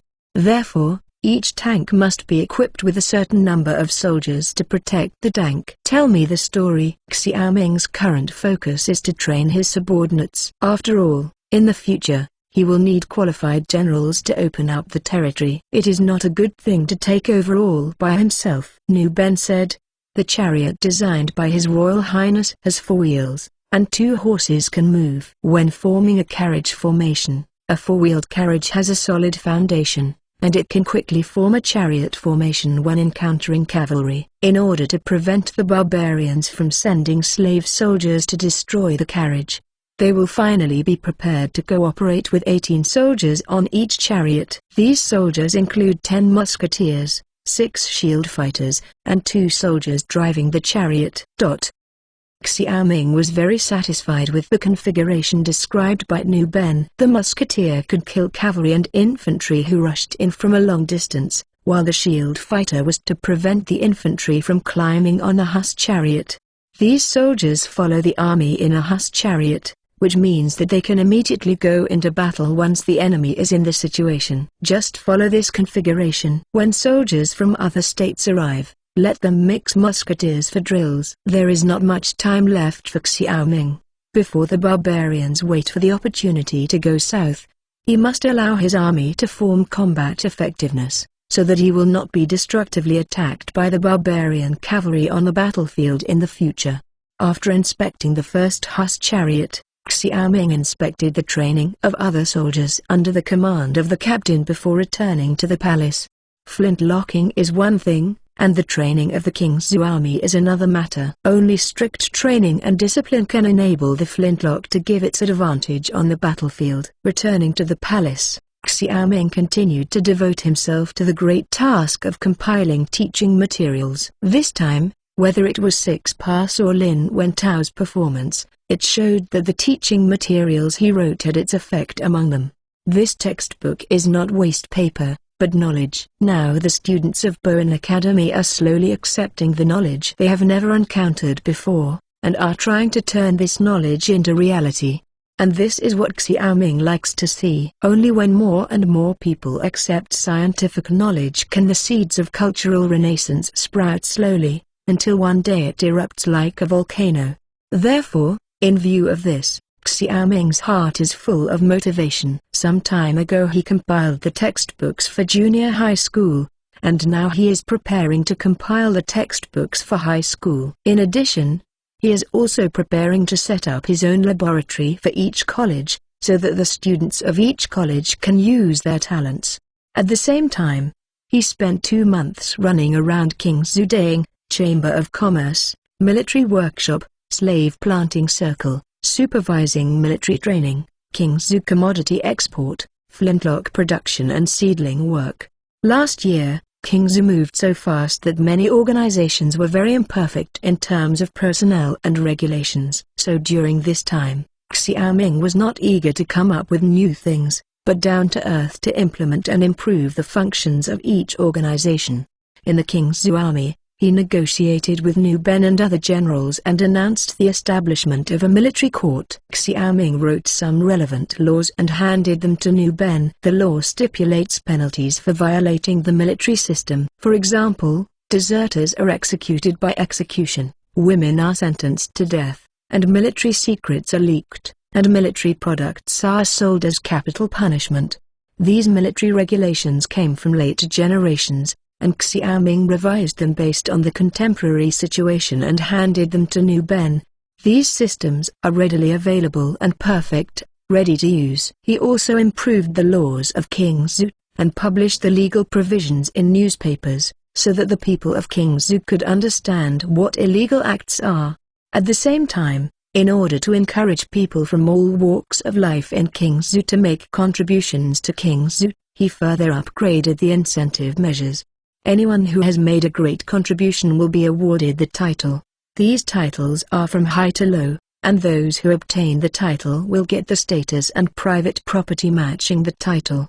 The county prince, county prince, county prince, county prince, county boss, county son, county man. Pang Yukan in the governor's mansion read out the titles listed by Xiaoming one by one, totaling 8. This system of knighthood comes from the Tang Dynasty, and there are actually princes and heirs, but these 2 titles are obviously too big, he can't afford it. Xiaoming can only take out the next 8 knighthoods. Pang Chengshi, what do you think of this king? Grant title to civilians? Pang Yukan could no longer be surprised. There are also titles in the Great Yu, but these titles are not royal family members, or belonging to the clan's clan, and these titles are generally rewards for meritorious officials when the country was founded. Now Xiaoming actually gave the title to anyone who can make a contribution to Qingzhou. Yes, but these titles are just honorary titles, and of course you can also get hereditary land, Xiaoming said with a smile. Pang Yukan was still in shock. He then asked, so what kind of merits should your highness get? What kind of title? Xiaoming had already prepared for this, and he handed Pang Yukan the corresponding merit requirements he had compiled. Opening the merit book, Pang Yukan looked at it seriously. Here, the division of farmers, industry, and commerce is very detailed. He didn't expect that officials would also be awarded titles if they made major contributions. In addition to craftsmen relying on technology, students relying on creative creation, and soldiers relying on military merit to obtain corresponding titles. Among them, only the baron can get 300 acres of Yong'ai land, which is equivalent to hereditary land. The titles above are gradually increasing after reading the merit book. Pang Yukun slowly said, His Royal Highness is indeed a maverick. In the past, this title was only given to those who made military merits. Now any contribution can be obtained. Noble titles, this will fiercely enforce the four classes of landmen, agriculture, industry, and commerce. There is no objection under these incentive measures. Xiaoming nodded. Since this is the case, the king asked the newspaper to publish the matter in the newspaper to download it tomorrow. Pang Yukun smiled and nodded slightly. If this were the case before, he would definitely oppose it, but it was just over the past year that Xiaoming proved that many of his strange policies were correct. Now he supports every policy proposed by Xiaoming, unless the policy is too outrageous. With Pang Yukun's affirmation, Xiaoming handed over the promotion of the title to the newspaper. In fact, this title is second to Xiaoming.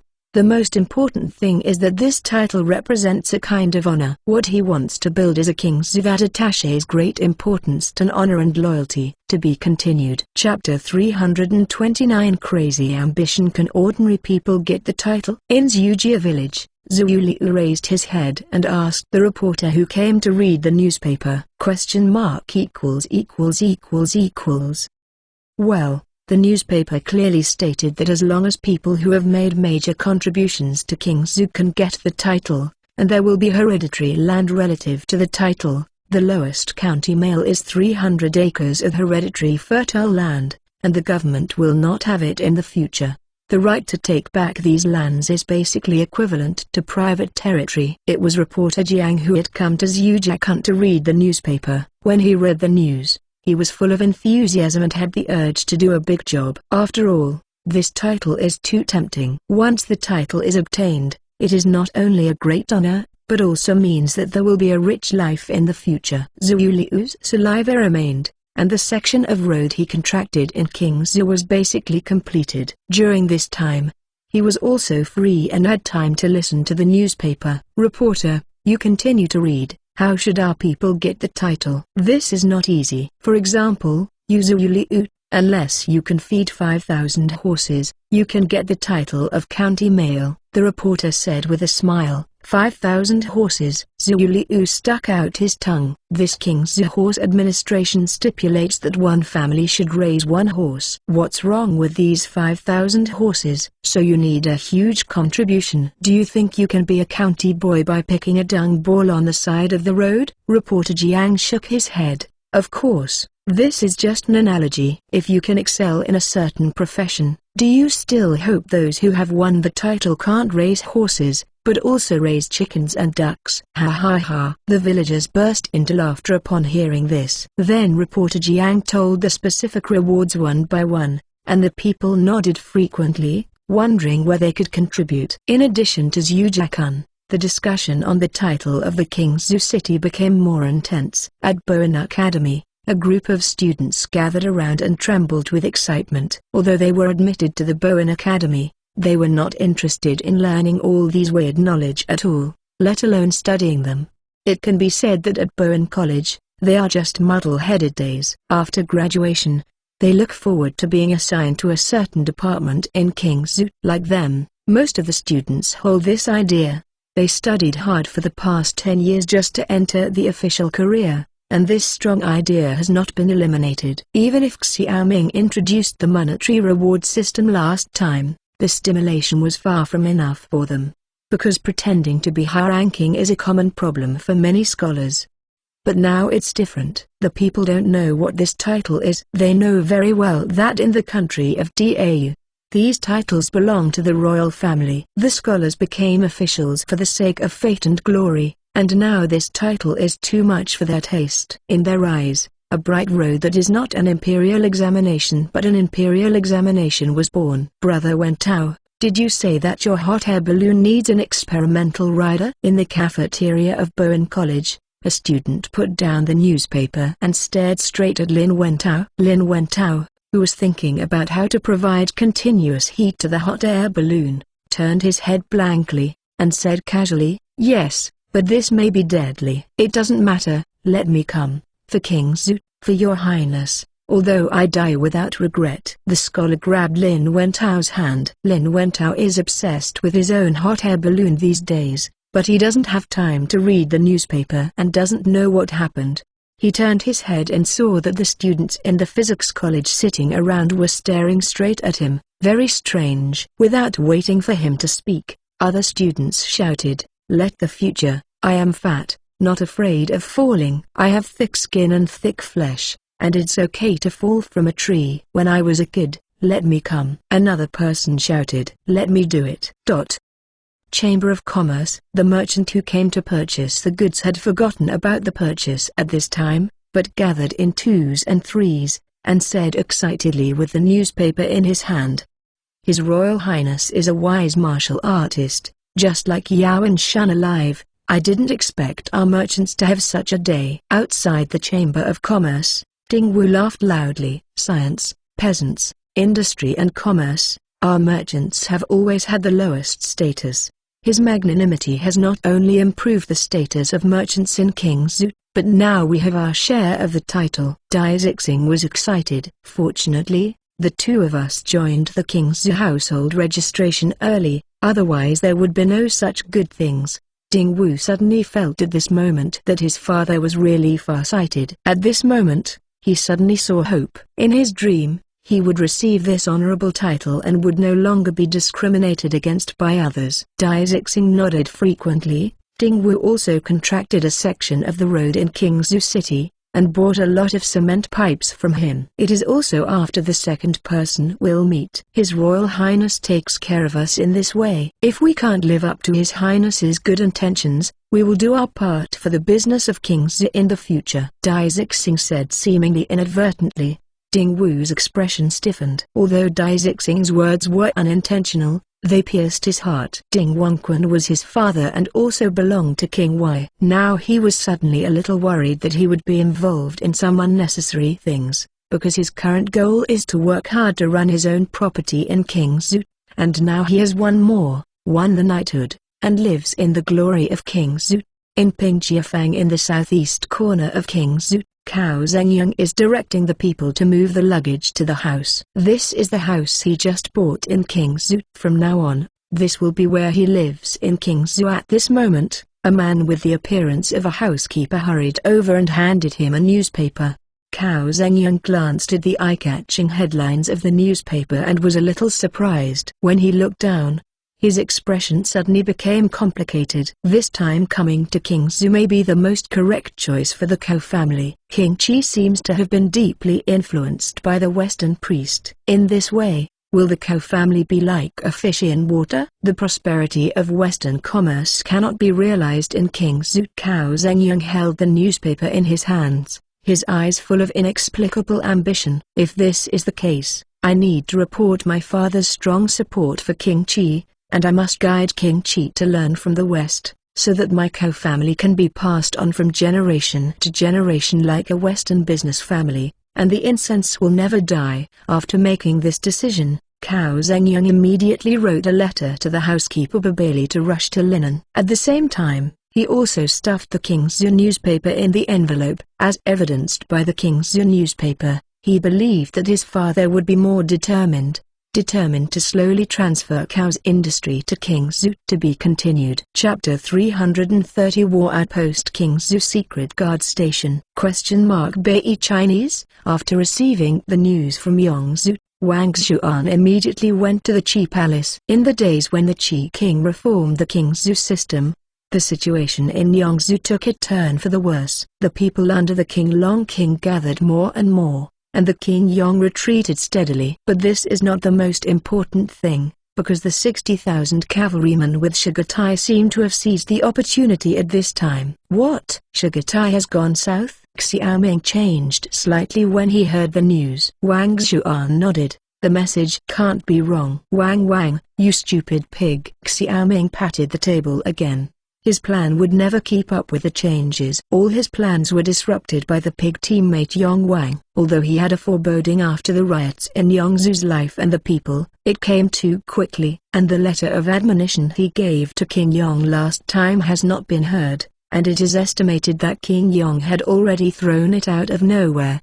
This King Yong has always been stubborn for his own use and refused to listen to others. Under this crisis, he still did not hit the south wall and did not look back. "What will your highness do?" Jizu is only 200 miles away from Yunzu. This time King Yong will use most of his troops to counter the rebellion. At this time, Jizu city must be empty. If it is taken by the barbarian, the door to the fief is like a barbarian opened. Xiaoming pondered for a while, and he said, "Never let the barbarians burn the flames of war to the fief of this king. You go and call Nu Ben and others." "Yes." Wang Xuan responded and turned and left. He has been busy with reforms for almost 2 months. It is now in late July. According to his plan, the northern expedition of the barbarians in October, and now that the barbarians go south, he has lost 3 months or preparation.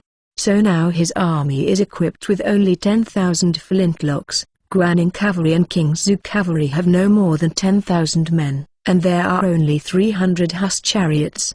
This is the result of his spending all his money on military spending. Wang Xuan quickly brought Nu Ben and other Kingzhou generals over. On the way, Wang Xuan told Nu Ben and others what he had received. "His Royal Highness, the whole army must now go to Yanzhou and support at any time according to the situation in Jizu. If the barbarian cavalry enters the fief, it will inevitably cause serious damage to the fief." Nu Ben said. After a pause, he went on to say, "But your highness needn't worry too much. Now that people in Jizu don't have any food to eat, it's like a solid wall and clear fields. Sugatai only dares to attack Yanzhou by taking Jizu city as a support. This King Yong is really faint. How is this fief governed?" Luf cursed. Xiaoming sighed, not afraid of opponents like wolves, but teammates like pigs. While everyone was discussing, Zixuan suddenly ran in and said to Xiaoming, "Your Royal Highness, the 800 miles from Chang'an is in a hurry." Xiaoming and Nu Ben looked at each other, and he immediately walked out with the generals, and a postmaster outside the door was waiting at the door holding a letter. Xiaoming took the letter from the postman and opened his eyes. He said to Nu Ben, "My father asked this king to send troops to help Yongwen fight the rebellion, and jointly resist the barbarian cavalry going south. Why didn't King Yong send a single soldier when we guarded Kangzhou? Now let us help King Yong. The emperor is too partial," Luf said dissatisfied. Nu Ben frowned. He was also dissatisfied with this matter and was wronged by King Qi. In that situation at that time, Xiaoming was the weakest among the many vassals, but the heavy task of resisting the barbarians was on his shoulders. It's just that he also understands that grievances are one thing at this time, but they can't just sit idly by. After all, if the barbarians capture Jizu, they will be the enemy. In this case, don't talk about it. This time, even if the emperor doesn't make a decision, we will go to Jizu. Now that the will comes, we can go to Jizu as a matter of course. Not to mention the imperial army and the army of the king of Wei have already moved to Jizu. Ming said. The army of the imperial army and the king of Wei have been drawn. Nu Ben and others heaved a sigh of relief. This time they are not fighting alone. It looks heavy on the surface, but Xiaoming has long been looking forward to bringing troops into Jizu. The Jizu upheaval was a crisis and an opportunity for him. In the Three Kingdoms period, Cao Cao has since conquered 300,000 Kingzhou troops and has since been on the rise. This shows the dividends this rich population brought to Cao Cao. These days, although Pang Yukun sent people to Jizu to guide the refugees into Kingzhou, the effect was minimal. After all, he traveled long distances and was unfamiliar with the place. Moreover, during disasters, human traffickers are often rampant and deceived. The victims cannot easily believe the people sent by Pang Yukun. But if the Kingzhou army enters Jizu, the effect will be different, and the victims will naturally believe the army's guidance. Xiaoming was watching on kings during this period. It mentioned that a qualified king mainly has the power of a lion, and the cunning of a fox can survive. In today's chaotic situation, he has to have a black belly, not to mention that he has to charge some fees for sending troops to Jizu. This time he will not return without regaining 340,000 victims from Jizu. Having decided to go to Jizu, Xiaoming ordered Nu Ben and others to take 10,000 cavalry, 2,000 crossbowmen, 3,000 spearmen, 5,000 shieldmen, 10,000 musketeers, and 300 huss chariots to Jizu. Leaving other states' troops to guard their respective states and counties, Pang Yukun also asked Pang Yukun to open up the private Yubao. Once the barbarians entered the fief, they would organize the people to hide in Yubao, minimizing losses. As in previous battles, the most terrible problem in going to Jizu this time is logistics. It is said that the soldiers have not moved the food and grass first. However, last year, Xiaoming ordered all states to store food for war preparations. The food stored in Yanzhou City should be enough to support his trip to Jizu this time. Therefore, reading www.yukanzu.com is more relaxed this time than in the past, but this time he went out of Yanzhou and the logistics was troublesome. Moreover, this time New Ben also brought 30 artillery to Jizu. Was carried by Marathi people along the way. Although the news was received in time, the war was not just a walk-and-go trip. Ammunition and weapons were prepared for 10 days before New Ben brought more than 20,000 people out to Yanzhou. In this battle, Xiaoming is not going to go to Jizu to follow up with him. Now everyone has to perform their duties. He is responsible for coordinating the fief. The soldiers are responsible for fighting, and the officials are responsible for assisting him. At the gate of King Zudang, the King's army was sent away, and Xiaoming was a little worried. King Zhu has only been exposed to firearms for 3 to 4 months. He can't guarantee his performance on the battlefield, so this time the firearms team only accounted for 1/3. But this step is for him to go out sooner or later, and he will be more able to sharpen the soldiers on the battlefield and gain practical combat experience.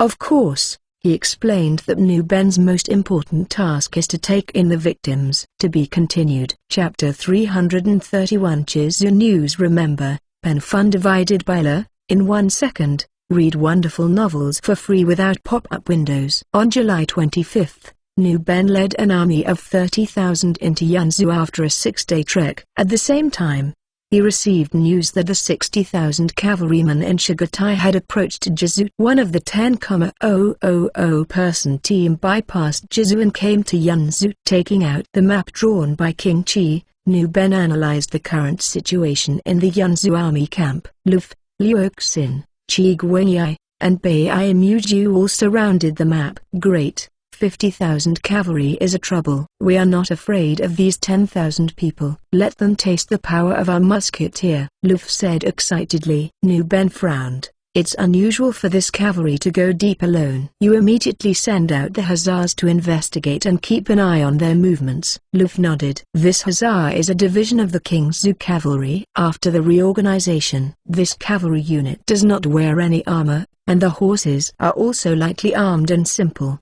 And the horses are also fast-running among the King's cavalry.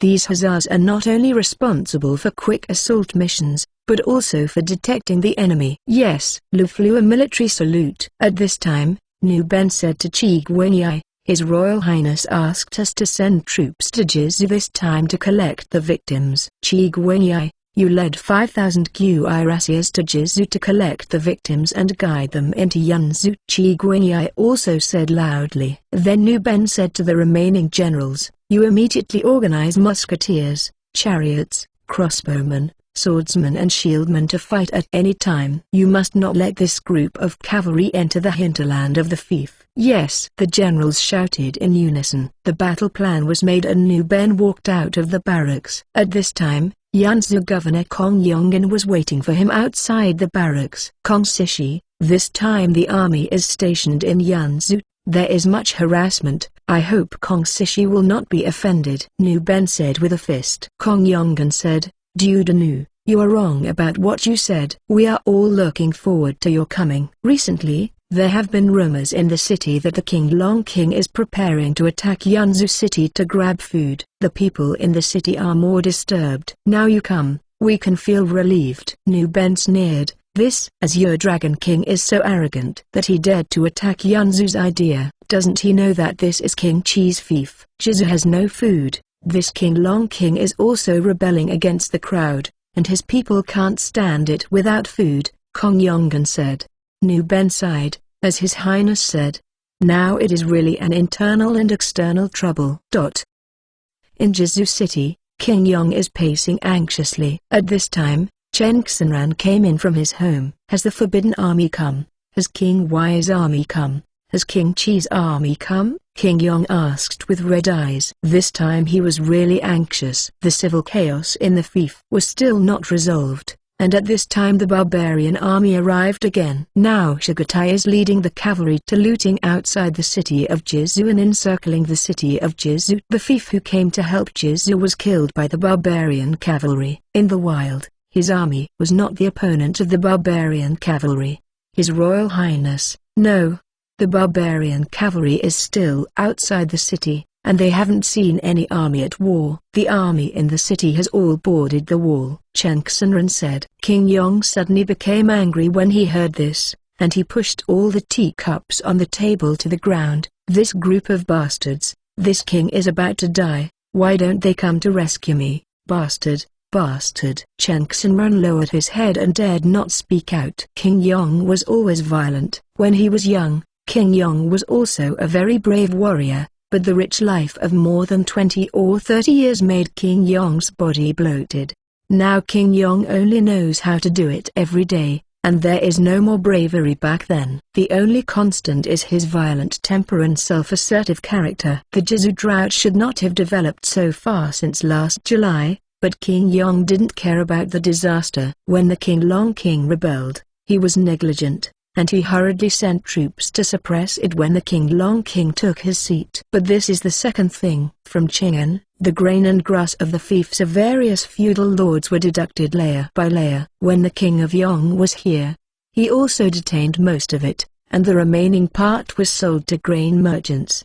These grains also include 100,000 stone grains from King Zhu. If this food is used for disaster relief, perhaps the civil chaos will not get worse. When King Chi sent a letter to persuade him, King Yong just glanced at the letter and burned it, leaving only the sentence Zuzi. With a sigh in his heart, Chen Xinran suddenly felt a trace of sadness. The Jizu civil rebellion, and the barbarian invasion at this time, I am afraid that Jizu city is not good enough this time. At this time, King Yong can see that the situation is critical, but their fate can no longer be controlled by them.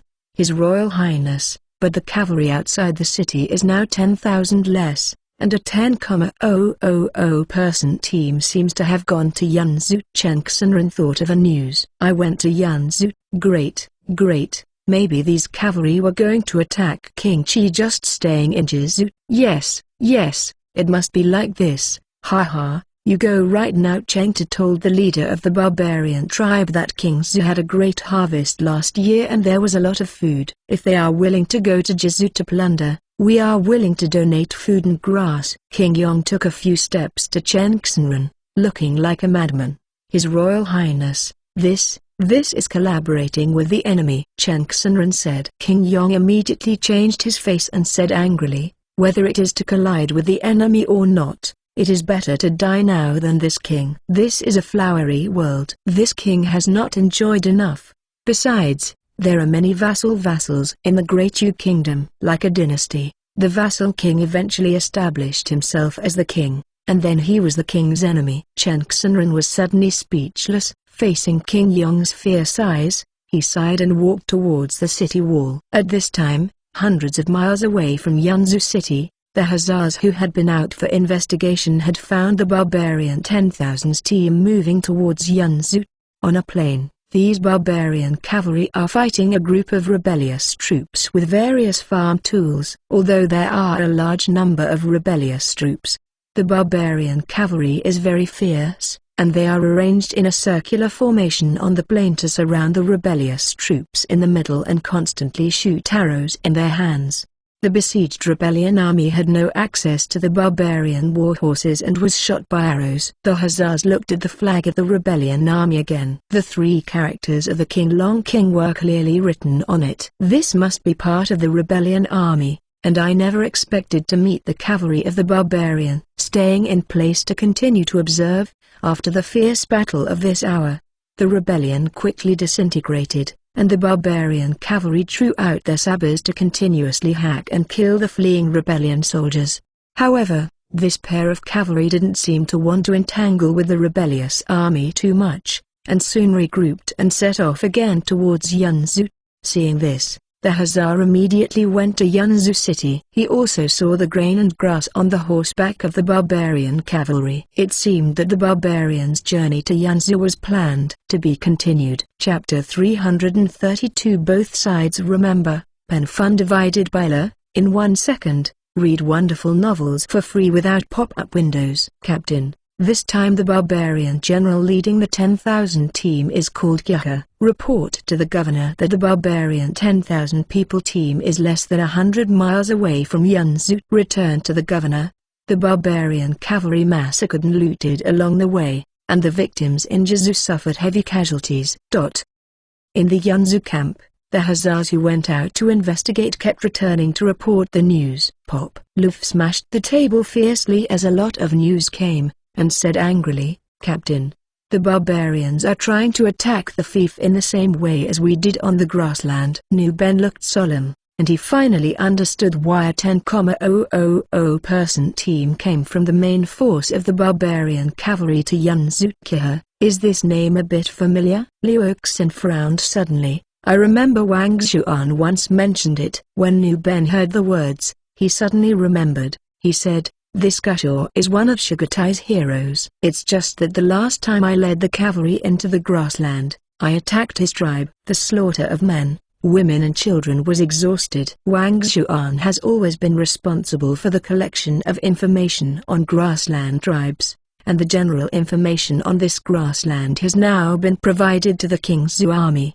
If this is the case, it will be even more dangerous, and Kua must madly retaliate against our people. Luff was worried. The other generals showed a worried look at the same time. Nu Ben pondered for a moment. He said, the barbarians have been collecting information in King's, and I must know that I led the troops to destroy his tribe, and Kyaha came with hatred. If you know that I led 10,000 infantry to help Jizu, you say he will not come to revenge? Kyaha's character is violent, not necessarily not, but it is too dangerous for the captain to do so, Luff said. It's not necessarily dangerous. Kyaha didn't know that the King's army was equipped with flintlocks. His Royal Highness said that he would take advantage of the unfamiliarity of the barbarians with flintlocks to make an unexpected attack. Therefore, we may not lose. Liu Oxin nodded. We found that Kyaha's 10,000 ton team has lost the opportunity. Maybe we can put a hollow square on the road that Kyaha must pass and set up a cover for Kua. Nu Ben nodded. He looked at the map and pointed to a place 30 miles away from Yunzu city and said, this place has been surveyed by Hussars. The road is very wide,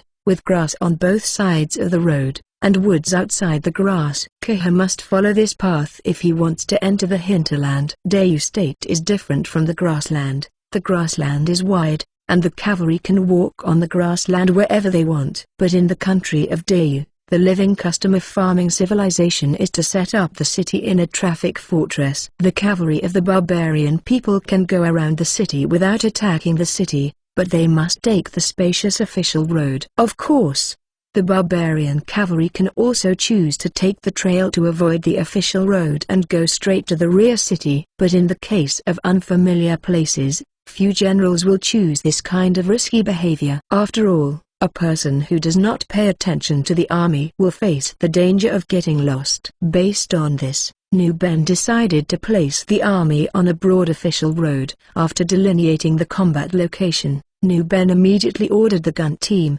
chariots, and artillery to go to the designated location to prepare for the battle.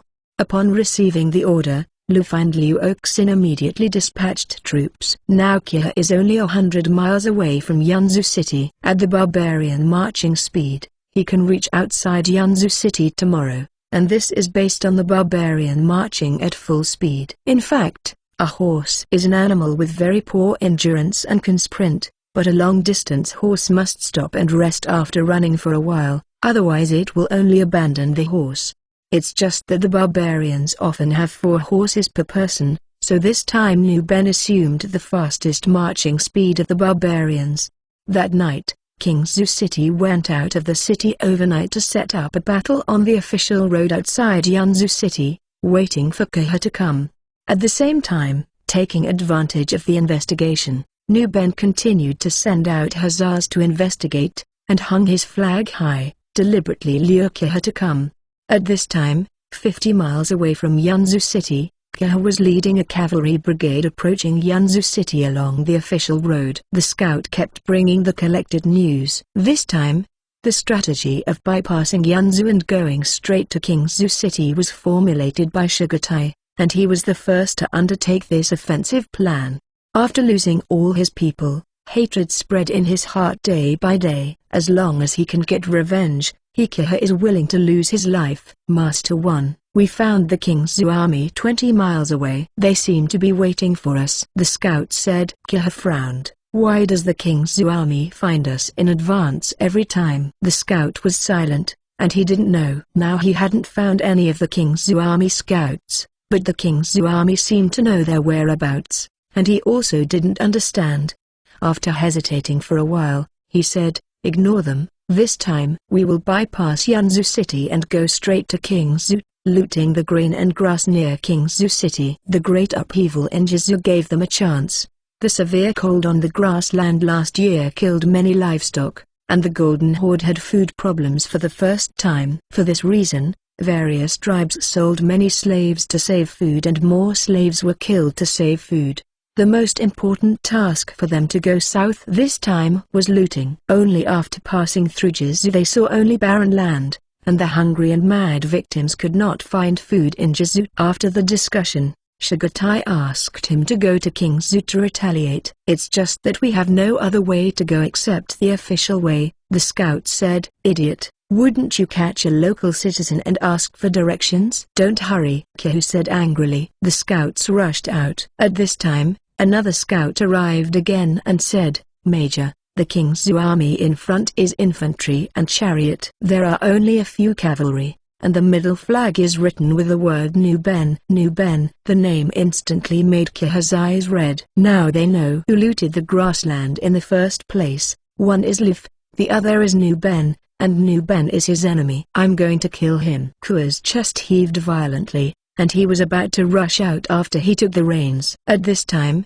a commander of thousands said, "Kya, this is probably a trap. We can't get caught in the tricks of the people of Dau." Kya gasped violently, and for a long time he calmed down his anger, calmed down and continued to wait for news from the scout. An hour later, the scout heard news that there was no one in the village outside Yunzu City, and all the people had fled. When Kya heard this, his heart was raging, and at this time another scout came to report that the Kingsu army in front of him had only more than 10,000 men. The consumption of food and forage for the marching day is very huge, and if the soldiers and horses are delayed here, they will be hungry. Knowing that the Kingsu army had only more than 10,000 people and that they were far away from the city and in the wild, Kya finally made up his mind. "Send scouts to find out if there is an ambush in the woods on both sides, and the rest will come with me." To be continued. Chapter 333 Sandwich Biscuits. Remember, pen fun divided by la, in 1 second. Read wonderful novels for free without pop-up windows. Nu Ben is waiting for Kya to come. When he learned that the barbarians were about to enter Yunzu, he ordered the evacuation of all the people outside the city. The people either fled into the mountains, or into the city, or into Ubao, without leaving any food at home. After the order was issued, he fully realized the role of the militia and the production team in the civilian population. These two organizations gave full play to their responsibilities and quickly and effectively cooperated with their work. After the people hid in Ubao, the militia also assembled and became another force against the barbarians. Therefore, he chose to meet the enemy here, and he was 90% sure that Kya would choose to take risks. Firstly, this time Sugatai is just the striker. The food must not be much. The long journey will inevitably consume 7 or 88. Secondly, Kua wants to kill him and then quickly. Thirdly, Kua must find one if he wants to avoid the official road. People who are familiar with the roads in Yunzu lead the way, but now he may not be easy to find. And the remaining 10%, even if Kushaw went down the trail, he would not be afraid. After all, since it is a trail, the road is naturally not as smooth as the official road, and there will be many mountains and forests and swamps around, and he can ambush at the vital point.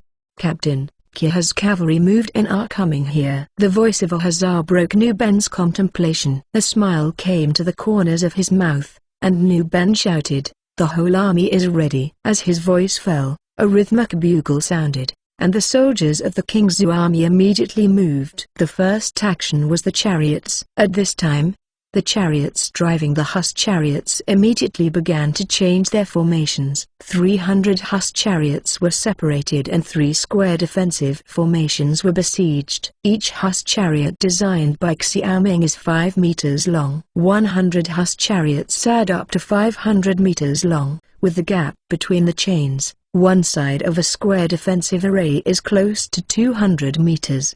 The 3 Hussite chariot formations are staggered, like a fret, and each box-shaped chariot is staggered, like the edges and corners of a European bastion, capable of exerting maximum firepower. The chariots driving the Huss chariot stopped and immediately jumped off and pulled up the chain at the rear of the Huss chariot. Each Huss chariot was connected to each other with chains. At the same time, the driver removed the bumper and harness of the Huss chariot, but the driver still tied the horse to the inside of the chariot barrier, and used it again when needed. These horses will be protected by riders and swordsmen.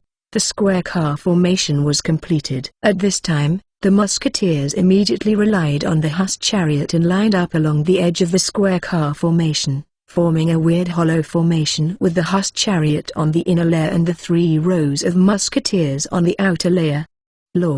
In the interior of the Hussein, the artillery protruded the muzzle of the artillery from the gap, and 1,000 cuirassiers lined up neatly in the car array, ready to attack at any time.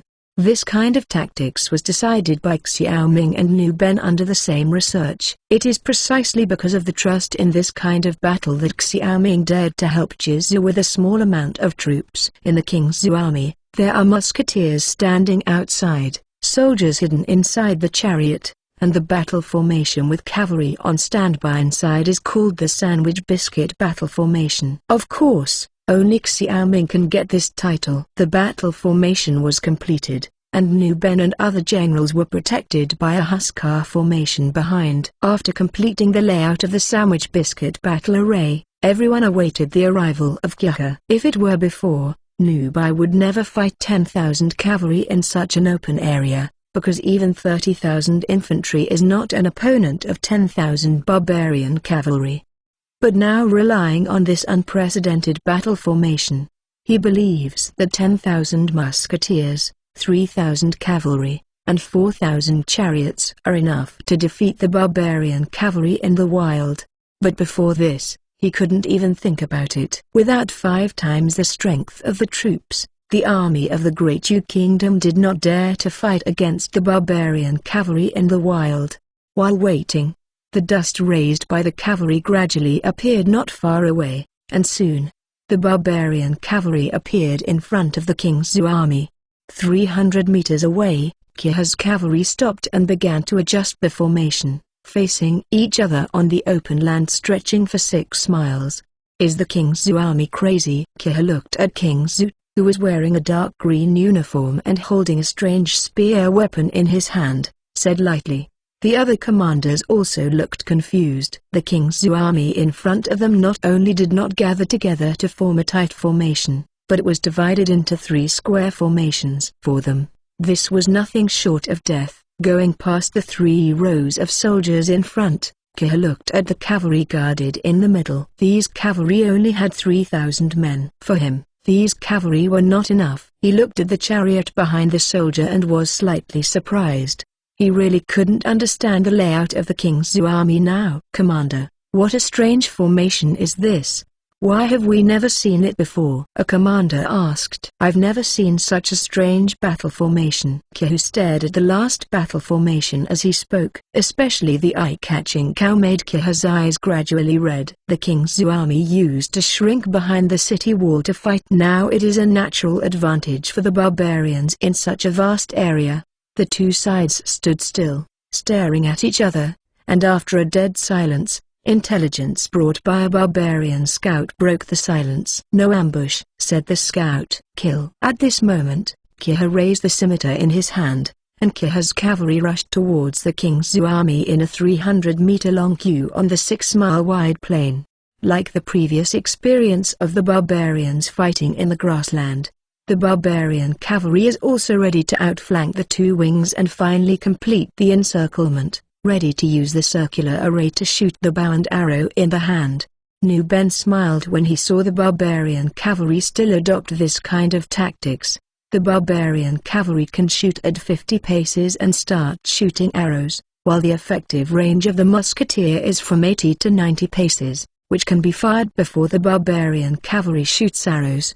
Because archers are very difficult to train, the infantry of the Great Yu country had no way to face the circular cavalry formation of the barbarian. They would only be disturbed by the barbarian's bow and arrow. At this time, the heavy cavalry of the barbarian would come out. Massacre. Looking at the approaching barbarian cavalry, the first row of soldiers raised their flintlocks. At this time, the barbarian cavalry overwhelmingly rushed toward the three carts on the plain like a black torrent. Just after the barbarian cavalry came into range, the captain on the side of the musketeer gave an order to fire. Boom! A row of white smoke emerged from the muzzle of the gunner in the first row. In the dense formation, the lead bullets pounced on the barbarian cavalry like raindrops. Within 80 steps, the huge target of the barbarian cavalry became the target of bullet attacks. Suddenly, the people turned their backs on their horses, and the barbarian cavalry in the front row fell neatly like cutting straw,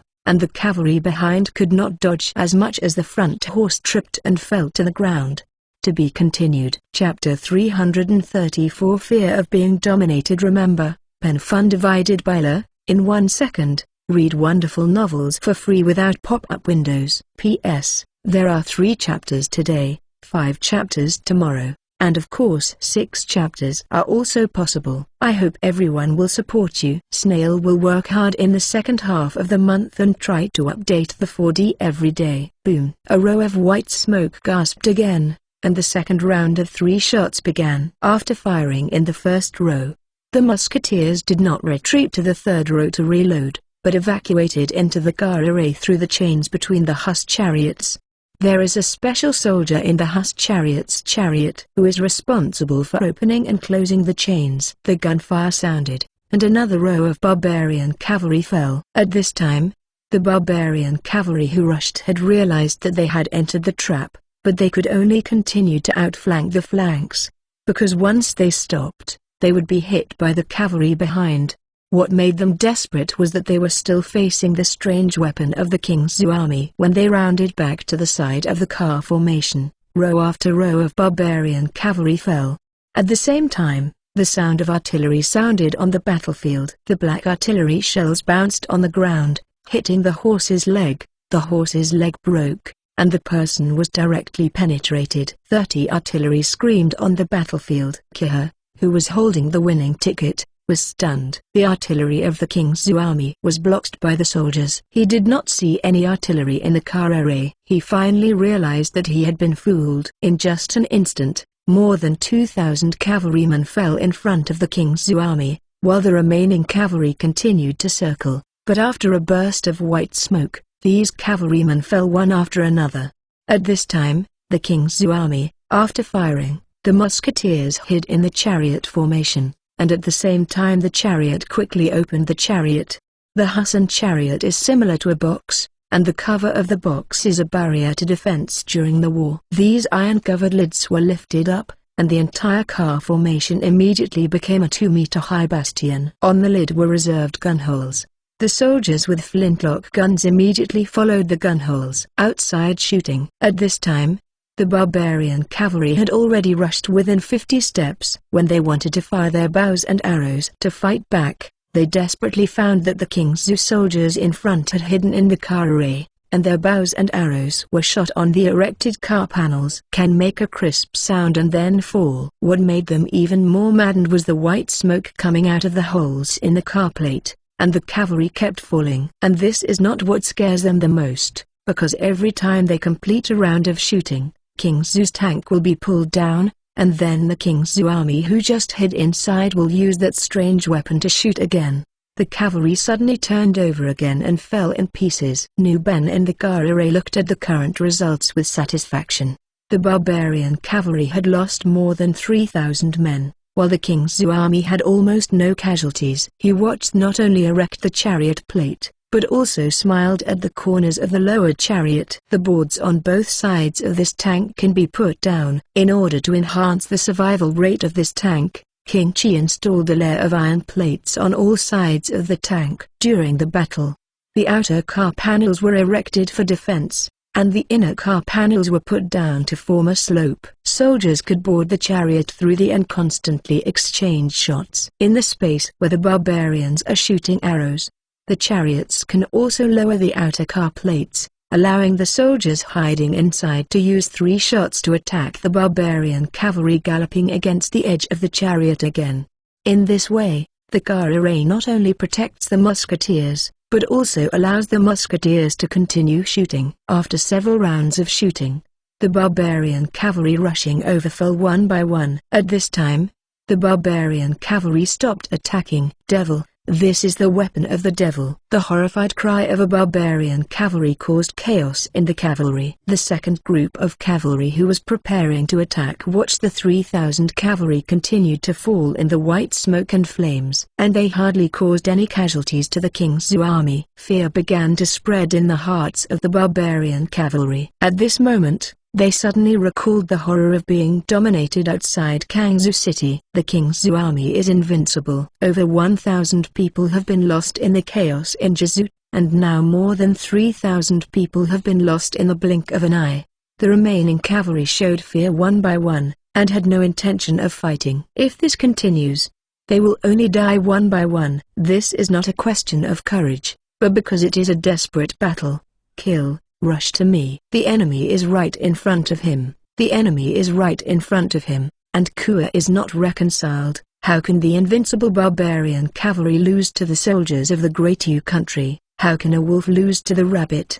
Under the hysterics, Kua roared, "Come on, retreat!" No one listened to his orders, and the cavalry refused to attack again. Because in their eyes, the king's army is now holding the weapons of the devil. These weapons will only bring them death. Chong, chong, chong me. Kua's eyes were red, and a soldier was killed when the scimitar in his hand fell. The screams continued to sound, but he did not execute his orders, and under his fury, the cavalry began to collapse. In the car formation, Nuben looked at Kua's cavalry with a telescope. After seeing Kua's actions, he immediately seized the opportunity. The barbarians have lost their intent to fight and let the cavalry attack. Nuben ordered. Lu ordered and immediately rectified the cavalry in the car formation. In order to dissolve the fighting spirit of the barbarian, Liu Oxen fired his artillery more happily, and shot one after another at the barbarian cavalry. The King's cavalry attacked. At this time, the chariots immediately opened the chain and opened several gaps in the chariot formation. The cavalry swarmed out from these gaps. Kill these barbarian and rush Lao Tzu. 1,000 cuirassiers rushed out of the car formation and quickly became a neat and tight formation during the run. Lu raised the saber in his hand, and the horse rushed towards the barbarian cavalry at the fastest speed. Kua had traveled a long distance and was already exhausted. When King Zhu used a flintlock rifle to attack him unexpectedly, the soldiers had been frightened. At this time, facing the charge of 3,000 uniformed cavalry, the barbarian cavalry finally collapsed completely and fled along the official road. In panic, the formation of the barbarian cavalry was in chaos, and the horses were crowded with each other and could not escape in time, and the distance of 300 meters came in an instant with the full force of the horse. Only at a distance of 100 meters, the cuirassiers picked up the pulley crossbow from the side of the horse's back one after another. Because it was too hasty, the cuirassiers were not equipped with guns at all, so they could only temporarily pick up the pulley crossbow. On both sides of the horse are 2 winding crossbows with pulleys. When they reached the range, the cuirassiers immediately released their arrows, and the powerful crossbow arrows flew to the panicked barbarian cavalry, causing a miserable cry. Then Luffy picked up another pulley crossbow and fired another arrow 50 meters away. Dropping the pulley crossbow, Luffy raised his saber again. 2 rounds of shooting caused heavy losses to the crowded barbarian cavalry, and the barbarian cavalry became a mess. At this moment, the cuirassiers holding their sabers came, and under the golden sunlight, the sabers shone with the cold texture of metal. Luffy's saber swung down, and the head of the barbarian cavalry rose into the sky, followed by splashing blood. At this moment, 3,000 King's cavalrymen plunged into the barbarian array like sharp swords, screaming through the clouds, and King's cavalry reaping lives like death's sickle. At this time, the barbarian cavalry was just trying to escape. At this moment, the King's cavalry turned into a hungry wolf, while the barbarian cavalry was just a panicked rabbit. To be continued. Chapter 335. Go ahead. Go ahead. Remember, pen fun divided by la, in 1 second. Read wonderful novels for free without pop-up windows.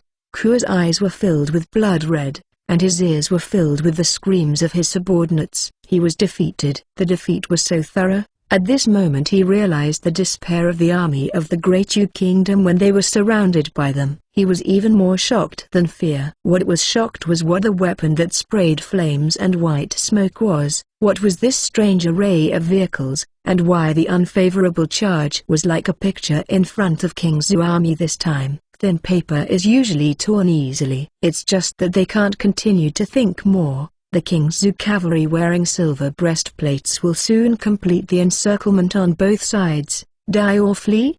At this moment, he chose to escape. When a jackal faces death, fear will follow. Like other cavalry, Kua chose to flee. He raised the scimitar in his hand, and any soldier who prevented him from fleeing was beheaded by him. Luffy quickly noticed Kua, who was constantly waving the scimitar in the cavalry team, trying to rush out. His eyes narrowed dangerously. He recalled the tragedy outside the city of King Zhu 3 years ago. When he led the soldiers to Kangzhou, the corpses of the people were all along the road. The soldiers of the barbarian tribe didn't even let go of the babies. On the spears erected on the roadside, every few steps away, the baby will be pierced and hung on the top of a spear. This scene made him mad with anger. Where the barbarians went, it was like an on earth. In their eyes, the people of Dayu Kingdom were not humans at all, but livestock that were more humble than cattle and sheep. So they slaughtered the people of Dayu, and they didn't show any mercy. He still remembered the craziest barbarian cavalry who even captured the people of Dayu and cooked it when food was scarce. For Luffy, these barbarians were not humans at all, but a group of beasts from the north. They are as cunning as foxes and as vicious as vipers. In their world there is no morality, only cruelty and slavery. At this moment, he suddenly remembered what King Chi had said. Once the barbarians enter the Central Plains, the Han people will be reduced to prisoners under the ranks, and will be reduced to lowly slaves forever, and the extensive civilization of the Central Plains will also be stagnated. This kind of fault is like the Great Han Kingdom before the Dai Kingdom 500 years ago. It was at that time that the people of the steppes entered the Central Plains and caused endless disasters to the Han civilization. Kill. Raising the saber in his hand, Luffy and his cavalry rushed directly to Kiha's location. What he sees is the anger of a nation in the face of invasion by foreign nations, a flame of revenge for its dead compatriots. He had been desperate before, because the corruption and incompetence of the Great Yu country would no longer be able to protect his people, but now this despair is replaced by a kind of hope. For King Chi, for our hometown, for the parents behind us. Kill. Luffy shouted hoarsely. Kill. The aggressive voices of the soldiers penetrated the battlefield. In the eyes of the barbarian cavalry, a group of murderous King Zhu cavalry rushed towards them like lightning. Then the picture in their eyes just stayed on the saber raised by the King Zhu soldiers. The King Zhu cavalry circling on both sides rushed to the barbarian cavalry, squeezed together at the moment they completed the encirclement. The killing sounded everywhere, and the King Zhu soldiers raised their sabers angrily. At this time, the barbarian cavalry was crowded and crushed against each other, panicking and unable to organize effective resistance. The battle was doomed from the moment the cavalry broke. Luffy rushed into the barbarian cavalry first, waving his saber from side to side, and suddenly screamed. The barbarians saw such a wicked figure rushing from the left to the right to kill, and they were even more confused. Moreover, now they are close to each other, they don't have much advantage, and they are quickly separated by the King Zhou cavalry. Killing 10 barbarian cavalry in a row, Qiu appeared in front of Luf. Dog thief, your grandpa Luf is here too. After that, Ruf reined his horse to rush over. Seeing that he was surrounded by the King Zhou cavalry, Xiao was also guilty of evil, urging the horse to rush towards Luf. The scimitar in his hand and Luf's saber hit each other in the air. Sparks shot in all directions. Kua is both a titan in the Blood Wolf tribe, and the two have a tie this round. Turning the horse's head, the two fight together again. On the other side of the official road, Nu Ben is watching the battle. At this time, the barbarians were in chaos. Most of the barbarian cavalry had been defeated and fled, and the rest had been surrounded by the cavalry regiment led by Luf. At this moment he waved his hand, and suddenly an agitated charge rang. The musketeer who heard the trumpet immediately leaned forward and rushed towards the barbarian cavalry with his bayonet. Kill! The roar came from the mouth of the musketeers, and the King Zhou army soldiers rushed to the barbarian cavalry overwhelmingly. Seeing this, the barbarian cavalry disintegrated faster, and more barbarian cavalry lost their intent to fight and fled on horseback. The musketeers with bayonets arrived in no time, and at this time they regrouped into battle formation, and the bayonet leaned out. The intensive bayonet attack. The barbarian cavalry on the war horse was directly stabbed into a hornet's nest. The barbarian cavalry fell in rows.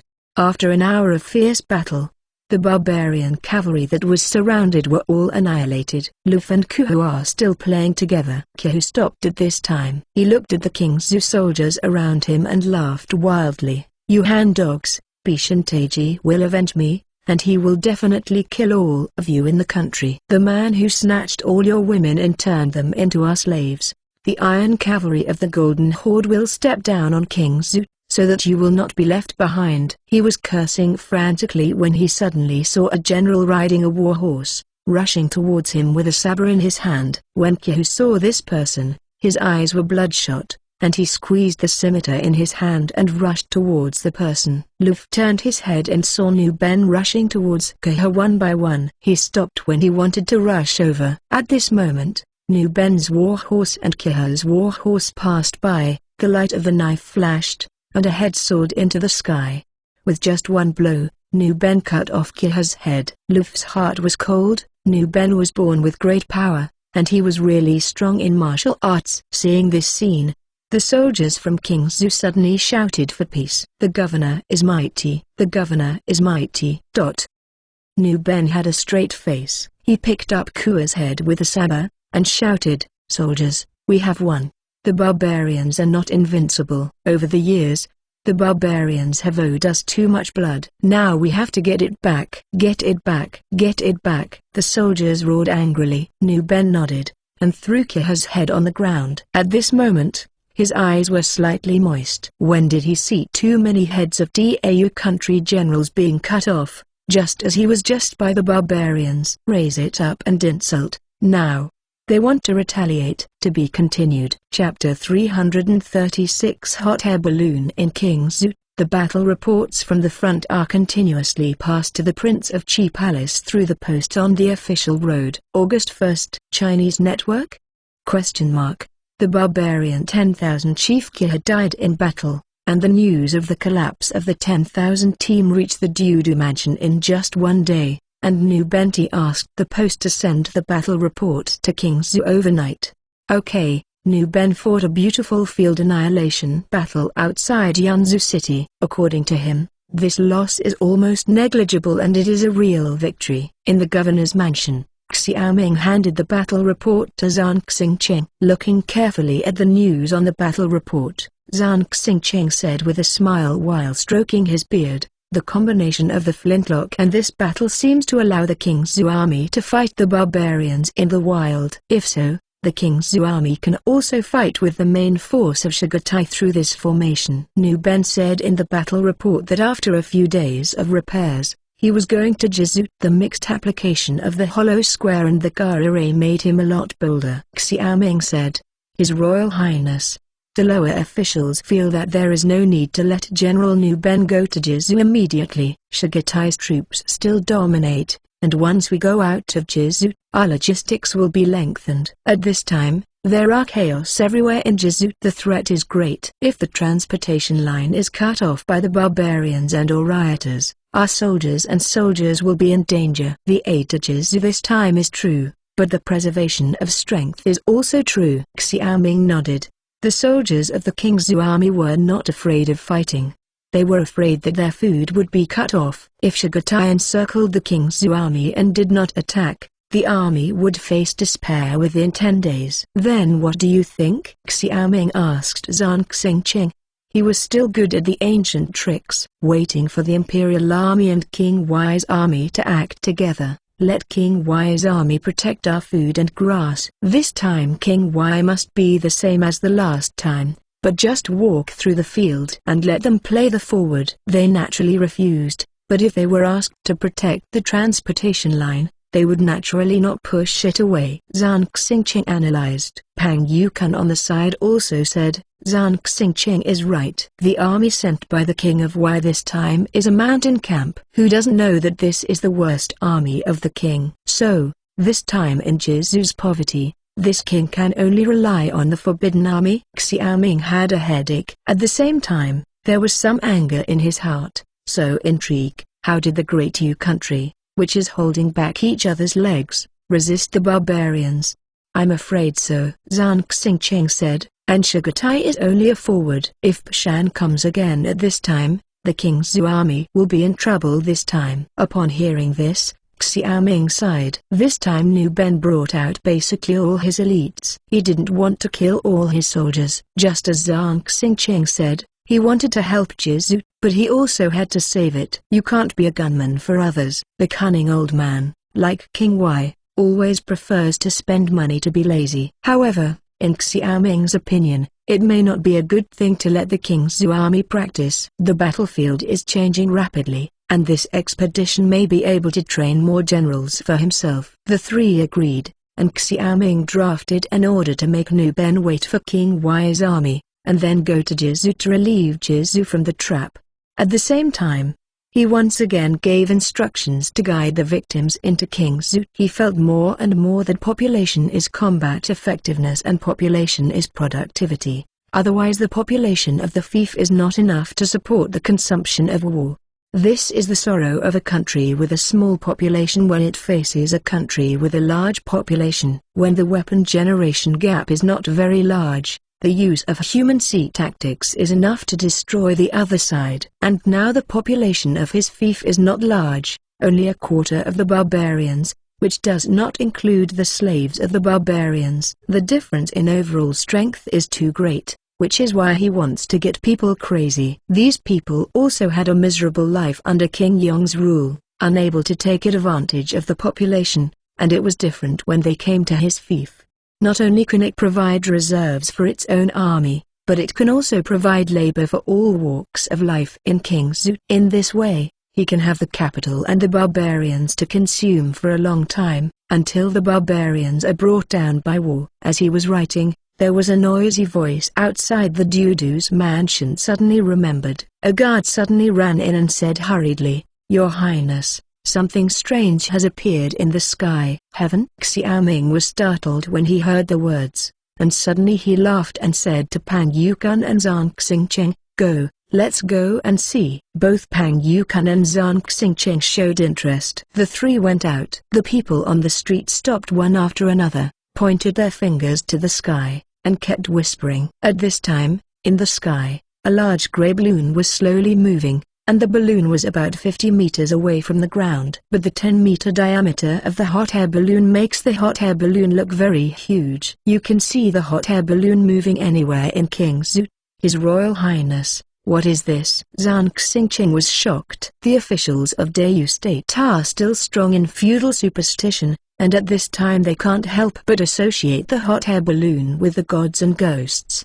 I saw Pang Yukan and Zhang Xingqing pale, and some people on the street even prayed with their hands clasped together in the sky. What are you nervous about? This is a hot air balloon, something a student of Bowen College created," Xiaoming explained. At the same time, he looked up at the hot air balloon in the sky, and saw that there was no one on the hot air balloon, only a brazier was burning, and the rope tied to the hot air balloon was still hanging down. What he realized might be that the hot air balloon broke off the rope and flew away by itself during the experiment. Sure enough, his idea came true, and Lin Wentao soon appeared on the street. He ran and jumped trying to grab the rope on the hot air balloon. The students from the School of Physics followed Lin Wentao, yelling, "Come down, come down. This idiot will kill someone." Xiaoming was extremely depressed. During this time, he learned about Lin Wentao's hot air balloon. The hot air balloon fuel used by Lin Wentao is tung oil. Tung oil can not only paint wood to prevent corrosion, but it is also a fuel for oil lamps. In many modern rural areas, there are still many people who use tung oil lamps. After studying the original hot air balloon in the textbook, Lin Wentao apparently modified the hot air balloon. After all, the most primitive hot air balloons use straw and other burning materials to heat the gas in the hot air balloon. The floating time of this kind of hot air balloon in the air is only about 20 minutes, and the flying distance is only about 20 miles. Now Lin Wentao uses the method of heating tung oil under a hot air balloon to make the hot air balloon fly farther. However, the burning value of tung oil is not as good as the later propane gas. Therefore, the tung oil he adds can make the hot air balloon's voyage about 5 times. No way, when natural gas and propane are not produced, the limitation of hot air balloons is here. To be continued. Chapter 337 Shortcomings. Hot air balloons are still floating over King's 8:1. Chinese network equals. Lin Wentao and others were chasing after them. When they were panting for breath, suddenly there was the sound of horseshoes. "Come up." Xiaoming rode up to Lin Wentao. Lin Wentao was stunned, suddenly at a loss. "What are you doing? If the hot air balloon disappears, I won't make another one for you." Xiaoming glared at him and said. Lin Wentao immediately got anxious when he heard the words, and immediately climbed onto Zhao Long's horse. Looking at the hot air balloon, Xiaoming led Lin Wentao and chased them out, followed by Zhao Long and Zhao Hu. The hot air balloon flew westward, and the rope under the hot air balloon dropped down. Xiaoming felt fortunate that at least this time Lin Wentao made the rope longer. Maybe this guy flew the hot air balloon like a kite. Following the hot air balloon, everyone quickly chased out of the city, and the hot air balloon flew lower and lower outside King's. Immediately Lin Wentao and Xiaoming said that there was only a small amount of tung oil on the hot air balloon. They just heated it underneath, and they flew away without thinking about the hot air balloon. Seeing the hot air balloon flying lower and lower, Xiaoming immediately breathed a sigh of relief. If tung oil is added to this, I don't know where the hot air balloon will fly. Moreover, this hot air balloon falling from the sky can easily hurt people. Now that the land outside the city has landed, Xiaoming breathed a sigh of relief. His Royal Highness caught it. The hot air balloon could no longer fly, so Lin Wentao jumped off his horse and ran over to the hot air balloon. Xiaoming nodded. "Now you know how hot air balloons fly." Lin Wentao nodded solemnly. "This hot air balloon flies according to the direction of the wind. If we take a hot air balloon, we can only follow the direction of the wind." "Well, it's good to understand this. Although you have created a hot air balloon, it is still the most basic hot air balloon. The real practical hot air balloon needs to continue to explore. I hope that one day you can put the hot air balloon into actual use." What Xiaoming said was basically an approval of Lin Wentao, and now the hot air balloon is only the first step. He continued, "Now that hot air balloons can fly is only the most basic. The next question you want to study is how to let people ride in a hot air balloon and find different wind directions in the sky to control the hot air balloon flight. The direction of the wind is different at different heights in the air. Hot air balloons can only fly according to the direction of the wind, and the degree and wind are the same. This knowledge is contained in the textbook written by Xiaoming." Lin Wentao nodded. He also knew that he had only achieved the first step. He said, "His Royal Highness, after a while, I will take a hot air balloon to the sky and circle King's city." Ha ha ha, this king is looking forward to such a day, So this hot air balloon is a scene in King Zhu. Xiaoming laughed. For Xiaoming, he very much hopes that the hot air balloon can serve as a bomber, but unfortunately it is not possible with the current level of hot air balloons. The current hot air balloons are not hydrogen balloons, their flying height is not high, and their flexibility is too poor. Because it is driven by the wind, it is impossible for a hot air balloon to hover in a certain place and can only follow the wind hard. If you really throw something down, unless there is a suitable wind direction to blow the hot air balloon into the enemy's camp. Secondly, you have to throw it accurately. After all, once the place is over, the hot air balloon may need a long distance to find the right wind direction back, not to mention that there are not many people in a hot air balloon. Therefore, compared to the extremely inefficient sneak attack on the enemy, Xiaoming still focused on high-altitude reconnaissance, tourism in Kingzhou City, and another one is advertising. Imagine how many people would attract the attention of a large advertisement on a hot air balloon. Xiaoming can already think of businessmen competing to put advertisements on hot air balloons. The last function of the hot air balloon is to deliver news and rescue key people when the city is under siege. Of course, he doesn't want to use this method one day. In any case, he appreciated Lin Wentao's courage to try hot air balloons. Just wait for the flight to take some time.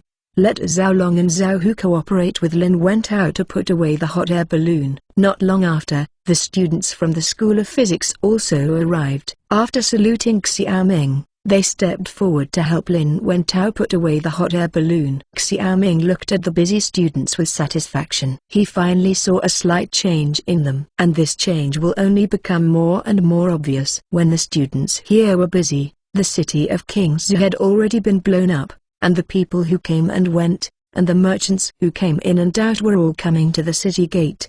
There were more and more people around the hot air balloon, and soon the area where the hot air balloon landed was surrounded. Each face was full of curiosity. Looking at the crowd's onlookers, Xiaoming's heart moved. Perhaps he could use this hot air balloon time to popularize scientific knowledge among the people, and this would also enlighten the people's wisdom.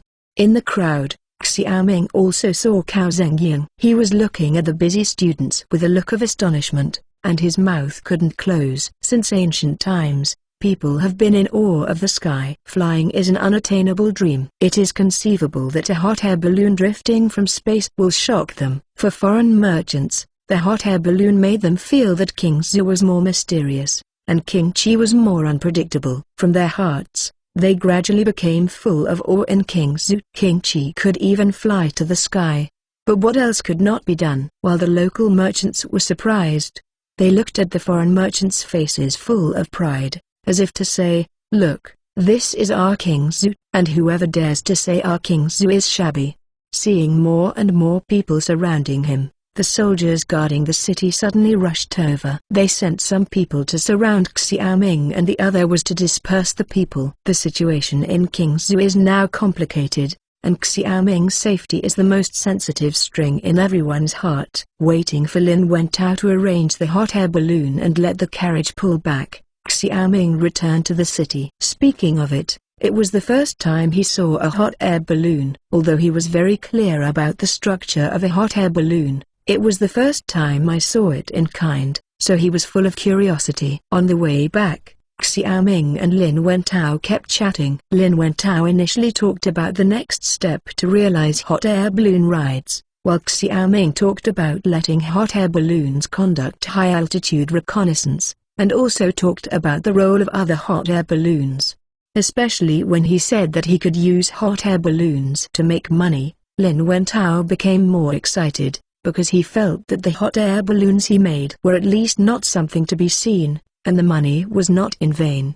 And Xiaoming also promised him that if the hot air balloon can bring income, he will invest the money in Bowen Academy. To be continued. Chapter 338 Widely Advertising. Remember, pen fun divided by la, in 1 second. Read wonderful novels for free without pop-up windows. After the hot air balloon floated over Kingzhou City, there was a lively discussion about what it was. However, the next day's newspaper completely let the people understand what this is, and the term hot air balloon has become a popular and fashionable term in Kingzhou.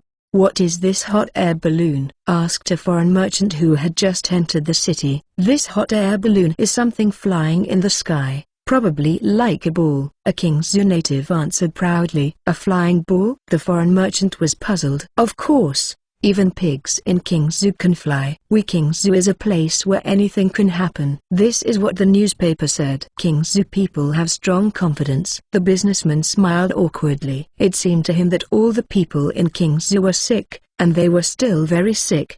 He has heard people discuss this question many times along the way, but everyone's answers are different, which makes him more confused. When he was puzzled, a crowd of people suddenly exclaimed, and at the same time they looked up to the sky. He followed and looked over, his jaw dropped in shock. "I saw a huge sphere slowly floating in the sky. A huge banner was pasted on the hot air balloon, and 3 vertical banners were also hung on the hanging basket below. Banner letter: Kingsu Chamber of Commerce sells mirrors, perfumes, drunk Kingsu liquor. If you want to buy it as soon as possible. Chamber of Commerce address." The huge hot air balloon did not fly high and was very conspicuous. When they saw the hot air balloon, they also saw the advertisement on the hot air balloon. The foreign merchants were all stunned. He came here admiringly. "Is this the Kingsu where merchants are flocking? It really is an extraordinary place." The people in Kingsu were also shocked. They didn't expect hot air balloons to be used in this way. Those merchants who were already living in Kingsu were all human beings, and they instantly understood what was happening. In the next few days, the people of Kingsu gradually became familiar with the hot air balloon floating in the sky. Every time a hot air balloon floats by, even the children in the city will follow the hot air balloon and run very cheerfully. At the same time, the various eyeliners in Kingsu City also spread the anecdote of hot air balloons back, and at the same time collected information about all aspects of hot air balloons.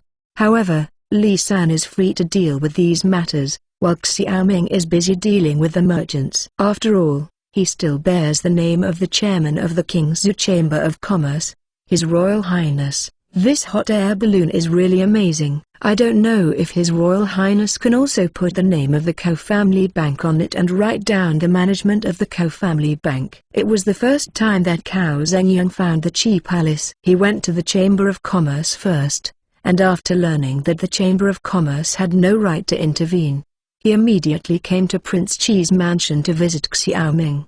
Li Kaiyuan didn't understand the advertisement, so Xiaoming naturally gave it to him. The advertisement on the hot air balloon was naturally done by Xiaoming instructing Lin Wentao. In the era of information obscuration, it is very difficult to promote one's own shops, especially when many merchants open their workshops outside Kingsu City. After Xiaoming changed his soap technology, there were no less than 50 soap shops outside Kingsu City. Everyone in these 50 companies wants to sell more of their soaps, and then the effect of advertising will be important. Whoever seizes the opportunity will gain the initiative and will get more profits. This Xiaoming naturally wanted to raise the price during business talks. He hesitated and said, "A hot air balloon flight costs a lot." This Cao Zhengyang had already prepared in his heart. He said, "His Royal Highness, even if you say straight, Cao will naturally not let His Highness spend money." In that case, the king said that the thing hanging on this hot air balloon is called an advertisement. As the name suggests, now that you need this advertisement, the cost of this advertisement is also very different.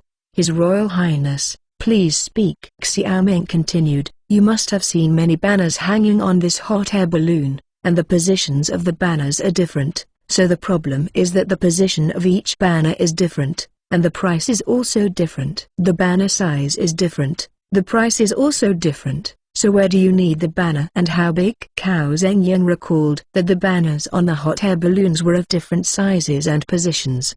He smiled and said, "His Royal Highness, why bother so much? If Cao is all in, it will be done." Xiaoming sneered in his heart, thinking that you brought it to the door by yourself. With a 10-meter diameter hot air balloon and the position of the hanging basket, there are 30 advertising spots for a hot air balloon. He said, "In fact, there are not many hot air balloons. Hot air balloons will travel around the city once in 10 days. 3 times a month. You must know that as long as hot air balloons appear, people and merchants will watch. Cao Zhengyang nodded. So, if you contract all 3 times a month, you will have to pay 50,000 tals. Cao Zhengyang almost said, "You robbed the money." After reacting, he fell silent immediately. Xiaoming knew it would be like this. He analyzed it and said, "There are 30 advertising spots on each hot air balloon, 3 times a month, which means that each advertising spot will cost 600 each time. It's about 2 silvers, which is not expensive, and the worst advertising space is only about 300 silvers 3 times a month." Cao Zhengyang nodded. It's really not expensive to return this ad space in such a calculation. It's just that Haiku has already boasted, and the Cao family bank is about to open. He gritted his teeth and said, "His Royal Highness, 50,000 is 50,000. Xiaoming felt refreshed when he received the banknote handed over by Cao Zhengyang. He was also in a trance. He deeply felt the wealth of the Cao family. This banknote is basically equivalent to modern paper money, and the Cao family was able to let merchants use the Cao family's banknotes in DAU, which shows the strong strength of the Cao family bank. But he is not worried. He will issue his own currency soon, but he must reserve a large amount of gold and silver before issuing currency. And this gold and silver must be obtained through foreign trade and plunder. He clearly remembered the locations of gold and silver mines in various places in his mind, but in order to obtain these minerals, he must first defeat the local Western colonists. After Cao Zhengyang was sent away, Xiaoming met with other merchants and introduced them to this advertised advertisement. The merchants generally received the advertisement quickly. However, Cao Zhengyang has a wealth of money and has contracted for 3 months of advertising. Busy till the afternoon, the business people who came to visit left one after another, when Xiaoming took the money to Bowen Academy. He is fulfilling his promise, and all the advertising revenue will be used for the education of Bowen Academy. Whether it is the purchase of experimental materials, the improvement of the students' living standards, or the purchase of special school uniforms for the students. To be continued. Chapter 339 Shanxing. Remember, pen fun divided by la, in 1 second, read wonderful novels for free without pop-up windows. His Royal Highness, is this really for the School of Physics? In Bowen Academy, Lin Wentao said excitedly. The students from the School of Physics turned red with excitement looking at the 50,000 tals of silver bills in Xiaoming's hand. They were all poor scholars in the past. They have never seen so much silver, exactly 50,000 tals of silver. Xiaoming nodded. This is what the king promised you, and it is naturally given to you. But there is one thing. This money is for the public expenses of the School of Physics, not for personal gain. This money will be set up for personal gain. The college's administrative office manages it, and every expenditure is also reported to the government. Lin Wentao nodded, which means that in addition to the fees provided by the government, they have a special expenditure. With this fee, they can buy the experimental supplies they personally need at will. His Royal Highness, we will use this money carefully. Lin Wentao smiled. It was because of lack of money last time that he was kicked out of the textile workshop. Now they have the money, so they can do whatever experiment they want. Experiment? There is no need to go through the various declarations, just collect the silver by yourself. Xiaoming nodded. He handed the silver to the college's office and explained the purpose of the silver. In addition to Xiaoming as the dean of the Bowen Academy, there are also several old talents in the college who are responsible for teaching writing. In addition, they are also responsible for some affairs in the college. This is the college's school affairs office. Otherwise, no one is watching such a big Bowen college every day, and there must be trouble putting the silver into the college's warehouse. Xiaoming visited the Bowen Academy. Unlike before, the learning atmosphere at Bowen Academy is now strong, and students can often be seen holding textbooks and discussing together. This scene made him very gratified. Everything is difficult at the beginning. He believes that Bowen Academy will become more and more regular as time goes by. After dealing with Lin Wentao's affairs, Xiaoming left the college and went straight to the Duda mansion. Now that the war is in a stalemate, He needs to sit in the metropolitan government to give instructions at any time according to the news. Yunzu. An army slowly entered Yunzu city. What kind of army is this? The marching team was mixed with 50-year-old elders, young people under 15, and some people who looked very treacherous, like criminals. Walking on the streets of Yunzu city, this army seemed ready to fight at any time, and it seemed ready to escape at any time, and at the same time ready to plunder. People passing by in Yunzu city are always shocked. Compared with the strict military discipline of the King's army, this is simply a piece of improvisation. In fact, this is indeed a 30,000 horse that it was put together by Wai Wang before leaving. Among them are generally old and weak soldiers laid off in the army, some are recruits who have not received training just as a sign, and some are death row prisoners in their cells. This is King Y's army. Can such an army protect our logistics line? Luff spit out fiercely as he watched the scattered army of King Y. Nu Ben sighed deeply, and King Chi ordered them to wait for the army of King Y to rush to Jizu together in order to protect the transportation line. But this kind of army is even more dangerous to him than chaotic people, because in his opinion these people will be mutinous at any time. His Royal Highness must have never expected that this mountain character camp would be so bad. Liu Oxen said with his arms folded. He is no stranger to this kind of army. In Dau, the problem of the army's empty payment is very serious, as is the fief surrounding the king, so sometimes an army may seem to be there, but it is not. Once these heads are needed in a battle, the army will temporarily pull up the strong. Such an army has no combat effectiveness at all, and will soon disintegrate once a war is fought. In the past, he could accept it, because every general was more or less a little bit. But since coming to King's, he has gradually been unable to accept this kind of empty army. Because in King's, no generals dare not eat empty pay. Nu Ben ruled the army extremely strictly. The most important thing was that he was deeply trusted by King Chi. In Kangsu, there were several generals who ate empty pay. After being discovered, these generals were executed by Nu Ben himself. Ren's head is still hung on the head of Kangsu city like the traitors such as the Qin family. Xiao Ming was even more furious when he heard the news, and ordered the 6 states to conduct a thorough investigation of the generals who ate empty wages. All generals involved in eating empty wages were executed without exception. For a time the army of the 6 states was cleared, and no one dared to cross the Kai. However, it can also be seen that the local army style of Dau has a great influence, and this influence has not affected the King's army.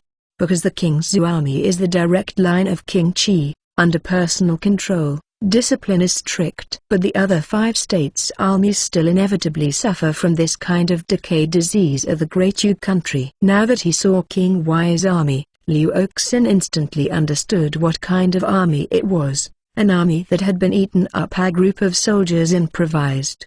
A crowd of mobs. The Hua world in Jiangnan, Liu Jihuixiang has made many troops forget what war is. There is no way. General Liu Oquan has sent several times to urge us to go to Jizu City. The Forbidden Army is already on the road. We are going to encircle on both sides to deal with Shigatai. Nu Ben frowned. You go and tell the people of King Y, fix it. One day, we will set off for Jizu tomorrow. We cannot wait any longer. Before Bishan arrives, we must lift the siege of Jizu, otherwise Jizu will attack the outpost in Kingsu. Luff nodded, turned and left. At the forefront of the team were the generals of the White King's army. He walked to the front and stopped him and said, "Everyone, here is Luff, King's Military Academy. My superintendent invites you to go out of the city with King's army to Jizu tomorrow morning. Don't delay the trip, everyone." The general at the front of the team had mouse-like eyes. He glanced at Luff lightly, and said with disdain, "A little captain dare to stand in front of our horse. Get out, and let your supervisor come to see you." The contemptuous attitude of the Shanxing general made Luff angry. The army has already made him very angry. Now this general is so arrogant.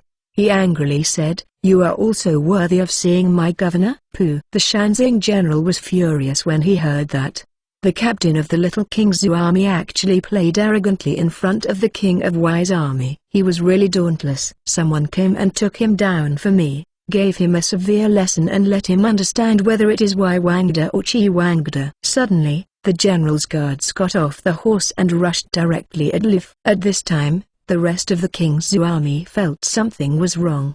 They stood up from various resting places and walked behind Luf. They stared at the bad mountain camp of the visitors, with killing intent in their eyes. To be continued. Chapter 340 Long Hatred. Remember, pen fun divided by la, in 1 second. Read wonderful novels for free without pop-up windows. The season has entered summer, and the hot sun is baking Yanzu City. But at this moment, the people on the road felt a bit of chill. There were more and more soldiers of the king's army resting on both sides of the road, staring at the generals of the Shanzi camp. They fought battles in front, resisted the barbarians, and won a peaceful and prosperous world for these people. What qualifications do they have to say and drink? What do you want to do? Rebellion? Hikua was the commander of the Shanziing. His expression instantly changed. The guards who rushed over also stopped. They felt a dangerous aura from these soldiers. This was the aura that only those who experienced life and death on the battlefield would have. If it were before, Luf would have taken people up to beat up the birdmen, but now he must put the overall situation first. Although the battle outside Yanzu City defeated the barbarians' 10,000 team, it was all because the barbarian had no precautions, and the siege of Jizu still needed the cooperation of the three armies. He slowly said, "The barbarian army is in Jizu. Lu does not want to have a rift with his friendly army, but he should also respect the army. The three armies are working together to lift the siege of Jizu. Presumably, the general is not here to fight King Zut military affairs." After all, Luf retreated to the side of the road. Looking at the weird King Zhu army, Hikua snorted and led the soldiers into the camp. He came to help Jizu this time. Naturally, he was full of grievances. In the army of King Wai, no one was willing to take this unlucky job. Along the way, he would tremble every time he thought of fighting with the barbarians, and the horror of the barbarians penetrated into the hearts of their generals. What's more, the army that King Wai gave him was such an army. He was also unsatisfied to speak rudely to Luf. It was really for the moment to vent the evil in his heart. Luf informed the Shanzian camp tomorrow's itinerary and went back to Dayang to organize a trip to Jizu tomorrow. These days, King Zhu has deployed some artillery over, and the number of artillery in the army this time has reached 50. In the barracks, Luf and Nu Ben complained about Shanzi camp. Nu Ben just smiled bitterly. In this case, he could only break the can, and wait until he merged with the Forbidden Army. After all, he and Liu Quan are acquainted, knowing that this Imperial Army can at least stand up to a battle. On the second day, Nu Ben brought the King's army out. In the marching formation, Luf arranged the musketeers in the middle. On both sides are columns of chariots and cavalry, so if you encounter a barbarian sudden attack, you can immediately form a chariot defense. At this time, Shanzi Battalion was walking behind the King's army. Just as he thought, Shanzi Battalion took the initiative to undertake the logistics and transportation. Although Nu Ben didn't believe in the combat power of Shanziing, it was better than nothing this time. What's more, there is the King's army oppressing the formation. If you encounter an accident, you can always support it. Except for the boundary of Yanzu City, after less than 30 miles, the scene on both sides of the road became desolate. Displaced victims began to appear along the road. These victims looked sad, and dragged their families to Yanzu City. "Lao Zhang, are you going to King Chi's fief?" Nu Ben asked. A skinny old man raised his head and said, "Yes, I can't live in Jizu. A few days ago, we met a group of cavalry. They said it was King Chi's army and asked them to go to Yanzu City. Food, let them take refuge in King Chi's fief, and our entire village is ready to go. We are also King Chi's army. Don't worry, go. Yanzu City has already taken in many victims." Nu Ben did not forget another mission of this trip. The victims of the disaster heard this with joy in their eyes, and they began to be full of hope for the road ahead. With a smile at the corner of his mouth, Nu Ben led the King's army to move on.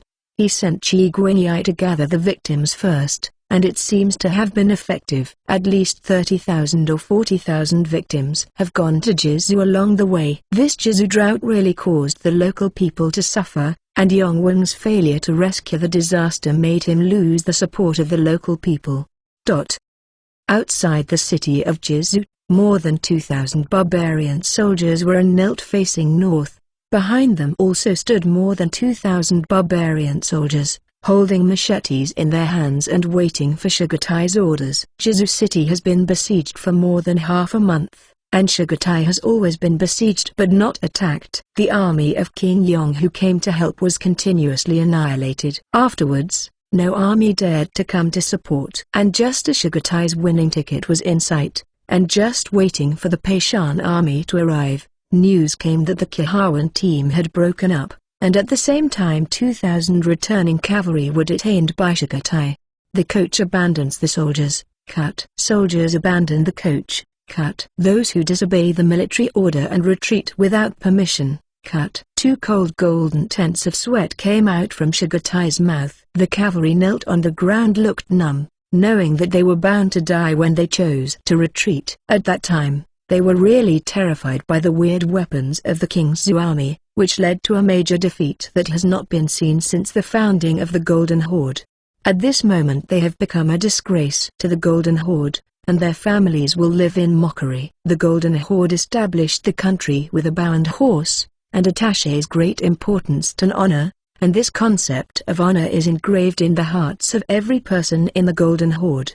Without waiting for Sugatai's order, a kneeling commander stood up. He straightened his chest and said to Sugatai, "Flag, we are the shame of the Golden Horde. Please give us a chance to wash ourselves. We are willing to rush into the battle and shed the last drop of blood for the Golden Horde instead of dying by our own swords." When the cavalry broke and returned, Sugatai was furious, and no soldiers in the Golden Horde were able to return alive after losing their coach. This is the iron law of the Golden Horde, and it is by virtue of this harsh military law that the Golden Horde was able to take down the entire northern country. With a squeezing creak, Sugatai suppressed the anger in his heart. After this group of cavalry returned, they told about King Zu's strange formations and weapons. In his opinion, his soldiers were not afraid of death, but feared such weapons that sprayed flames. The devil's weapon, Sugatai said to himself. The shaman's warning suddenly echoed in his ears, and those killed by the devil would not be able to ascend to the sky of long hatred, and the souls of those who died for the honor of the tribe would have eternal life in the sky of long hatred.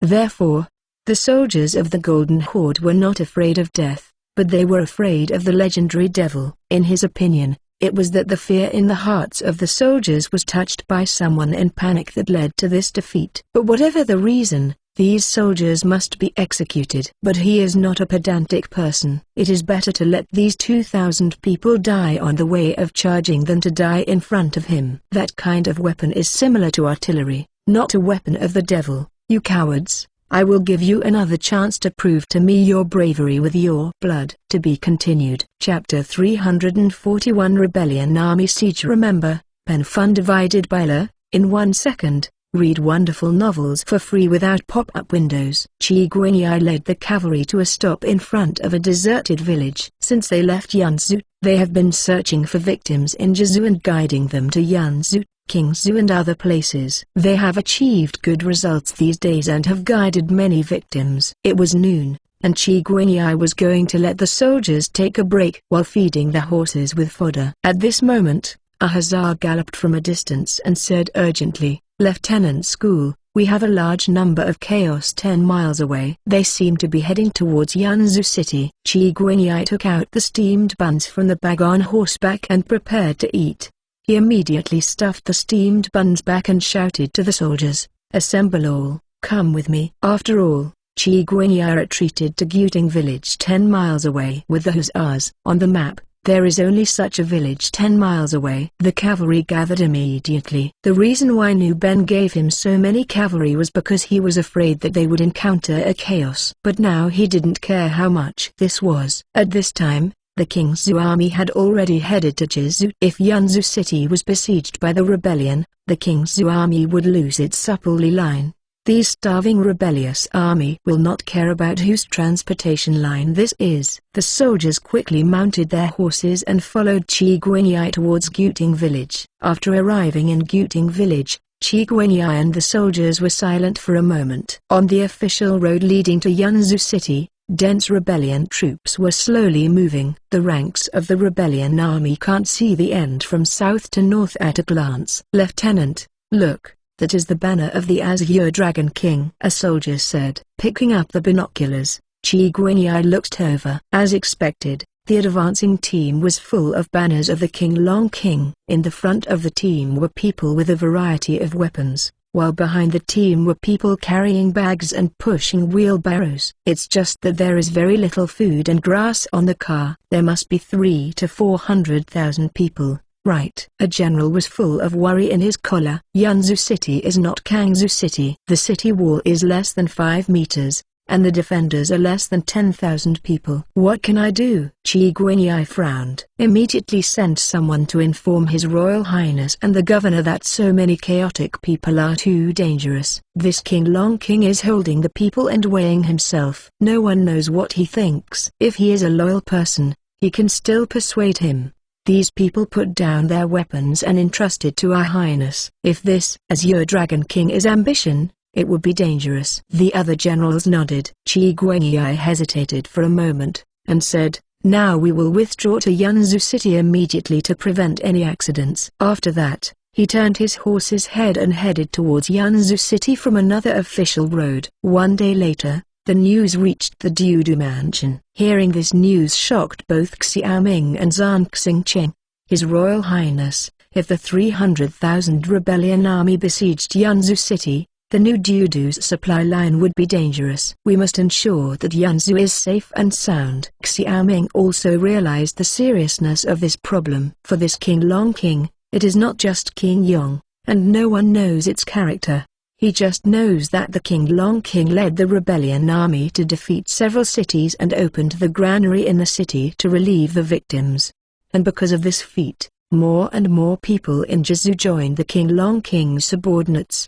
Now it is said that the King Long King's subordinates are 500 to 600,000 people. This king understands. It's just that no one knows what exactly the Blue Dragon King has made. If the old trick of the Azure Dragon King repeats itself, what should I do if the city that is ready to conquer the thief is opened? Zhang Xingqing said grimly, "If the King Long King is ill-intentioned, they are chaotic thieves." When His Royal Highness sent troops to resist the barbarians, the King Long King commanded Yanzhou city. "This is not chaotic courtiers and thieves." Xiaoming nodded. If the Azure Dragon King disregarded the righteousness of the nation and only wanted his own well-being and wealth, he wouldn't need to be merciful. In this month, the military workshop delivered another 3,000 flintlocks. He said to Zhang Xingqing, "Yanzhou city is of great importance. Time does not wait. Tomorrow we will lead 3,000 musketeers to Yanzhou city." Although the 3,000 muskets had just been delivered, the soldiers in the Kingzhou camp had only been training for about a week. But these soldiers are all elites who have participated in the Battle of Kangzhou, rather than pure recruits. The next day, he and Zhang Xingqing personally led the troops to Yanzhou city. Because it was an infantry trek, they arrived at Yanzhou city only 3 days later, and according to Qi Guanyi's news, the people of King Long King were about to go outside the city. Upon arriving in Yanzhou city, Xiaoming immediately checked the local garrison. There were 6,000 soldiers from Yanzhou, 5,000 cavalry from Qi Guanyi, and 14,000 from his own 3,000 musketeers. Among them, Qi Guanyi's cavalry and his own musketeers are both elite, and the combat power of the 6,000 Yanzhou soldiers is not weak, and he feels a little at ease. It's just that this city wall is really short. Looking at the Yanzhou city wall, which was only 5 meters high, Xiaoming frowned. Yanzhou city was only a small city, but now this small city is now the lifeblood of logistics supplies. Reading www.yuukanzu.com. It was already evening at this time, and the more frequent news came and went. Every time the news came back, the rebellious army would arrive immediately. When the sun showed only a hint of afterglow on the horizon, Xiaoming saw the people coming over the sky and the earth. These people continued to the end of the horizon, looking down from a high altitude like a marching ant army. Such a huge lineup immediately made the defenders at the head of the city feel heavy pressure. Xiaoming and Zhang Xingqiang glanced at each other, with deep worries in their eyes. The people stopped 10 meters outside the city of Yanzhou. The broad official road outside the city was covered with people holding various weapons. These people stared at the defenders at the top of the city with indifference. "Master Jun, open the door. Isn't it that Yanzhou city gathers the people? We are all the people of Jizhou, starving to death, and want to go to the city to eat." A man was tall, and took a few steps forward when he saw the young man resisting on his shoulders. A loud and hoarse voice sounded. "You can enter the city, but you must put down your weapons and enter the city in batches." Qi Guanyi replied loudly. "Military lord, the weapons in our hands are used to attack corrupt officials. What are you so afraid of doing?" "Don't say more, let's open the door. These hundreds of thousands of people can all count on eating in the city tonight." The young man sniffed. His eyes sharpened. Qi Guanyi's eyebrows were cold. They were all people who had directly fought with the barbarians, so how could they be afraid of a gang of people? When he was about to speak, Xiaoming suddenly said, "Where is the Azure Dragon King? Can you let him talk to this king before the battle?" "My king? Who are you?" the young man asked. "This is the king of Qi." Xiaoming. Xiaoming's voice was bright, and the people below were all the people of the Great Yu country. He didn't want to kill each other if he had no alternative. "King Qi." The young man showed a look of error. To be continued. Chapter 342. Tight string. Remember, pen fun divided by la, in 1 second. Read wonderful novels for free without pop-up windows. P.S. 3 shifts tonight, make up tomorrow. A trace of twilight gradually enveloped Yanzhou city. Below the city, the torches were gradually lit up in the army of the Azure Dragon King, and the dense torches stretched far away, with no end in sight. After Xiaoming reported his identity, whispers gradually began to sound among the people under the city. Last year, the news of Xiaoming expelling the barbarians had spread throughout the country with newspapers, and many people knew about this. The young man put away his arrogant expression. He crawled back into the crowd, and soon turned back, followed by a scholar in a black robe. Xiaoming looked at the scholar, and the scholar also looked at Xiaoming. For a long time, the scholar said, "I have seen His Royal Highness Qi Wang." In the dim light, Xiaoming couldn't see Qi Zhengyuan's face clearly. He said directly, "King Long King, I don't know why you brought troops to Yanzhou. The natural disasters in Jizhou are not human actions. Of course, King Yong is at fault, but now that the barbarian enemy is now, you should be able to take care of the overall situation. How can we do things that hurt the loved ones and make the enemies happy?" At this time, the King Long King's deep voice rang, and he said, "His Royal Highness may have misunderstood. This time I did come because there is no food in the army. The people are already very hungry. I just hope that your Highness can borrow some food." How could the people of Dayu country help the barbarians cut off the King's army's food path? Nonsense. Since it's borrowing grain, why don't you go to other cities to borrow grain? Qi Guanyi said. "His Royal Highness has set up a military formation to wait. How can the defenders of other cities borrow food? After all, in their eyes, we are chaotic people and can't wait to hang them right away. It's just that I can hear that your Highness is high-minded and willing to take in the victims of the disaster, so certain had to bring them here." King Long King's words were clear and methodical. Looking at the victims of the invisible end, Xiaoming knew that these people were the victims of the disaster if they were honest, and they were the rebellious army if they were not honest. It is impossible for him to take a huge risk and put them into the city. Once the victims cause chaos, he will not only lose a state, but Nu Ben will not be able to return. This juncture is not the time to care about the people. After all, the people are now under the King Long King and obey his command. However, the King Long King bluntly said to borrow grain. He tentatively said, "There are some in the grain city." "Since you want to borrow grain, how much do you plan to borrow?" 300,000 stone of food. King Long King said lightly. Xiaoming's expression changed. He said, "One person, 1 stone of food, enough for each victim to eat for several months. King Long King, it seems that you are deliberately making things difficult for this king. The King Long King's voice was still very calm. He said, His Royal Highness, how can the natural disasters in Jizu be alleviated in a few months? This seems not excessive. Speaking of this, he already understood the deep thoughts of the Azure Dragon King. He is no longer opposing King Yong, but opposing the Great Yu Kingdom, and what he wants is to overthrow the current court. Now that all the cities in the southern part of Jizu are occupied by the Azure Dragon King, he now looks at Yanzu City, the nearest city to him. And Wai Wang, who was accumulating following the Azure Dragon King, also made him willing to follow him to do anything in the disaster victims. His Royal Highness, the Azure Dragon King is rebelling. Zhang Xingqiang to find the Azure Dragon King. Xiaoming nodded, and by now, the Azure Dragon King had revealed his true face. Perhaps at the beginning he did lead the people to find a bite of food out of dissatisfaction. But now the successive victories seemed to gradually inflate his mentality. He might think that with these victims, he could peep into the highest throne. At this time, the Azure Dragon King must also understand that when he took that step, he couldn't look back. This is a desperate person.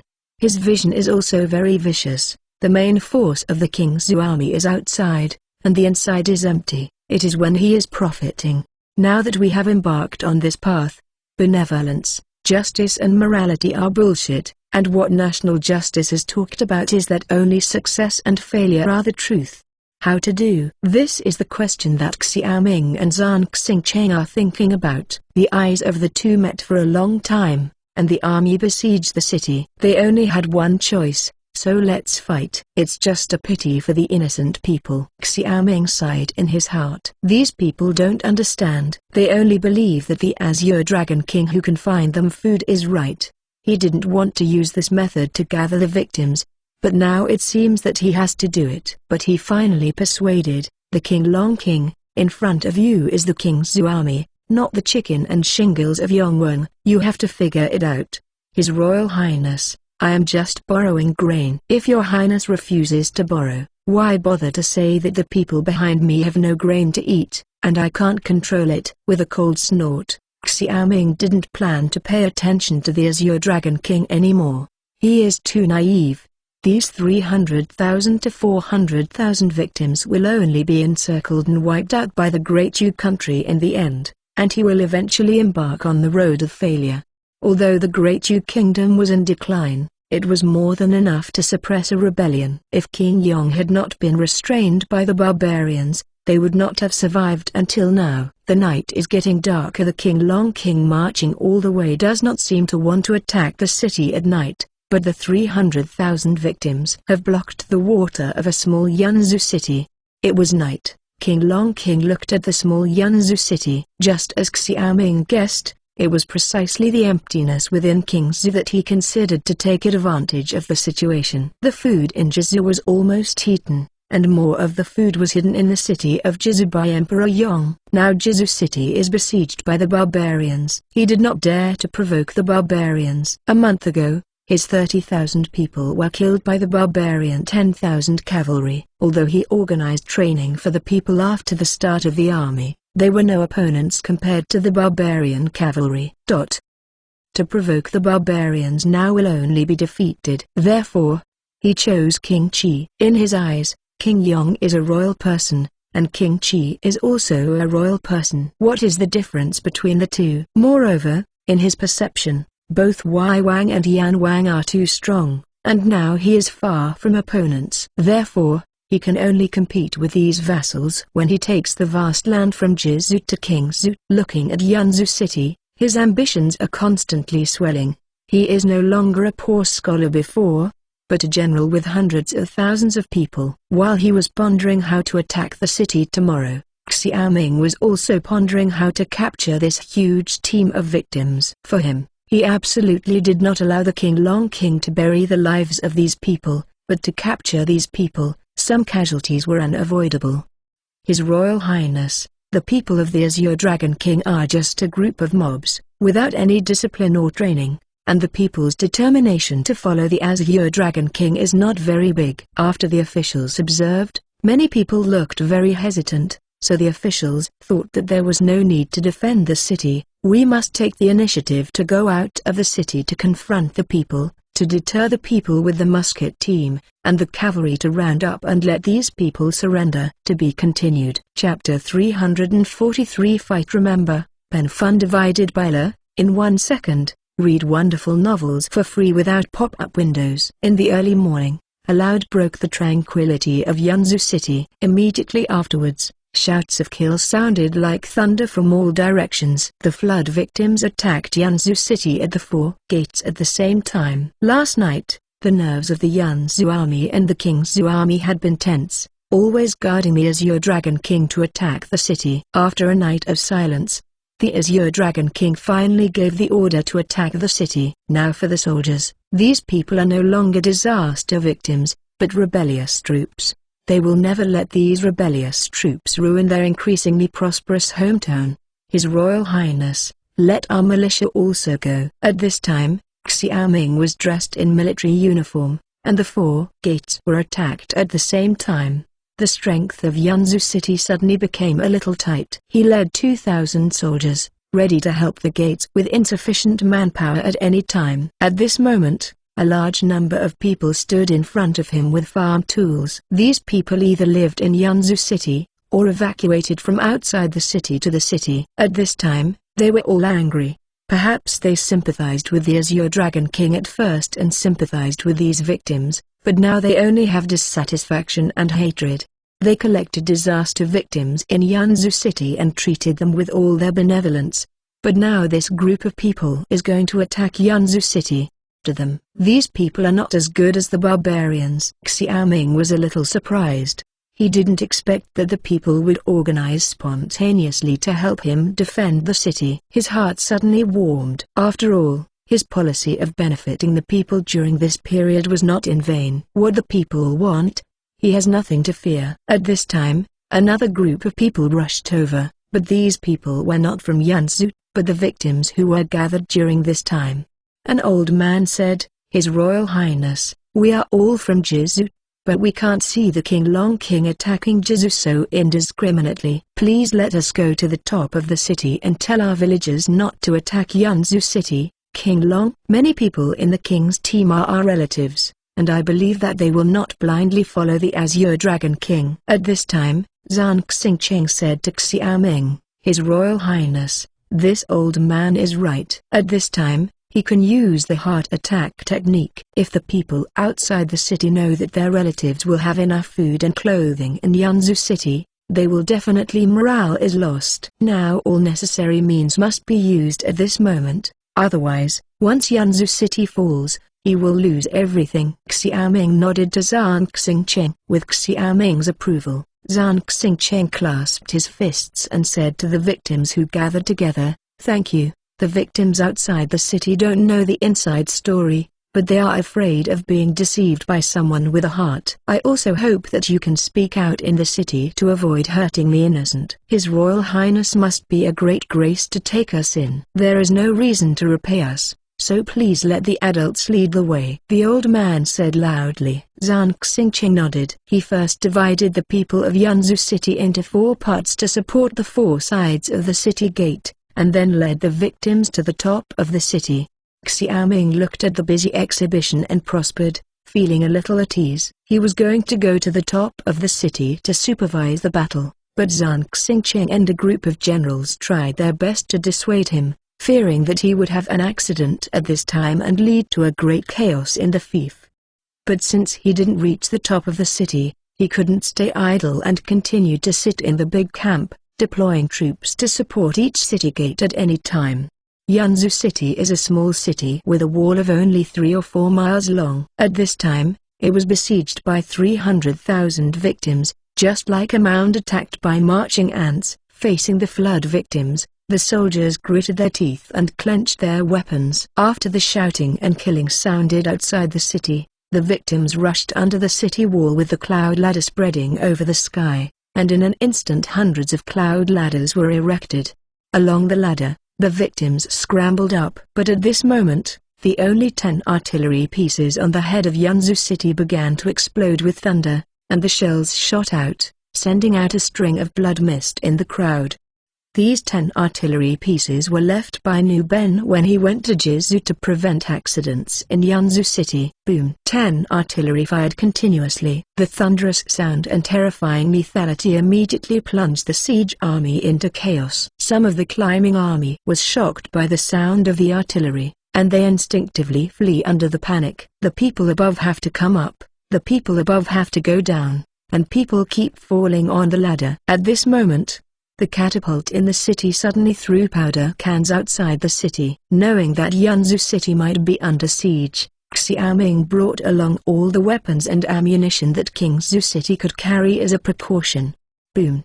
The gunpowder canister exploded, and the rebel army under the city fell in pieces. Artillery and the gunpowder canister, two powerful weapons, broke up the rebel army after the first wave of siege. After thousands of corpses were dropped at the north gate of Yanzu City, the rebellion army began to retreat. The Azure Dragon King looked at the retreating army anxiously at this time. The horrible weapons of the defenders of Yanzu City obviously scared his men. It's just that this is not what he is most worried about, because he found that the defenders of Yanzu City are completely different from the city in Jizu.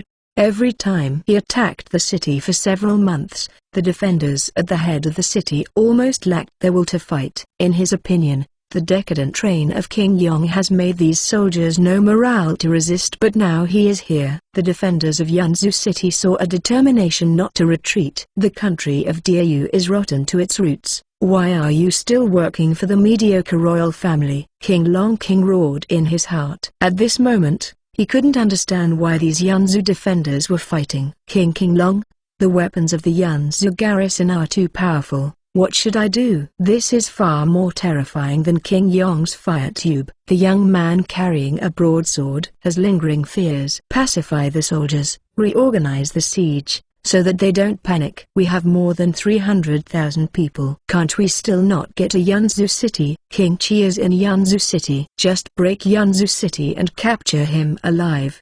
The remaining 5 states must not listen to us. The youth nodded. His name was Zuxing, and he was a general under the King Long King. Since the King Long King's uprising, the King Long King has divided the victims into one song for every 10,000 people, and each song has a commander.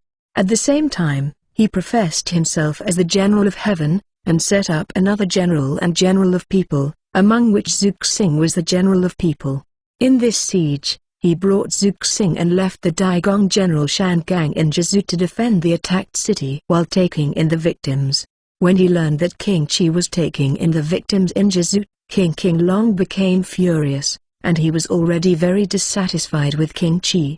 Therefore, this attack on Yanzi is one thing planned, and the other is a vent of anger. Looking at the defenders on Yanzu City, Zuxing immediately summoned 36 commanders to discuss the next siege. He and the Azure Dragon King were originally from the same hometown. After the Azure Dragon King's uprising, he has been with the Azure Dragon King, trusting him. After discussing with the Kushwais, Zuxing prepared to let the two most powerful King Longwei attack the North Gate.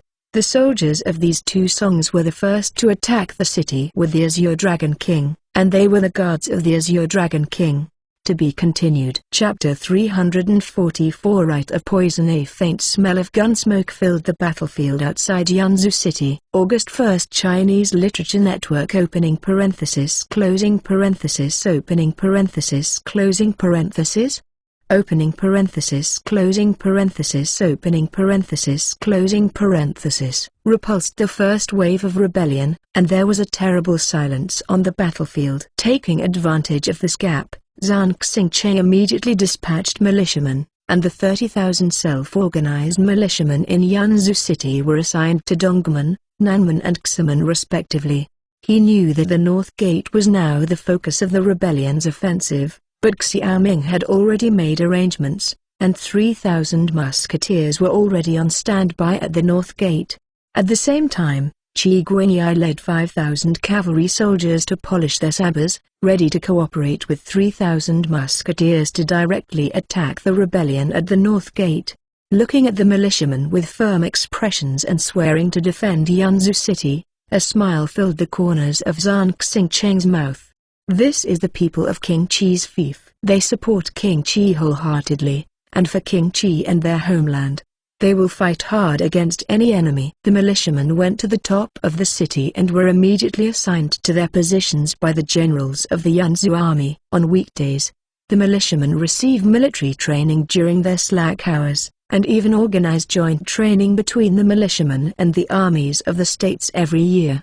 This system has been implemented in all states since the reform of the military. Although the implementation time is not long, these militiamen basically understand the discipline of the army. From Zhang Xingcheng's point of view, such militiamen already possess the qualities of soldiers. After all, the same is true for the regular soldier training in Dayu, and the difference is not too much. Therefore, Zhang Xingcheng has confidence in these militias, and it is enough to deal with these rebellious troops. After the militia was allocated, Zhang Xingcheng sent the victims gathered in Yanzhou city to the top of the city. On the way, he had ordered the victims what to say. After boarding the city wall, he immediately took thousands of victims who were elders to the north gate. Guys, don't fight anymore. We are all citizens of Jizhu, King Qiden, who will serve us porridge in the city, and will give us land for cultivation in the future. Why do you bother facing the reorganizing army? The old man shouted hoarsely. Shanzi, I am your uncle. Don't fight with these people. There are food and land here. Your parents are also in the city. Don't fight. A disaster victim suddenly saw his nephew in the crowd, surprised, shouted. Then more and more victims found their relatives in the rebellion army, and more intimate shouts sounded at the city. Down the city, the people who saw their relatives looked excited. Uncle, I'm here. How is my father and mother? Okay, it's all good. There is food and housing here, which is more comfortable than our previous days. The old man responded. Not long after, weeping sounded from the city, and the family members met, which roused sympathy. I won't fight anymore. I'm going to town. The young man called Quanzi dropped the stick in his hand and shouted, and the people around him were also faintly moved. They used to follow the Azure Dragon King just to eat a bite of food. Now that they have a comfortable life to live on, why bother to fight and kill? Those who are in the chaos will die. Suddenly an angry shout came, and a Kushwai appeared behind Quanzi. A steel knife slashed across Quanzi's back. Quanzi slowly fell to the ground with staring astonished eyes. The people around were stunned, their faces paled with fright, and their hands with weapons began to tremble. How long has the Azure Dragon King they championed has become so cold? A layer of chill lingered in their hearts for a long time. After killing people, Kushwai shouted angrily, "Don't get caught in the tricks of King Qi. Have you forgotten how King Yong treated us? The country of Diau is rotten, and the clansmen will only exploit us. The people, they drink us, the blood, eat our meat. What is the difference between them and the barbarians? Don't forget that you are in front of you the seventh prince of the Great Yu Kingdom. His father is the faint king of the Great Yu Kingdom now. Only the King Long King will be the lord of the world. Entering Chainan, countless wealth belongs to us." Enraged, Nakushwai suddenly shouted, "The sky is dead, and the Dragon King shall stand. The sky is dead. The Dragon King shall stand. The sky is dead. The Dragon King shall stand." There was a burst of roar, and the people in front turned their heads, and saw that 20,000 blue dragon guards had gathered behind them unknowingly. This was the most powerful trilogy of the Blue Dragon King. On the wall, Zhang Xingcheng sighed slightly. When the slogan "The heaven is dead, the Dragon King shall stand," he suddenly felt a sorrow in his heart. The Azure Dragon King is no longer the down-and-out scholar who led the people to ask for food out of anger, and now he has begun to spy on the supreme power, just like the people who have rebelled throughout the ages. The right is to drink a cup of poisoned alcohol that becomes more addictive. Once it is served, it is difficult to put it down. Zhang Xingcheng thought. Shanzi, the old man cried out hoarse when he saw his nephew being killed. The other victims on the wall suddenly became angry, and they gritted their teeth while looking at Kushwai below. "Everyone, go down," Zhang Xingcheng said at this time. He also didn't expect that the Azure Dragon King was already so hysterical. He had already begun to slaughter his people like this. But the heart attack just now has shaken many people's minds. "No, I won't go down. I want to avenge Xuanzi," the old man shouted. "We won't go down either. We want to bring our relatives back." The victims immediately became noisy. When he was worried, the north gate suddenly opened slowly with a creak. 3,000 musketeers quickly formed a line outside the city gate, and the 3 rows of soldiers took up their flintlocks. Qi Guanyai's cavalry is also rectifying the formation. He looked at a figure in front of the north gate, that it was King Qi, and it seemed that the slogan "The sky is dead, the Dragon King should stand." This slogan finally made him determined. In the Chaos Army, the Azure Dragon King was hidden in it. When he saw the north gate wide open, he was suddenly overjoyed. He didn't expect the Yunzu garrison to be so stupid.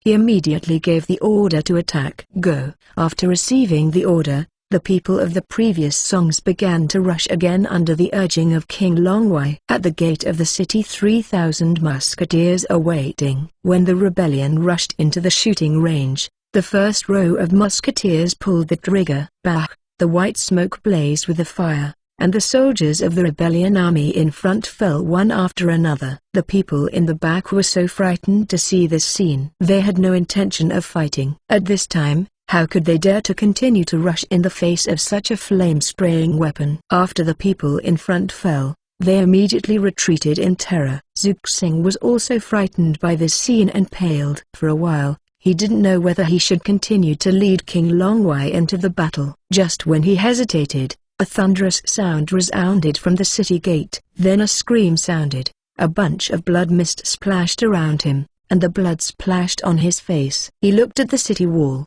and the defender on the wall was aiming a gun-like weapon in his direction. To be continued. Chapter 345. Gather people's hearts. Boom! Another burst of artillery sounded, and several shells fell in the queue of King Longwei. August 1st. Chinese? Opening parenthesis. Closing parenthesis. Zuxing was horrified, and now they have become the target of the defenders' attack. Every time this powerful weapon fires, its soldiers will cause a lot of casualties. In fear, he suddenly became confused, and the other Azure Dragon Guard soldiers also showed signs of collapse. It was only something that shocked them even more. The soldiers with stake weapons at the north gate began to walk toward them in neat steps amidst the sound of drums. At the same time, the rumble of horseshoes sounded, and the cavalry wearing silver breastplates in Yunzu City galloped out. They raised their sabers in their hands, arranged in a neat formation, and caught up with the broken soldiers with lightning speed. The extremely fast speed caused the horses to run wild in the crowd, and many people were directly trampled under the horses' hooves. The speed of the horses was not reduced, showing a continuous impact of crushing. At this moment, the superiority of the cavalry was vividly displayed, and the rebellious army with a variety of weapons could not prevent effective resistance. In the chaos, the people who had lost their fighting spirit began to flee, and no matter how quiet Kuai was, they could not stop the people from fleeing. Zhang Xingqing watched this scene with a sneer. Every soldier has his own thoughts. When fighting a war, every soldier will first think about a question: why are they fighting? And the more determined their original intention of fighting, the more braver the soldiers will be when fighting. Now King Long King and the people's ideas are obviously very different. The King Long King wanted the world, and the people only wanted to fill their stomachs, and for them, as long as they put down their weapons and enter Yunzu City, they don't need to worry about starving. Because of this, the people soon fell into chaos after being defeated. The collapse started from the north gate and quickly spread to other city gates. The Azure Dragon King's army was originally a temporary group of people, and there was no military will to speak of. Seeing other people collapsed, the soldiers of other songs began to collapse. Qi Guanyai shouted at this moment, "The one who descends will not kill. The one who descends will not kill. The one who descends will not kill." There was also a deafening sound from the city. Where the cavalry passed, a batch of people in extreme fear dropped their weapons and knelt on the ground. The Azure Dragon King, hiding in the Chaos Army, was shocked when he saw this scene. But now the entire army is in chaos. The soldiers will not find the generals, will not find the soldiers. He is unable to organize the army to resist. Moreover, the front line attacked the back line, which made his army more chaotic. Boom boom boom. Boom boom boom. The neat drums are getting closer and closer, and there will be a pop every time. Seeing that the army could not be prevented from disintegrating, the Azure Dragon King immediately took his soldiers into the crowd and fled. At this moment he suddenly understood that King Chi is not King Yong, and King Chi's army is not King Yong's army either. He understood more that King Chi defeated the barbarians in Kangzhou not by fluke, but because he had a good army. Looking at Yanzhou city unwillingly, he turned around and found Zuxing in the crowd, and he quickly moved closer. The Azure Dragon Guard in Zuxing's hand is the real trump card in his hand. As long as this army is there, he can make a comeback. Your Highness, we won. When Xiaoming climbed to the top of the city, Zhang Xingqiang bowed and said. Xiaoming nodded. After living in the country of Diaoyu for almost 2 years, Xiaoming has his own knowledge of cold weapon war. In fact, he dares to come to Yanzhou city because he believes that his army can defeat this seemingly crowded army. After all, hundreds of thousands of troops in ancient times are terrifying, but often only tens of thousands of troops can really fight. The same goes for the King Long King's army, most of which are just people pushing a wheelbarrow to transport grain and grass. These people will run away once they are defeated. During the Three Kingdoms period, Cao Cao was able to conquer the main force of the Yellow Turban army with 5,000 soldiers and horses, which shows the difference between the regular army and the chaotic people. There are many people surrendering. It seems that we have to find a way to settle these people. In the telescope, a large number of people in the place Qi Guanyi passed by chose to surrender. As he guessed, as long as there is food, who of these people wants to rebel with the Azure Dragon King? The reason for this is really because I can't live anymore. Zhang Xingqiang pondered for a moment and said, His Royal Highness, although these Jizu people surrendered, they have followed the King Long King and killed the officers and soldiers of the Great Yu Kingdom. The lower officials thought that they must not be kept in Yanzhou city. But will they disperse and move to different states and counties, turning the crowds into few, and turning the few into nothing? Otherwise, once someone confuses them, they are likely to repeat, and Yanzhou city will be in danger at that time. Xiaoming was deeply convinced, and Zhang Xingqiang's words came to his heart. These people in Jizu are not yet a demographic dividend for him, but a hot potato, because these people are likely to rebel again because of certain things. After all, with the first time, the second time will become very easy. Besides, there is no guarantee that there will not be a few malicious people among these surrendering people. Therefore, only when these people integrate into the local life, gradually accept the new life, and identify with his fief, these people will become a demographic dividend. Before that they were a time bomb. The results of the war outside the city were outstanding, and the Yanzhou army who defended the city also went out of the city to cooperate with Qi Guanyi to gather the people. 2 hours later, Yanzhou became calm gradually. His Royal Highness, the number of chaotic troops is too much and too chaotic. Let the Azure Dragon King run away. Qi Guanyi came to report to Xiaoming at this time. The Azure Dragon King escaped within Xiaoming's expectation. It is easy to defeat the Azure Dragon King, but it is not easy to catch it after all. The situation of hundreds of thousands of people is very chaotic.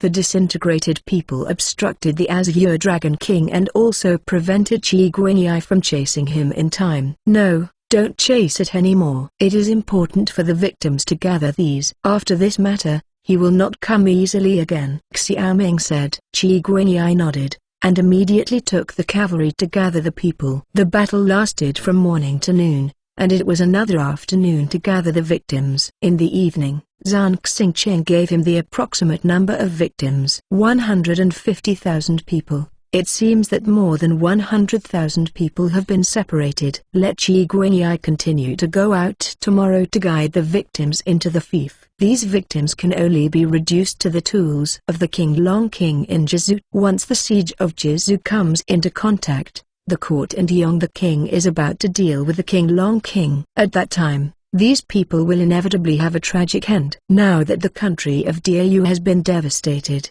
This king does not want to see the people losing their lives for the personal ambition of the King Long King. His Majesty is righteous. Zhang Xingqiang bowed and said, "It would be great if the King Long King could defend against the barbarians as His Highness." To be continued. Chapter 346 Meat Grinder Opening. Remember, pen fun divided by la, in 1 second. Read wonderful novels for free without pop-up windows. P.S. There is a chapter later. Swirls of smoke floated outside the city of Yanzhou. The more than 100,000 people who surrendered were divided by the Yanzhou army to prevent regrouping in a disturbance. At the same time, hundreds of large pots were set up on the land outside the city, and rice porridge was boiled in the pot. The faint fragrance of the rice made the victims swallow. Qi Guanyi rode a horse and kept patrolling here. The victims were already waiting for the porridge in front of the cauldron, and now the rumors of Yanzhou city gathering the victims have become reality. The rice porridge in front of them also made these people feel at ease. Who wants to fight for a bite of food? It's just that the gathering of hundreds of thousands of people is indeed very dangerous. They have been ordered to send these victims to the fiefs and states in batches for resettlement. Moreover, the order is not to force these victims to relocate, but to seek their own opinions. Everyone, the disaster victims in the city have also told you, Your Highness is righteous.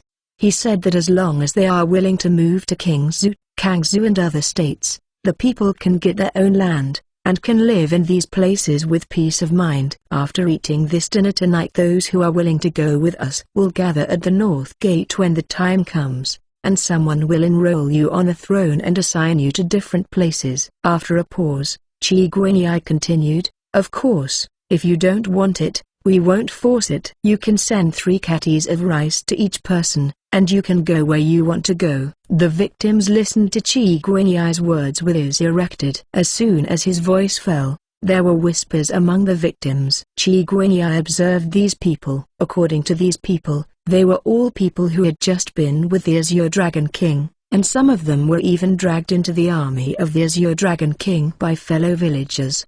Moreover, there were still many people who were planning to take refuge in Yanzhou, but when they encountered the army of the Azure Dragon King, they could only be carried forward. But unexpectedly, the Azure Dragon King would choose to attack the city. They used to be duty-bound people and didn't want to fight at all. Most of them just wanted to escape. "Official man, is what you said is true? There will still be land allocation after this?" said a bold man. Qi Guanyi said, "This is still false. Some of the victims in the city have already been allocated land in Yanzhou. You can ask yourself. The people who are making porridge are those who have escaped." The man did not cheat, went straight to the front, and after a few questions he came back. The other victims saw him come back and asked, "Is it true or false?" "Really," he said that he had allocated 20 mu of land, and the Yanzhou government gave him a ration, saying that he would wait for the cultivated land to be harvested before returning it to the government, and he would not pay for the food for 3 years. There is still this good thing. The surrounding victims were surprised, which seemed to them dreaming. Qi Guanyi smiled and went to other places to convey the migration policy to the victims. With a bite of hot porridge and generous policies, the victims gradually let go of their guard, and under the strict discipline of the Yanzhou army and the Qingzhou army, no soldiers bullied the victims. And this makes the victims yearn for that different world more and more. Many of the victims gathered together at night to discuss whether to migrate.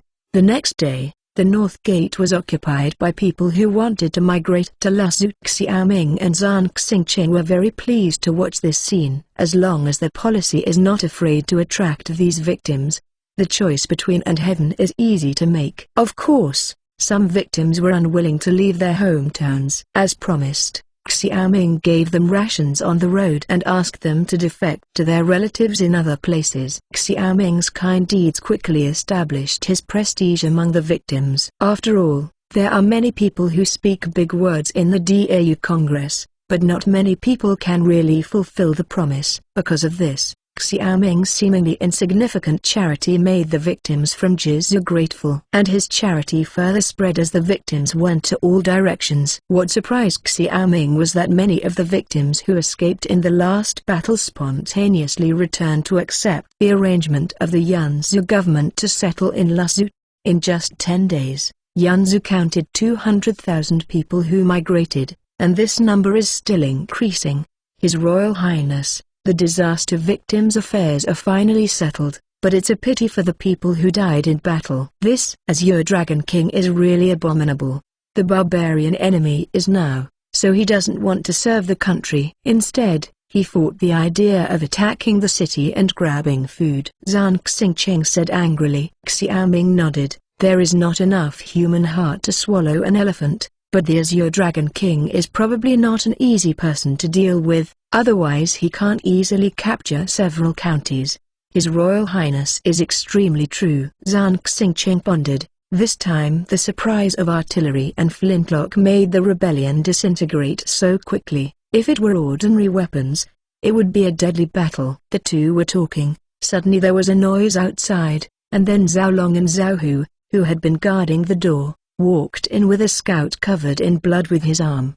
Xiaoming and Zhang Xingqing changed their colors seeing Xiaoming.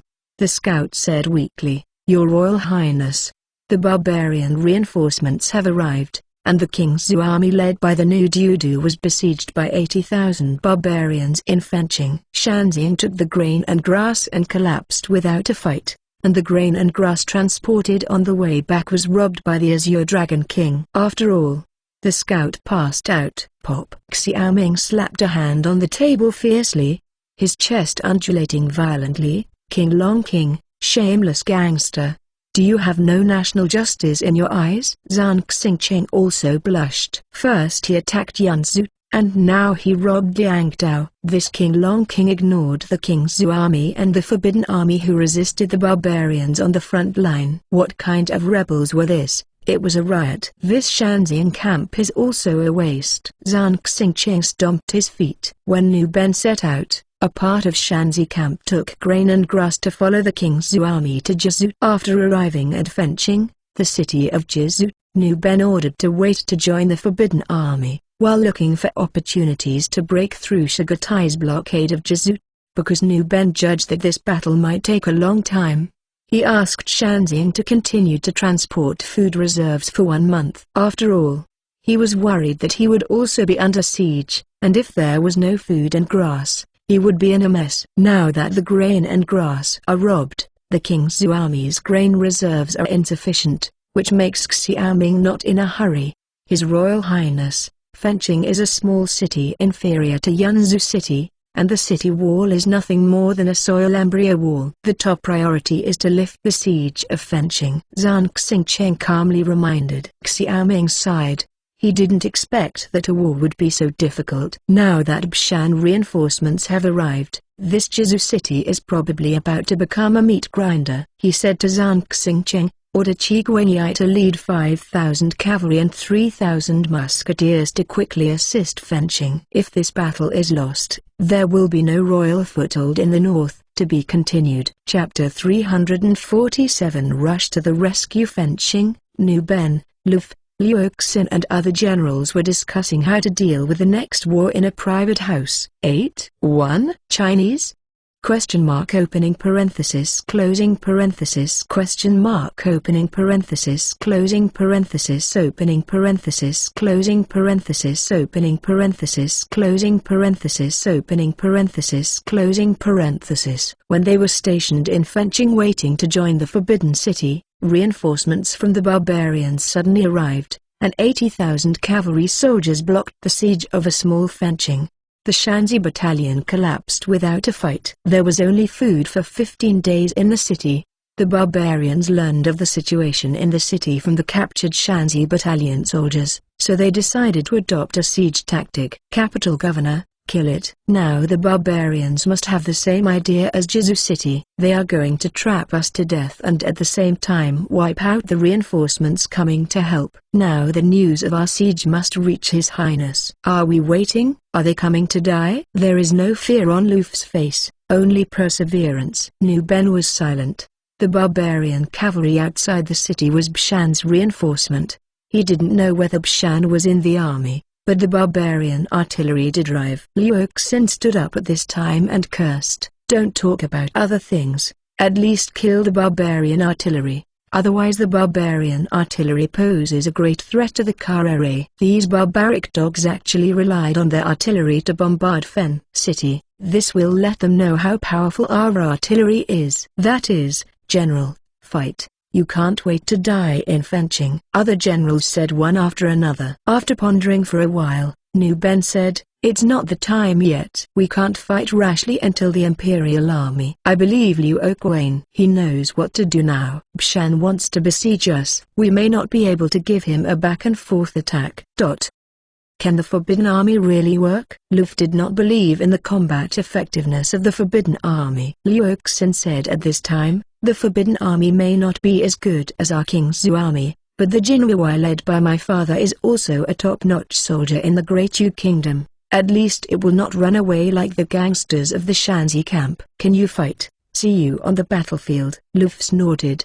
The Imperial Army came too slowly, and he was slightly dissatisfied. If this continues, once the food and grass are exhausted, they are afraid that they will starve to death. Nu Ben frowned. Now that Fenching is under siege, he has also lost contact with the outside world. "I don't know how many people came from the barbarians." In the barbarian camp outside Jizu City, Bshan sat in the center, and the Blood Wolf tribe leaders such as Shugatai and Gilduo gathered in the camp. This time the Blood Wolf tribe came out, with 150,000 Blood Wolf riders plus 200,000 slave soldiers, and 350,000 troops coming. Bshan was ambitious. The Jizu chaos left King Yong's vitality severely injured, and he couldn't take them into consideration. This time their army entered the territory of Jizu and encountered no decent resistance. This makes Bshan more confident. Jizu City has been besieged by us for more than a month. Now morale is low. It is the time to attack the city. At this time, Jizu City is taken and the main force of the King Zhu army is destroyed. With Jizu as a stronghold, King Qi will no longer be able to fight back. Shugatai said respectfully. "No, King Yong is already a mouse in his pocket, and he won't be able to jump for a few days. The most important thing now is the 30,000 King Zhu army in Fenching. If they attack Jizu from the back, we will take the enemy back and forth," Bshan said slowly. Shugatai smiled upon hearing the words. "Ji's words are extremely accurate, clever." The Forbidden Army of the country of Diau is 30 miles away. "I think we can't wait any longer. We should attack Fenching with all our strength to destroy the King Zhu army." The death of Kua shows the strength of the King Zhu army, and it is said that the King Zhu army still holds strange weapons. If King Qi is given a few more years of exhibition time, King Qi will probably be the confidant of our Golden Horde. Gilduo said loudly. Bshan looked at Gilduo. "You mean to attack Fenching now?" "Yes, Taiji." Gilduo lowered his head. Bshan lightly swept his eyes and said, "The Forbidden Army is just a mob. What is there to worry about? You only need to send a cavalry to block the Forbidden Army's aid." Now the King Zhu army's food and grass can only last for half a month. Without food, they will be messed up. Gilduo frowned. The Blood Wolf tribe had never fought against the Forbidden Army, but the Huai Chuo tribe had said that Liu Oquane was not a simple character. He opened his mouth and saw Bshan's stern eyes and finally said nothing. 30 miles away, Liu Oquane led Jin Yuwei towards Fenching. At this moment, a scout came to report, "General, the King Zhu army is besieged in Fenching, 30 miles away from Jizu City, and the situation is critical." "What?" Liu Oquane's expression changed drastically. He asked, "How many people came from the barbarians?" "At least 150,000 cavalry and 200,000 slave soldiers," the scout said. The ugly Liu Oquane's face became. Bshan's Blood Wolf tribe was originally one of the barbarian cavalry, and these 150,000 can be said to have come out in full force. Bshan is going to seize the north in one fell swoop. After pondering for a while, Liu Oquane said, "Continue to monitor the movements of the barbarian cavalry. and now rushed to Fenching. This time Liu Oquan can be said to have brought all the elites of the Forbidden Army of Great Chongqing. Among them are 60,000 cavalry, 30,000 spearmen, 40,000 swordsmen and shields, and 20,000 archers. These soldiers are all Jin Yuai, elite soldiers trained by him himself. Yes, the scout replied and left immediately. The army continued to move forward, and within 10 miles, suddenly the scout came to report urgently, and the barbarian 70,000 cavalry was approaching the army. Liu Oquan frowned when he heard this, and the barbarians wanted to stop them from Fenching at this time, and he could see through their thoughts at a glance. At this time, Liu Ohong said to his father, "Father, General Nu Ben has not moved yet in Fenching. It should be waiting for us to attack the barbarian cavalry. At this time, my father should send 60,000 cavalry to Fenching. I and 90,000 the infantry stood firm." Liu Oquan looked at his eldest son with admiration. Liu Ohong was quite wise and intelligent at the time. He said, "Leave 10,000 cavalry with you, so I will leave it to you here. I will lead the cavalry one step ahead." Liu Ohong nodded and looked solemnly. "Please take care of my father." A trace of concern flashed in Liu Oquan's eyes, and he didn't say what he wanted to say. Pushing down the horse, Liu Oquan led most of the cavalry to Fenching. As soon as Liu Oquan left, Liu Ohong's expression immediately became resolute. He began to give orders, with the pikemen in front, the bowmen behind, and the sword and shield guards. The soldiers had to order and immediately began to change their formations. After a while, the 90,000 infantrymen became a large formation of 90,000. Just as the formation was completed, dust suddenly rose up in the distance, and the barbarian cavalry soon arrived. The cavalry who came to block the Forbidden Army was led by Shigatai himself, and Bishan was based in Jizu City to coordinate the overall situation. Leading the cavalry to stop in front of the large formation, Shigatai looked at the 90,000 large formation with a hint of disdain.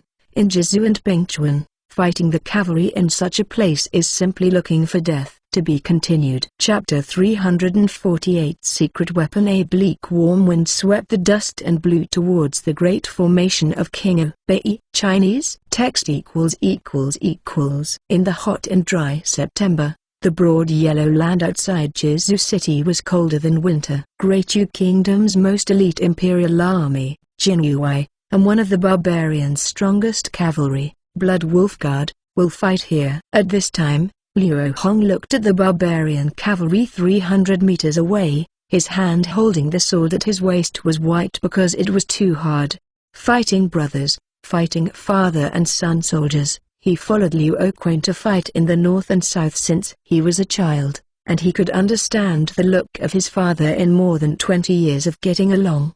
Worry about the country and forget one's body, give up one's life for justice. This is exactly what his father wants to say, and this is the family motto passed down by the Liu family since his ancestors. Looking over the soldiers ahead, Liu Ohong's eyes gradually became firmer. In order to save the Great Yu Kingdom from the distress, Jin Yuai will not retreat, nor will Liu Ohong retreat. Wu! The horn of the barbarian offensive began to sound, and the barbarians riding and shooting were the same as the usual practice of fighting the barbarian on the grassland. They urged the horse to rush towards Jin Yuai's battle formation. At a distance of 50 meters from the battle formation, the barbarians suddenly threw a wave of arrows. "Hold your shield!" The school lieutenants in the array gave orders. Suddenly, the sword and shield hands behind the 10,000 array raised their shields. The length of this shield is about 1 meter, and the shield is wooden but covered with a layer of iron. For a moment, the silver shield was facing up, protecting the crossbowmen and spearmen under the shield. When their actions were completed, the overwhelming bows and arrows came in a blink of an eye. Ding ding! Dense bows and arrows fell on the shield and made the sound of metal rubbing. The arrows of the barbarians pierced the iron sheet and nailed to the wooden shield. At the same time, screams sounded at this moment, and there were still soldiers killed by bows and arrows where the shield could not protect them, and they fell one after another. Bowman, let go of arrows. After the barbarians shooting and throwing a round of bows and arrows, an order was suddenly passed. At this time, the crossbowman suddenly lifted the strong crossbow. Swish, and the dense arrows flew to the barbarian cavalry 50 meters away.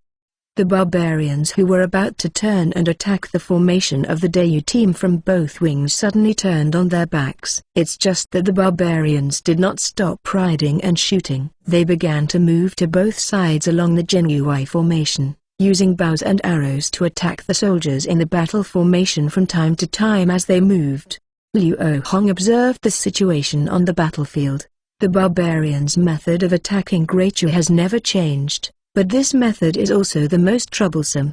The barbarians' cavalry and shooting are not the main arms, in fact they are only auxiliary arms. The task of these cavalry and shooting is to disrupt the intensive battle formation of the infantry by attacking. Because in the face of intensive infantry battles, the barbarians rarely can bargain. At this time, the dense barbarians rode and fired like a flood hitting the stone, and immediately diverted to the sides. At this time, Luo Hong asked the flag bearer to play the flag and beat the drum at the same time. Stay in formation. Stay in formation. Orders sounded in the battlefield, and the soldiers in the battlefield continued to suffer casualties under the harassment of the barbarians. Luo Hong gritted his teeth, knowing that he had to withstand this wave of casualties, and there was nothing he could do. For fencing, Luo Quan took away most of the cavalry, and the remaining 10,000 cavalry had to be used on the blade. On the opposite side, Shigatai was also watching the battle between the two armies. The Jinyuai of the Forbidden Army is indeed well deserved, and in this case, he can still maintain the formation. Shigatai frowned. Guduo Lang said, "This Jinyuai is an elite force of General Luo Quan, and only Luo Quan can fight in the Forbidden Army." "Really? If this is the case, we can't let this Jinyuai leave Jizu," Shigatai said coldly. "Now the King's army is besieged by us in Fenching, and the food road is broken by us." She also explained before the release. "We have to cut off the grain road first, and then besiege the Forbidden Army. You will now immediately lead 20,000 Kinkai around the back, and burn their grain and grass before their grain road has entered the camp." Guduo nodded, urging the horse under the seat to lead Kinkai to Jinyuai's backbred and copy it. Watching Guduo leave, Shigatai once again looked at the two armies that were at war. His purpose was to prevent the Forbidden Army from rushing to help Fenching,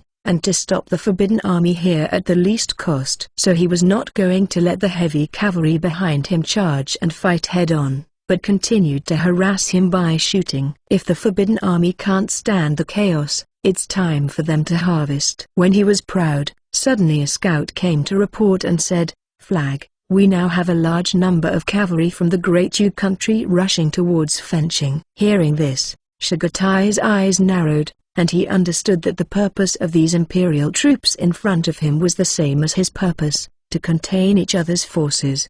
Fenching is the real battlefield.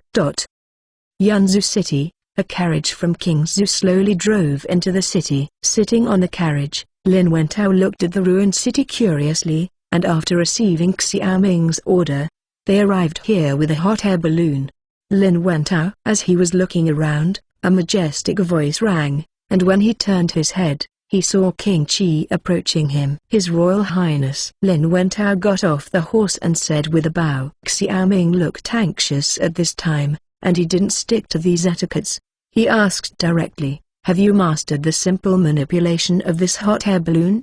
"His Royal Highness, the advertisements these days are all made by students of our School of Physics using a hot air balloon to circle Kingzhou City." Lin Wentao looked serious. Since Xiaoming ordered them to come to Yunzu, they knew they might face a war. Looking at the hot air balloon that arrived, Xiaoming breathed a sigh of relief. Now he has used all the means of warfare, mature and immature, because once he loses this time, he has worked for nothing in the past 2 years. Similarly, if the barbarian loses the war this time, Yaozi land will be within easy reach. "That's good. This king wants to give you a very important task." Now New Ben is besieged by the barbarians in Fenching, and the news has been cut off. This king hopes that you can go to Jizu to investigate intelligence and pass news to New Ben at the same time. Ming said. Lin Wentao heard the words and looked at the two people who were also sitting on the horses and said, "His Royal Highness, his name is Liang Yubin, and his name is He Cheng." These days it is the two of them who are manipulating the hot air balloon. They all count on meritorious service. Xiaoming suddenly smiled when he heard the words. Under the reward, there must be a brave husband. He said to Liang Yubin and He Cheng, well, if you can complete the task this time, this king promises to give you 2 titles. After the war, Liang Yubin and He Cheng are overjoyed. Now everyone in the fief is counting on whether they can become the first batch of titles. The two said in unison, His Royal Highness, please tell me. We will definitely complete the task. Xiaoming felt relieved, and hoped that this secret weapon like a hot air balloon could at least scare the barbarians when it appeared on the battlefield. To be continued. Chapter 349 Deadlock. Bring these gunpowder cans to? August 1st Chinese? Opening parenthesis closing parenthesis. Outside Yanzhou City, the cavalry and musketeers led by Qi Guanyi were waiting for orders. Lin Wentao and others arrived in time, and they would leave if it was later. Zhang Xingqing is also preparing to go to Jizhou this time. The flying distance of the hot air balloon is too short, and it must take a short distance to play a real effect. Therefore, Qi Guanyi and the musketeer team are also responsible for protecting the hot air balloon while rushing to help. After all, now that Fenching is under siege, they have cut off news from each other, unable to communicate with New Ben and unable to attack in time. Before leaving, Xiaoming also handed some gunpowder cans to Liang Yubin, although their most important task was to be responsible for information transmission and investigation. But occasionally throwing a gunpowder can into the barbarian army is estimated to have unexpected effects. Prepared properly, Xiaoming patted Liang Yubin and He Cheng on the shoulders, meaning that the two of them had a heavy task. Liang Yubin and He Cheng were also brave people driving the hot air balloon. At this time, they didn't feel anything, and for them, the hot air balloon was in the air, and no one could hit them. Zhang Xingqing, this is the last elite of this king, and it's over to you. After saying this, Xiaoming suddenly felt a little sad, quite angrily and indignantly that said on the battlefield, leader retreat. If you continue to fight, brothers will be defeated. But what he is facing now is this kind of situation that makes every day ineffective and calls the earth to be unwilling. Even if he had a few usable soldiers in his hand, he wouldn't let King Y's mountain camp to the grain. Speaking of these days, he has been in fear. The soldiers in Yanzhou City could not move. After the first batch of grain and grass were transported, the second batch of grain and grass was still robbed. He felt more distressed than anyone. King Qinglong, now you are happy. This king will check the bill with you and settle the bill. Xiaoming clenched his fists. Fenching. Liu Quinn led 50,000 cavalry troops stationed 5 miles away, and the scouts who went out to investigate kept returning news. At this time, the barbarians were camping around Fenching, and they had the idea of trapping the king's army. The cavalry of 50,000 people stretched for several miles. He could not attack for the time being. He could only consider whether to attack or not until all the cavalry arrived. Set up camp. Liu Quinn gave the order. At this time, hundreds of thousands of troops of the Forbidden Army, the barbarians, and the king's army gathered around Jizhou. This war will last for a while. The barbarians also travel long distances like them. Soldiers need to eat. It is impossible to fight all day long. It is also necessary to bury the pot and cook. The cavalry continued to arrive, and the auxiliary soldiers began to build temporary camps. At this time Liu Xin glanced at the direction when he came. He was a little worried about Liu Hong. If he is not left to confront the barbarian cavalry, the cavalry he leads will definitely be entangled by the barbarian cavalry, and it is even more unlikely that he will be stationed not far from Fenching. Taking out the binoculars, Liu Quinn glanced in the direction of Fenching. In front of him was a dense pack of barbarian cavalry. Some barbarian scouts were moving here. Obviously they were spotted. However, like them, the barbarians didn't seem to have the intention to start war immediately. But some barbarian cavalry had gathered, seeming to prevent them from suddenly attacking. Seeing this scene, he then ordered the soldiers to take turns to bury pots for cooking, some cavalry guards, and some to eat first. In his opinion, the barbarians do not seem to be eager to fight, Their goal is the king's army in Fenching. Nu Ben, my old friend is here to save you. Liu Quan smiled bitterly and shook his head. No war overnight. On the second day, news came from the scouts that Liu Hongyai was in a stalemate with the barbarian cavalry. Upon receiving this news, Liu Quan breathed a sigh of relief. Under Liu Hong's leadership, Jin Yuwei did not appear to have collapsed. As long as the soldiers don't mess around, Liu Hong can continue to contain the barbarian cavalry. Reassured, Liu Quan began to analyze the current battle situation. It was obvious that the barbarians now had an advantage, because the barbarians not only have 150,000 cavalry and 200,000 slave soldiers, but they also know that the king's army only has enough food and grass for 15 days. As long as the king's army is trapped, the king's army will be upset because of the lack of food and grass. Although Liu Quan was impatient, he couldn't get in touch with Nu Ben, and for the time being he didn't know where to attack. After all, at this time, only internal and external cooperation can break the encirclement of the barbarians. He knew very well that with his 50,000 soldiers and horses, he could not defeat the barbarians and rescue Nu Ben. However, the situation at this time did not allow him to wait here like this.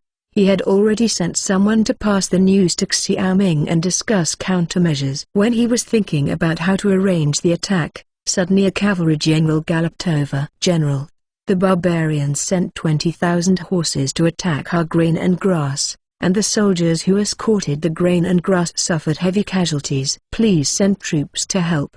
The cavalry general panted violently. The grain and grass of the 150,000 army stretched for dozens of miles, all of which were transported by civilians recruited by Qian. The grain and grass were protected by Jinyuai soldiers. If the food is cut off, the 150,000 army will not be able to support it for a few days. Liu Quan asked eagerly, "How is the grain and grass now?" "General, the final general desperately broke out of the siege. But there are too many barbarian cavalry and light cavalry, coming and going like wind. Although the soldiers resisted desperately, they may not be able to support it for long. Now General Liu Hong is also besieged by the barbarians. Find the general for help." Liu Quan frowned. The dispatch of troops to Jizu this time was really difficult internally and externally. They could have relied on Jizu's city to store food and grass. However, the cities in the southern part of Jizu are now occupied by the rebel army, and they can only take food and grass on the expedition. At this time, the long transportation line will inevitably become the target of the barbarian cavalry, which is also in his expectation. So he sent elite soldiers to protect the food road. But the barbarian cavalry is obviously not so easy to deal with. Thinking of this, he said to a general behind him, "Now you immediately send 10,000 cavalry to help." As soon as his voice fell, he suddenly heard a faint woo horn. At this time, a group of generals looked in the direction of Fenching, and the dense barbarian cavalry appeared in their field of vision. Sure enough, Shan is a master of soldiers. He has prevented me from supporting the army and robbed me of the food road. Now he is trying to contain us so that we cannot rush to the food road. "General, how can this be good?" the cavalry general said worriedly. Liu Quan frowned. "Grass and grass are the foundation of the conquest. There must be no accidents. You immediately go to help, and I will take care of it here." "Yes, General." After all, the cavalry general led 10,000 people and immediately went southwest. At this time, the barbarian cavalry really charged. They tried to prevent the cavalry from leaving the camp. Liu Quan roared and brought the cavalry forward. To be continued. Chapter 350 Reverse PS. 4 changes tonight, and there is a chapter later. The snail originally wanted to add changes today, but the plan can't keep up with the changes. There are too many things, but the snails promise to add updates tomorrow. Otherwise the live broadcast will be small. In the silver account, Shan was carefully studying the map of Jizu. Since the truce in the west and the Ottoman Empire, he has targeted the Great Yu country. The heavy snow and severe cold last winter made him firm this idea. The shaman also said that the cold in the grassland will continue, even getting colder year after year. It's just that his idea has not yet been recognized by the tribal leaders. In their opinion, The Golden Horde has just truce with the Ottoman Empire, and at this time they should rest for a few years before using troops against Great U. The tribes with this kind of thinking took Washbones as their own. They refused to use the Golden Horde's national power to attack the Great U Kingdom. Therefore, in the Jizu Rebellion, he chose to ignore the wastes in Chengdu, and instead took his Blood Wolf tribe to attack the Great U Kingdom. In his opinion, as long as the King Qi is eliminated, the Great U Kingdom will not have your own opponent again. Wu Shugyu, I will prove like Father Khan that I am right. Bshan clenched his fists. Since he was able to lead soldiers, he has been competing with Washugyu, because everyone in the Golden Horde reveres Washugyu so much, and even bluntly said that the future Tankan is him. He was not convinced, so he asked to bring his Blood Wolf tribe to the west to prove that he was a real wolf on the grassland. A series of victories made him more and more prestigious in the Golden Horde. Only after returning to Chengdu did he realize that he was still too far away from Washugyu. Although the tribal leaders began to respect him, they still liked Washbones more. This feeling of being stepped on forever by others makes him want to go crazy sometimes. Because of this, he seizes every opportunity to show himself, to prove himself. The Qi Wang who destroyed the Great Yu Kingdom was the proof, because now Wu Shugyu had also set his sights on King Zhu. Before him, he wanted to kill Qi Wang to prove himself. Qi, everything is in the plan. Gujuo is harassing the grain and grass of the Forbidden Army. Shugatai besieged the 90,000 Forbidden Army 30 miles away from Jizu City. Now there is a cavalry outside of Fence City. They have been pretending to contain them and prevent them from rushing to help Liang Dao. Bishan's camp is located between Jizu and Fenching, and he can get news from all parties at any time. HMPH, continue to drag on. I will see how long the King's army in Fenching can hide inside, Bshan said fiercely. In fact, he saw another strange weapon of the King's army when he was besieging the King's army. The power of this weapon was really surprising. This gave him more reason to capture some King's army alive and ask what this weapon is. Outside Fenching, Liu Quan and the barbarians have fought for several rounds. These barbarian cavalry seemed unwilling to fight, and would retreat once they fought, but once they brought their troops back to the camp, these cavalry would attack again.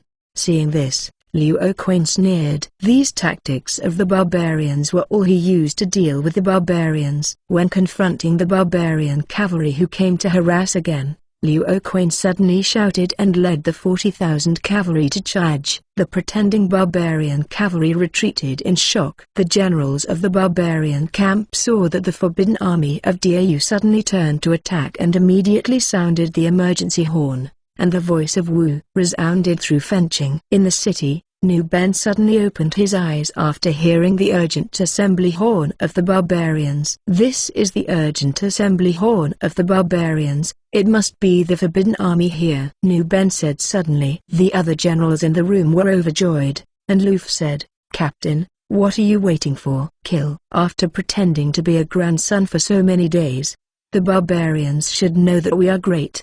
These days, it is not that the King's army is afraid of war, but Nu Ben has been waiting for the Imperial Army to come, and the inside and outside should attack the barbarians and annihilate the main barbarian forces in one fell swoop. Now the Forbidden Army finally arrived. You immediately send someone to observe which direction the Forbidden Army is attacking, and gather the soldiers to prepare to fight, Nu Ben said loudly. Upon hearing this, a group of generals went to the army to deploy soldiers. However, the soldiers who went to observe quickly came back. The captain, the barbarians from the North Gate are gathering, but the Imperial Army seems to have withdrawn again, because the cavalry assembled by the barbarians did not come out. Nu Ben frowned and said, what is Liu Quan doing? Continued to monitor. The soldier turned back, and soon brought news that the Imperial Army and the barbarian cavalry came and went, just trying to contain each other. At this time Nu Ben seemed to understand. Oh, the barbarians are restraining the Forbidden Army. There must be something wrong with the Forbidden Army's grain and grass. Liu Quan is definitely waiting for news about the grain and grass. If there is a major problem with the grain and grass, you can withdraw first to save the grain and grass. After figuring out this joint, Nu-Ben asked the army to assemble, ready to cooperate with the Imperial Army from the North Gate at any time. It's just that he waited for a day, and there was still a stalemate outside the city. Outside the city, Liu Quan was still impatient when he was run by Nu-Ben. After he sent reinforcements, the barbarians also sent reinforcements to fight for the food road, and he seemed to not stop until he reached his goal. He gradually understood Shan's purpose. As long as the grain and grass were destroyed, the 150,000 Imperial Army would face the same fate as the King Zhou army. Once the soldiers starved and lost their military spirit, the barbarians would be able to obtain the greatest results with the least casualties. The darkness gradually enveloped the earth, and Liu Quan's heart became tighter and tighter. This time the expedition was too difficult. Zhiyin is simply a natural battlefield for the barbarians, and they have lost the convenience of a city because of the rebellion. The scout had just heard news that Liu Hong had also dispatched his own 10,000 cavalry to save the food. Now the two sides are fighting endlessly around the food. There was no sleep all night, and Liu Quan got up early the next day. At this time, the other generals had also assembled, waiting for his dispatch. Similarly, they are also waiting for news about grain and grass. Each cavalry comes with a portion of their own dry food, so temporary food and grass can be eaten for a few days. If the dry food is eaten, trouble will follow. At this moment, a scout rushed over, and Liu Quan hurriedly asked, "How is the situation now?" Back to the general. The King Zhou army has arrived. The fire-breathing weapons in their hands are very powerful, and now the battle is turning around. The scout said excitedly. Fire-breathing weapons? Liu Quan asked in confusion. Because both sides are in a stalemate, each other can only send a part of their troops to fight around the grain road. At this time reinforcement is very necessary. Ignoring what a fire-breathing weapon is for the time being, Liu Quan said, "Hey, these savage dogs, it's my turn today, Liu Quan, to contain you." After all, he raised his whip and led the cavalry to Fenching. At this time, on the official road leading to Jizhu, the cavalry led by Qi Guanyi was fighting against the barbarian cavalry on the vast land. In the fierce battle day and night, the cavalry of the Forbidden Army suffered heavy casualties, and the corpses of the Forbidden Army and barbarian soldiers were everywhere on the battlefield. However, it can be seen from the number of corpses that the Forbidden Army had fallen behind in this fight. However, after the King Zhou army joined the battlefield, this situation is being reversed, and 3,000 musketeers have protected the grain and grass on the grain road. The cavalry rushing over will fall down every time the weapon in his hand rides and shoots.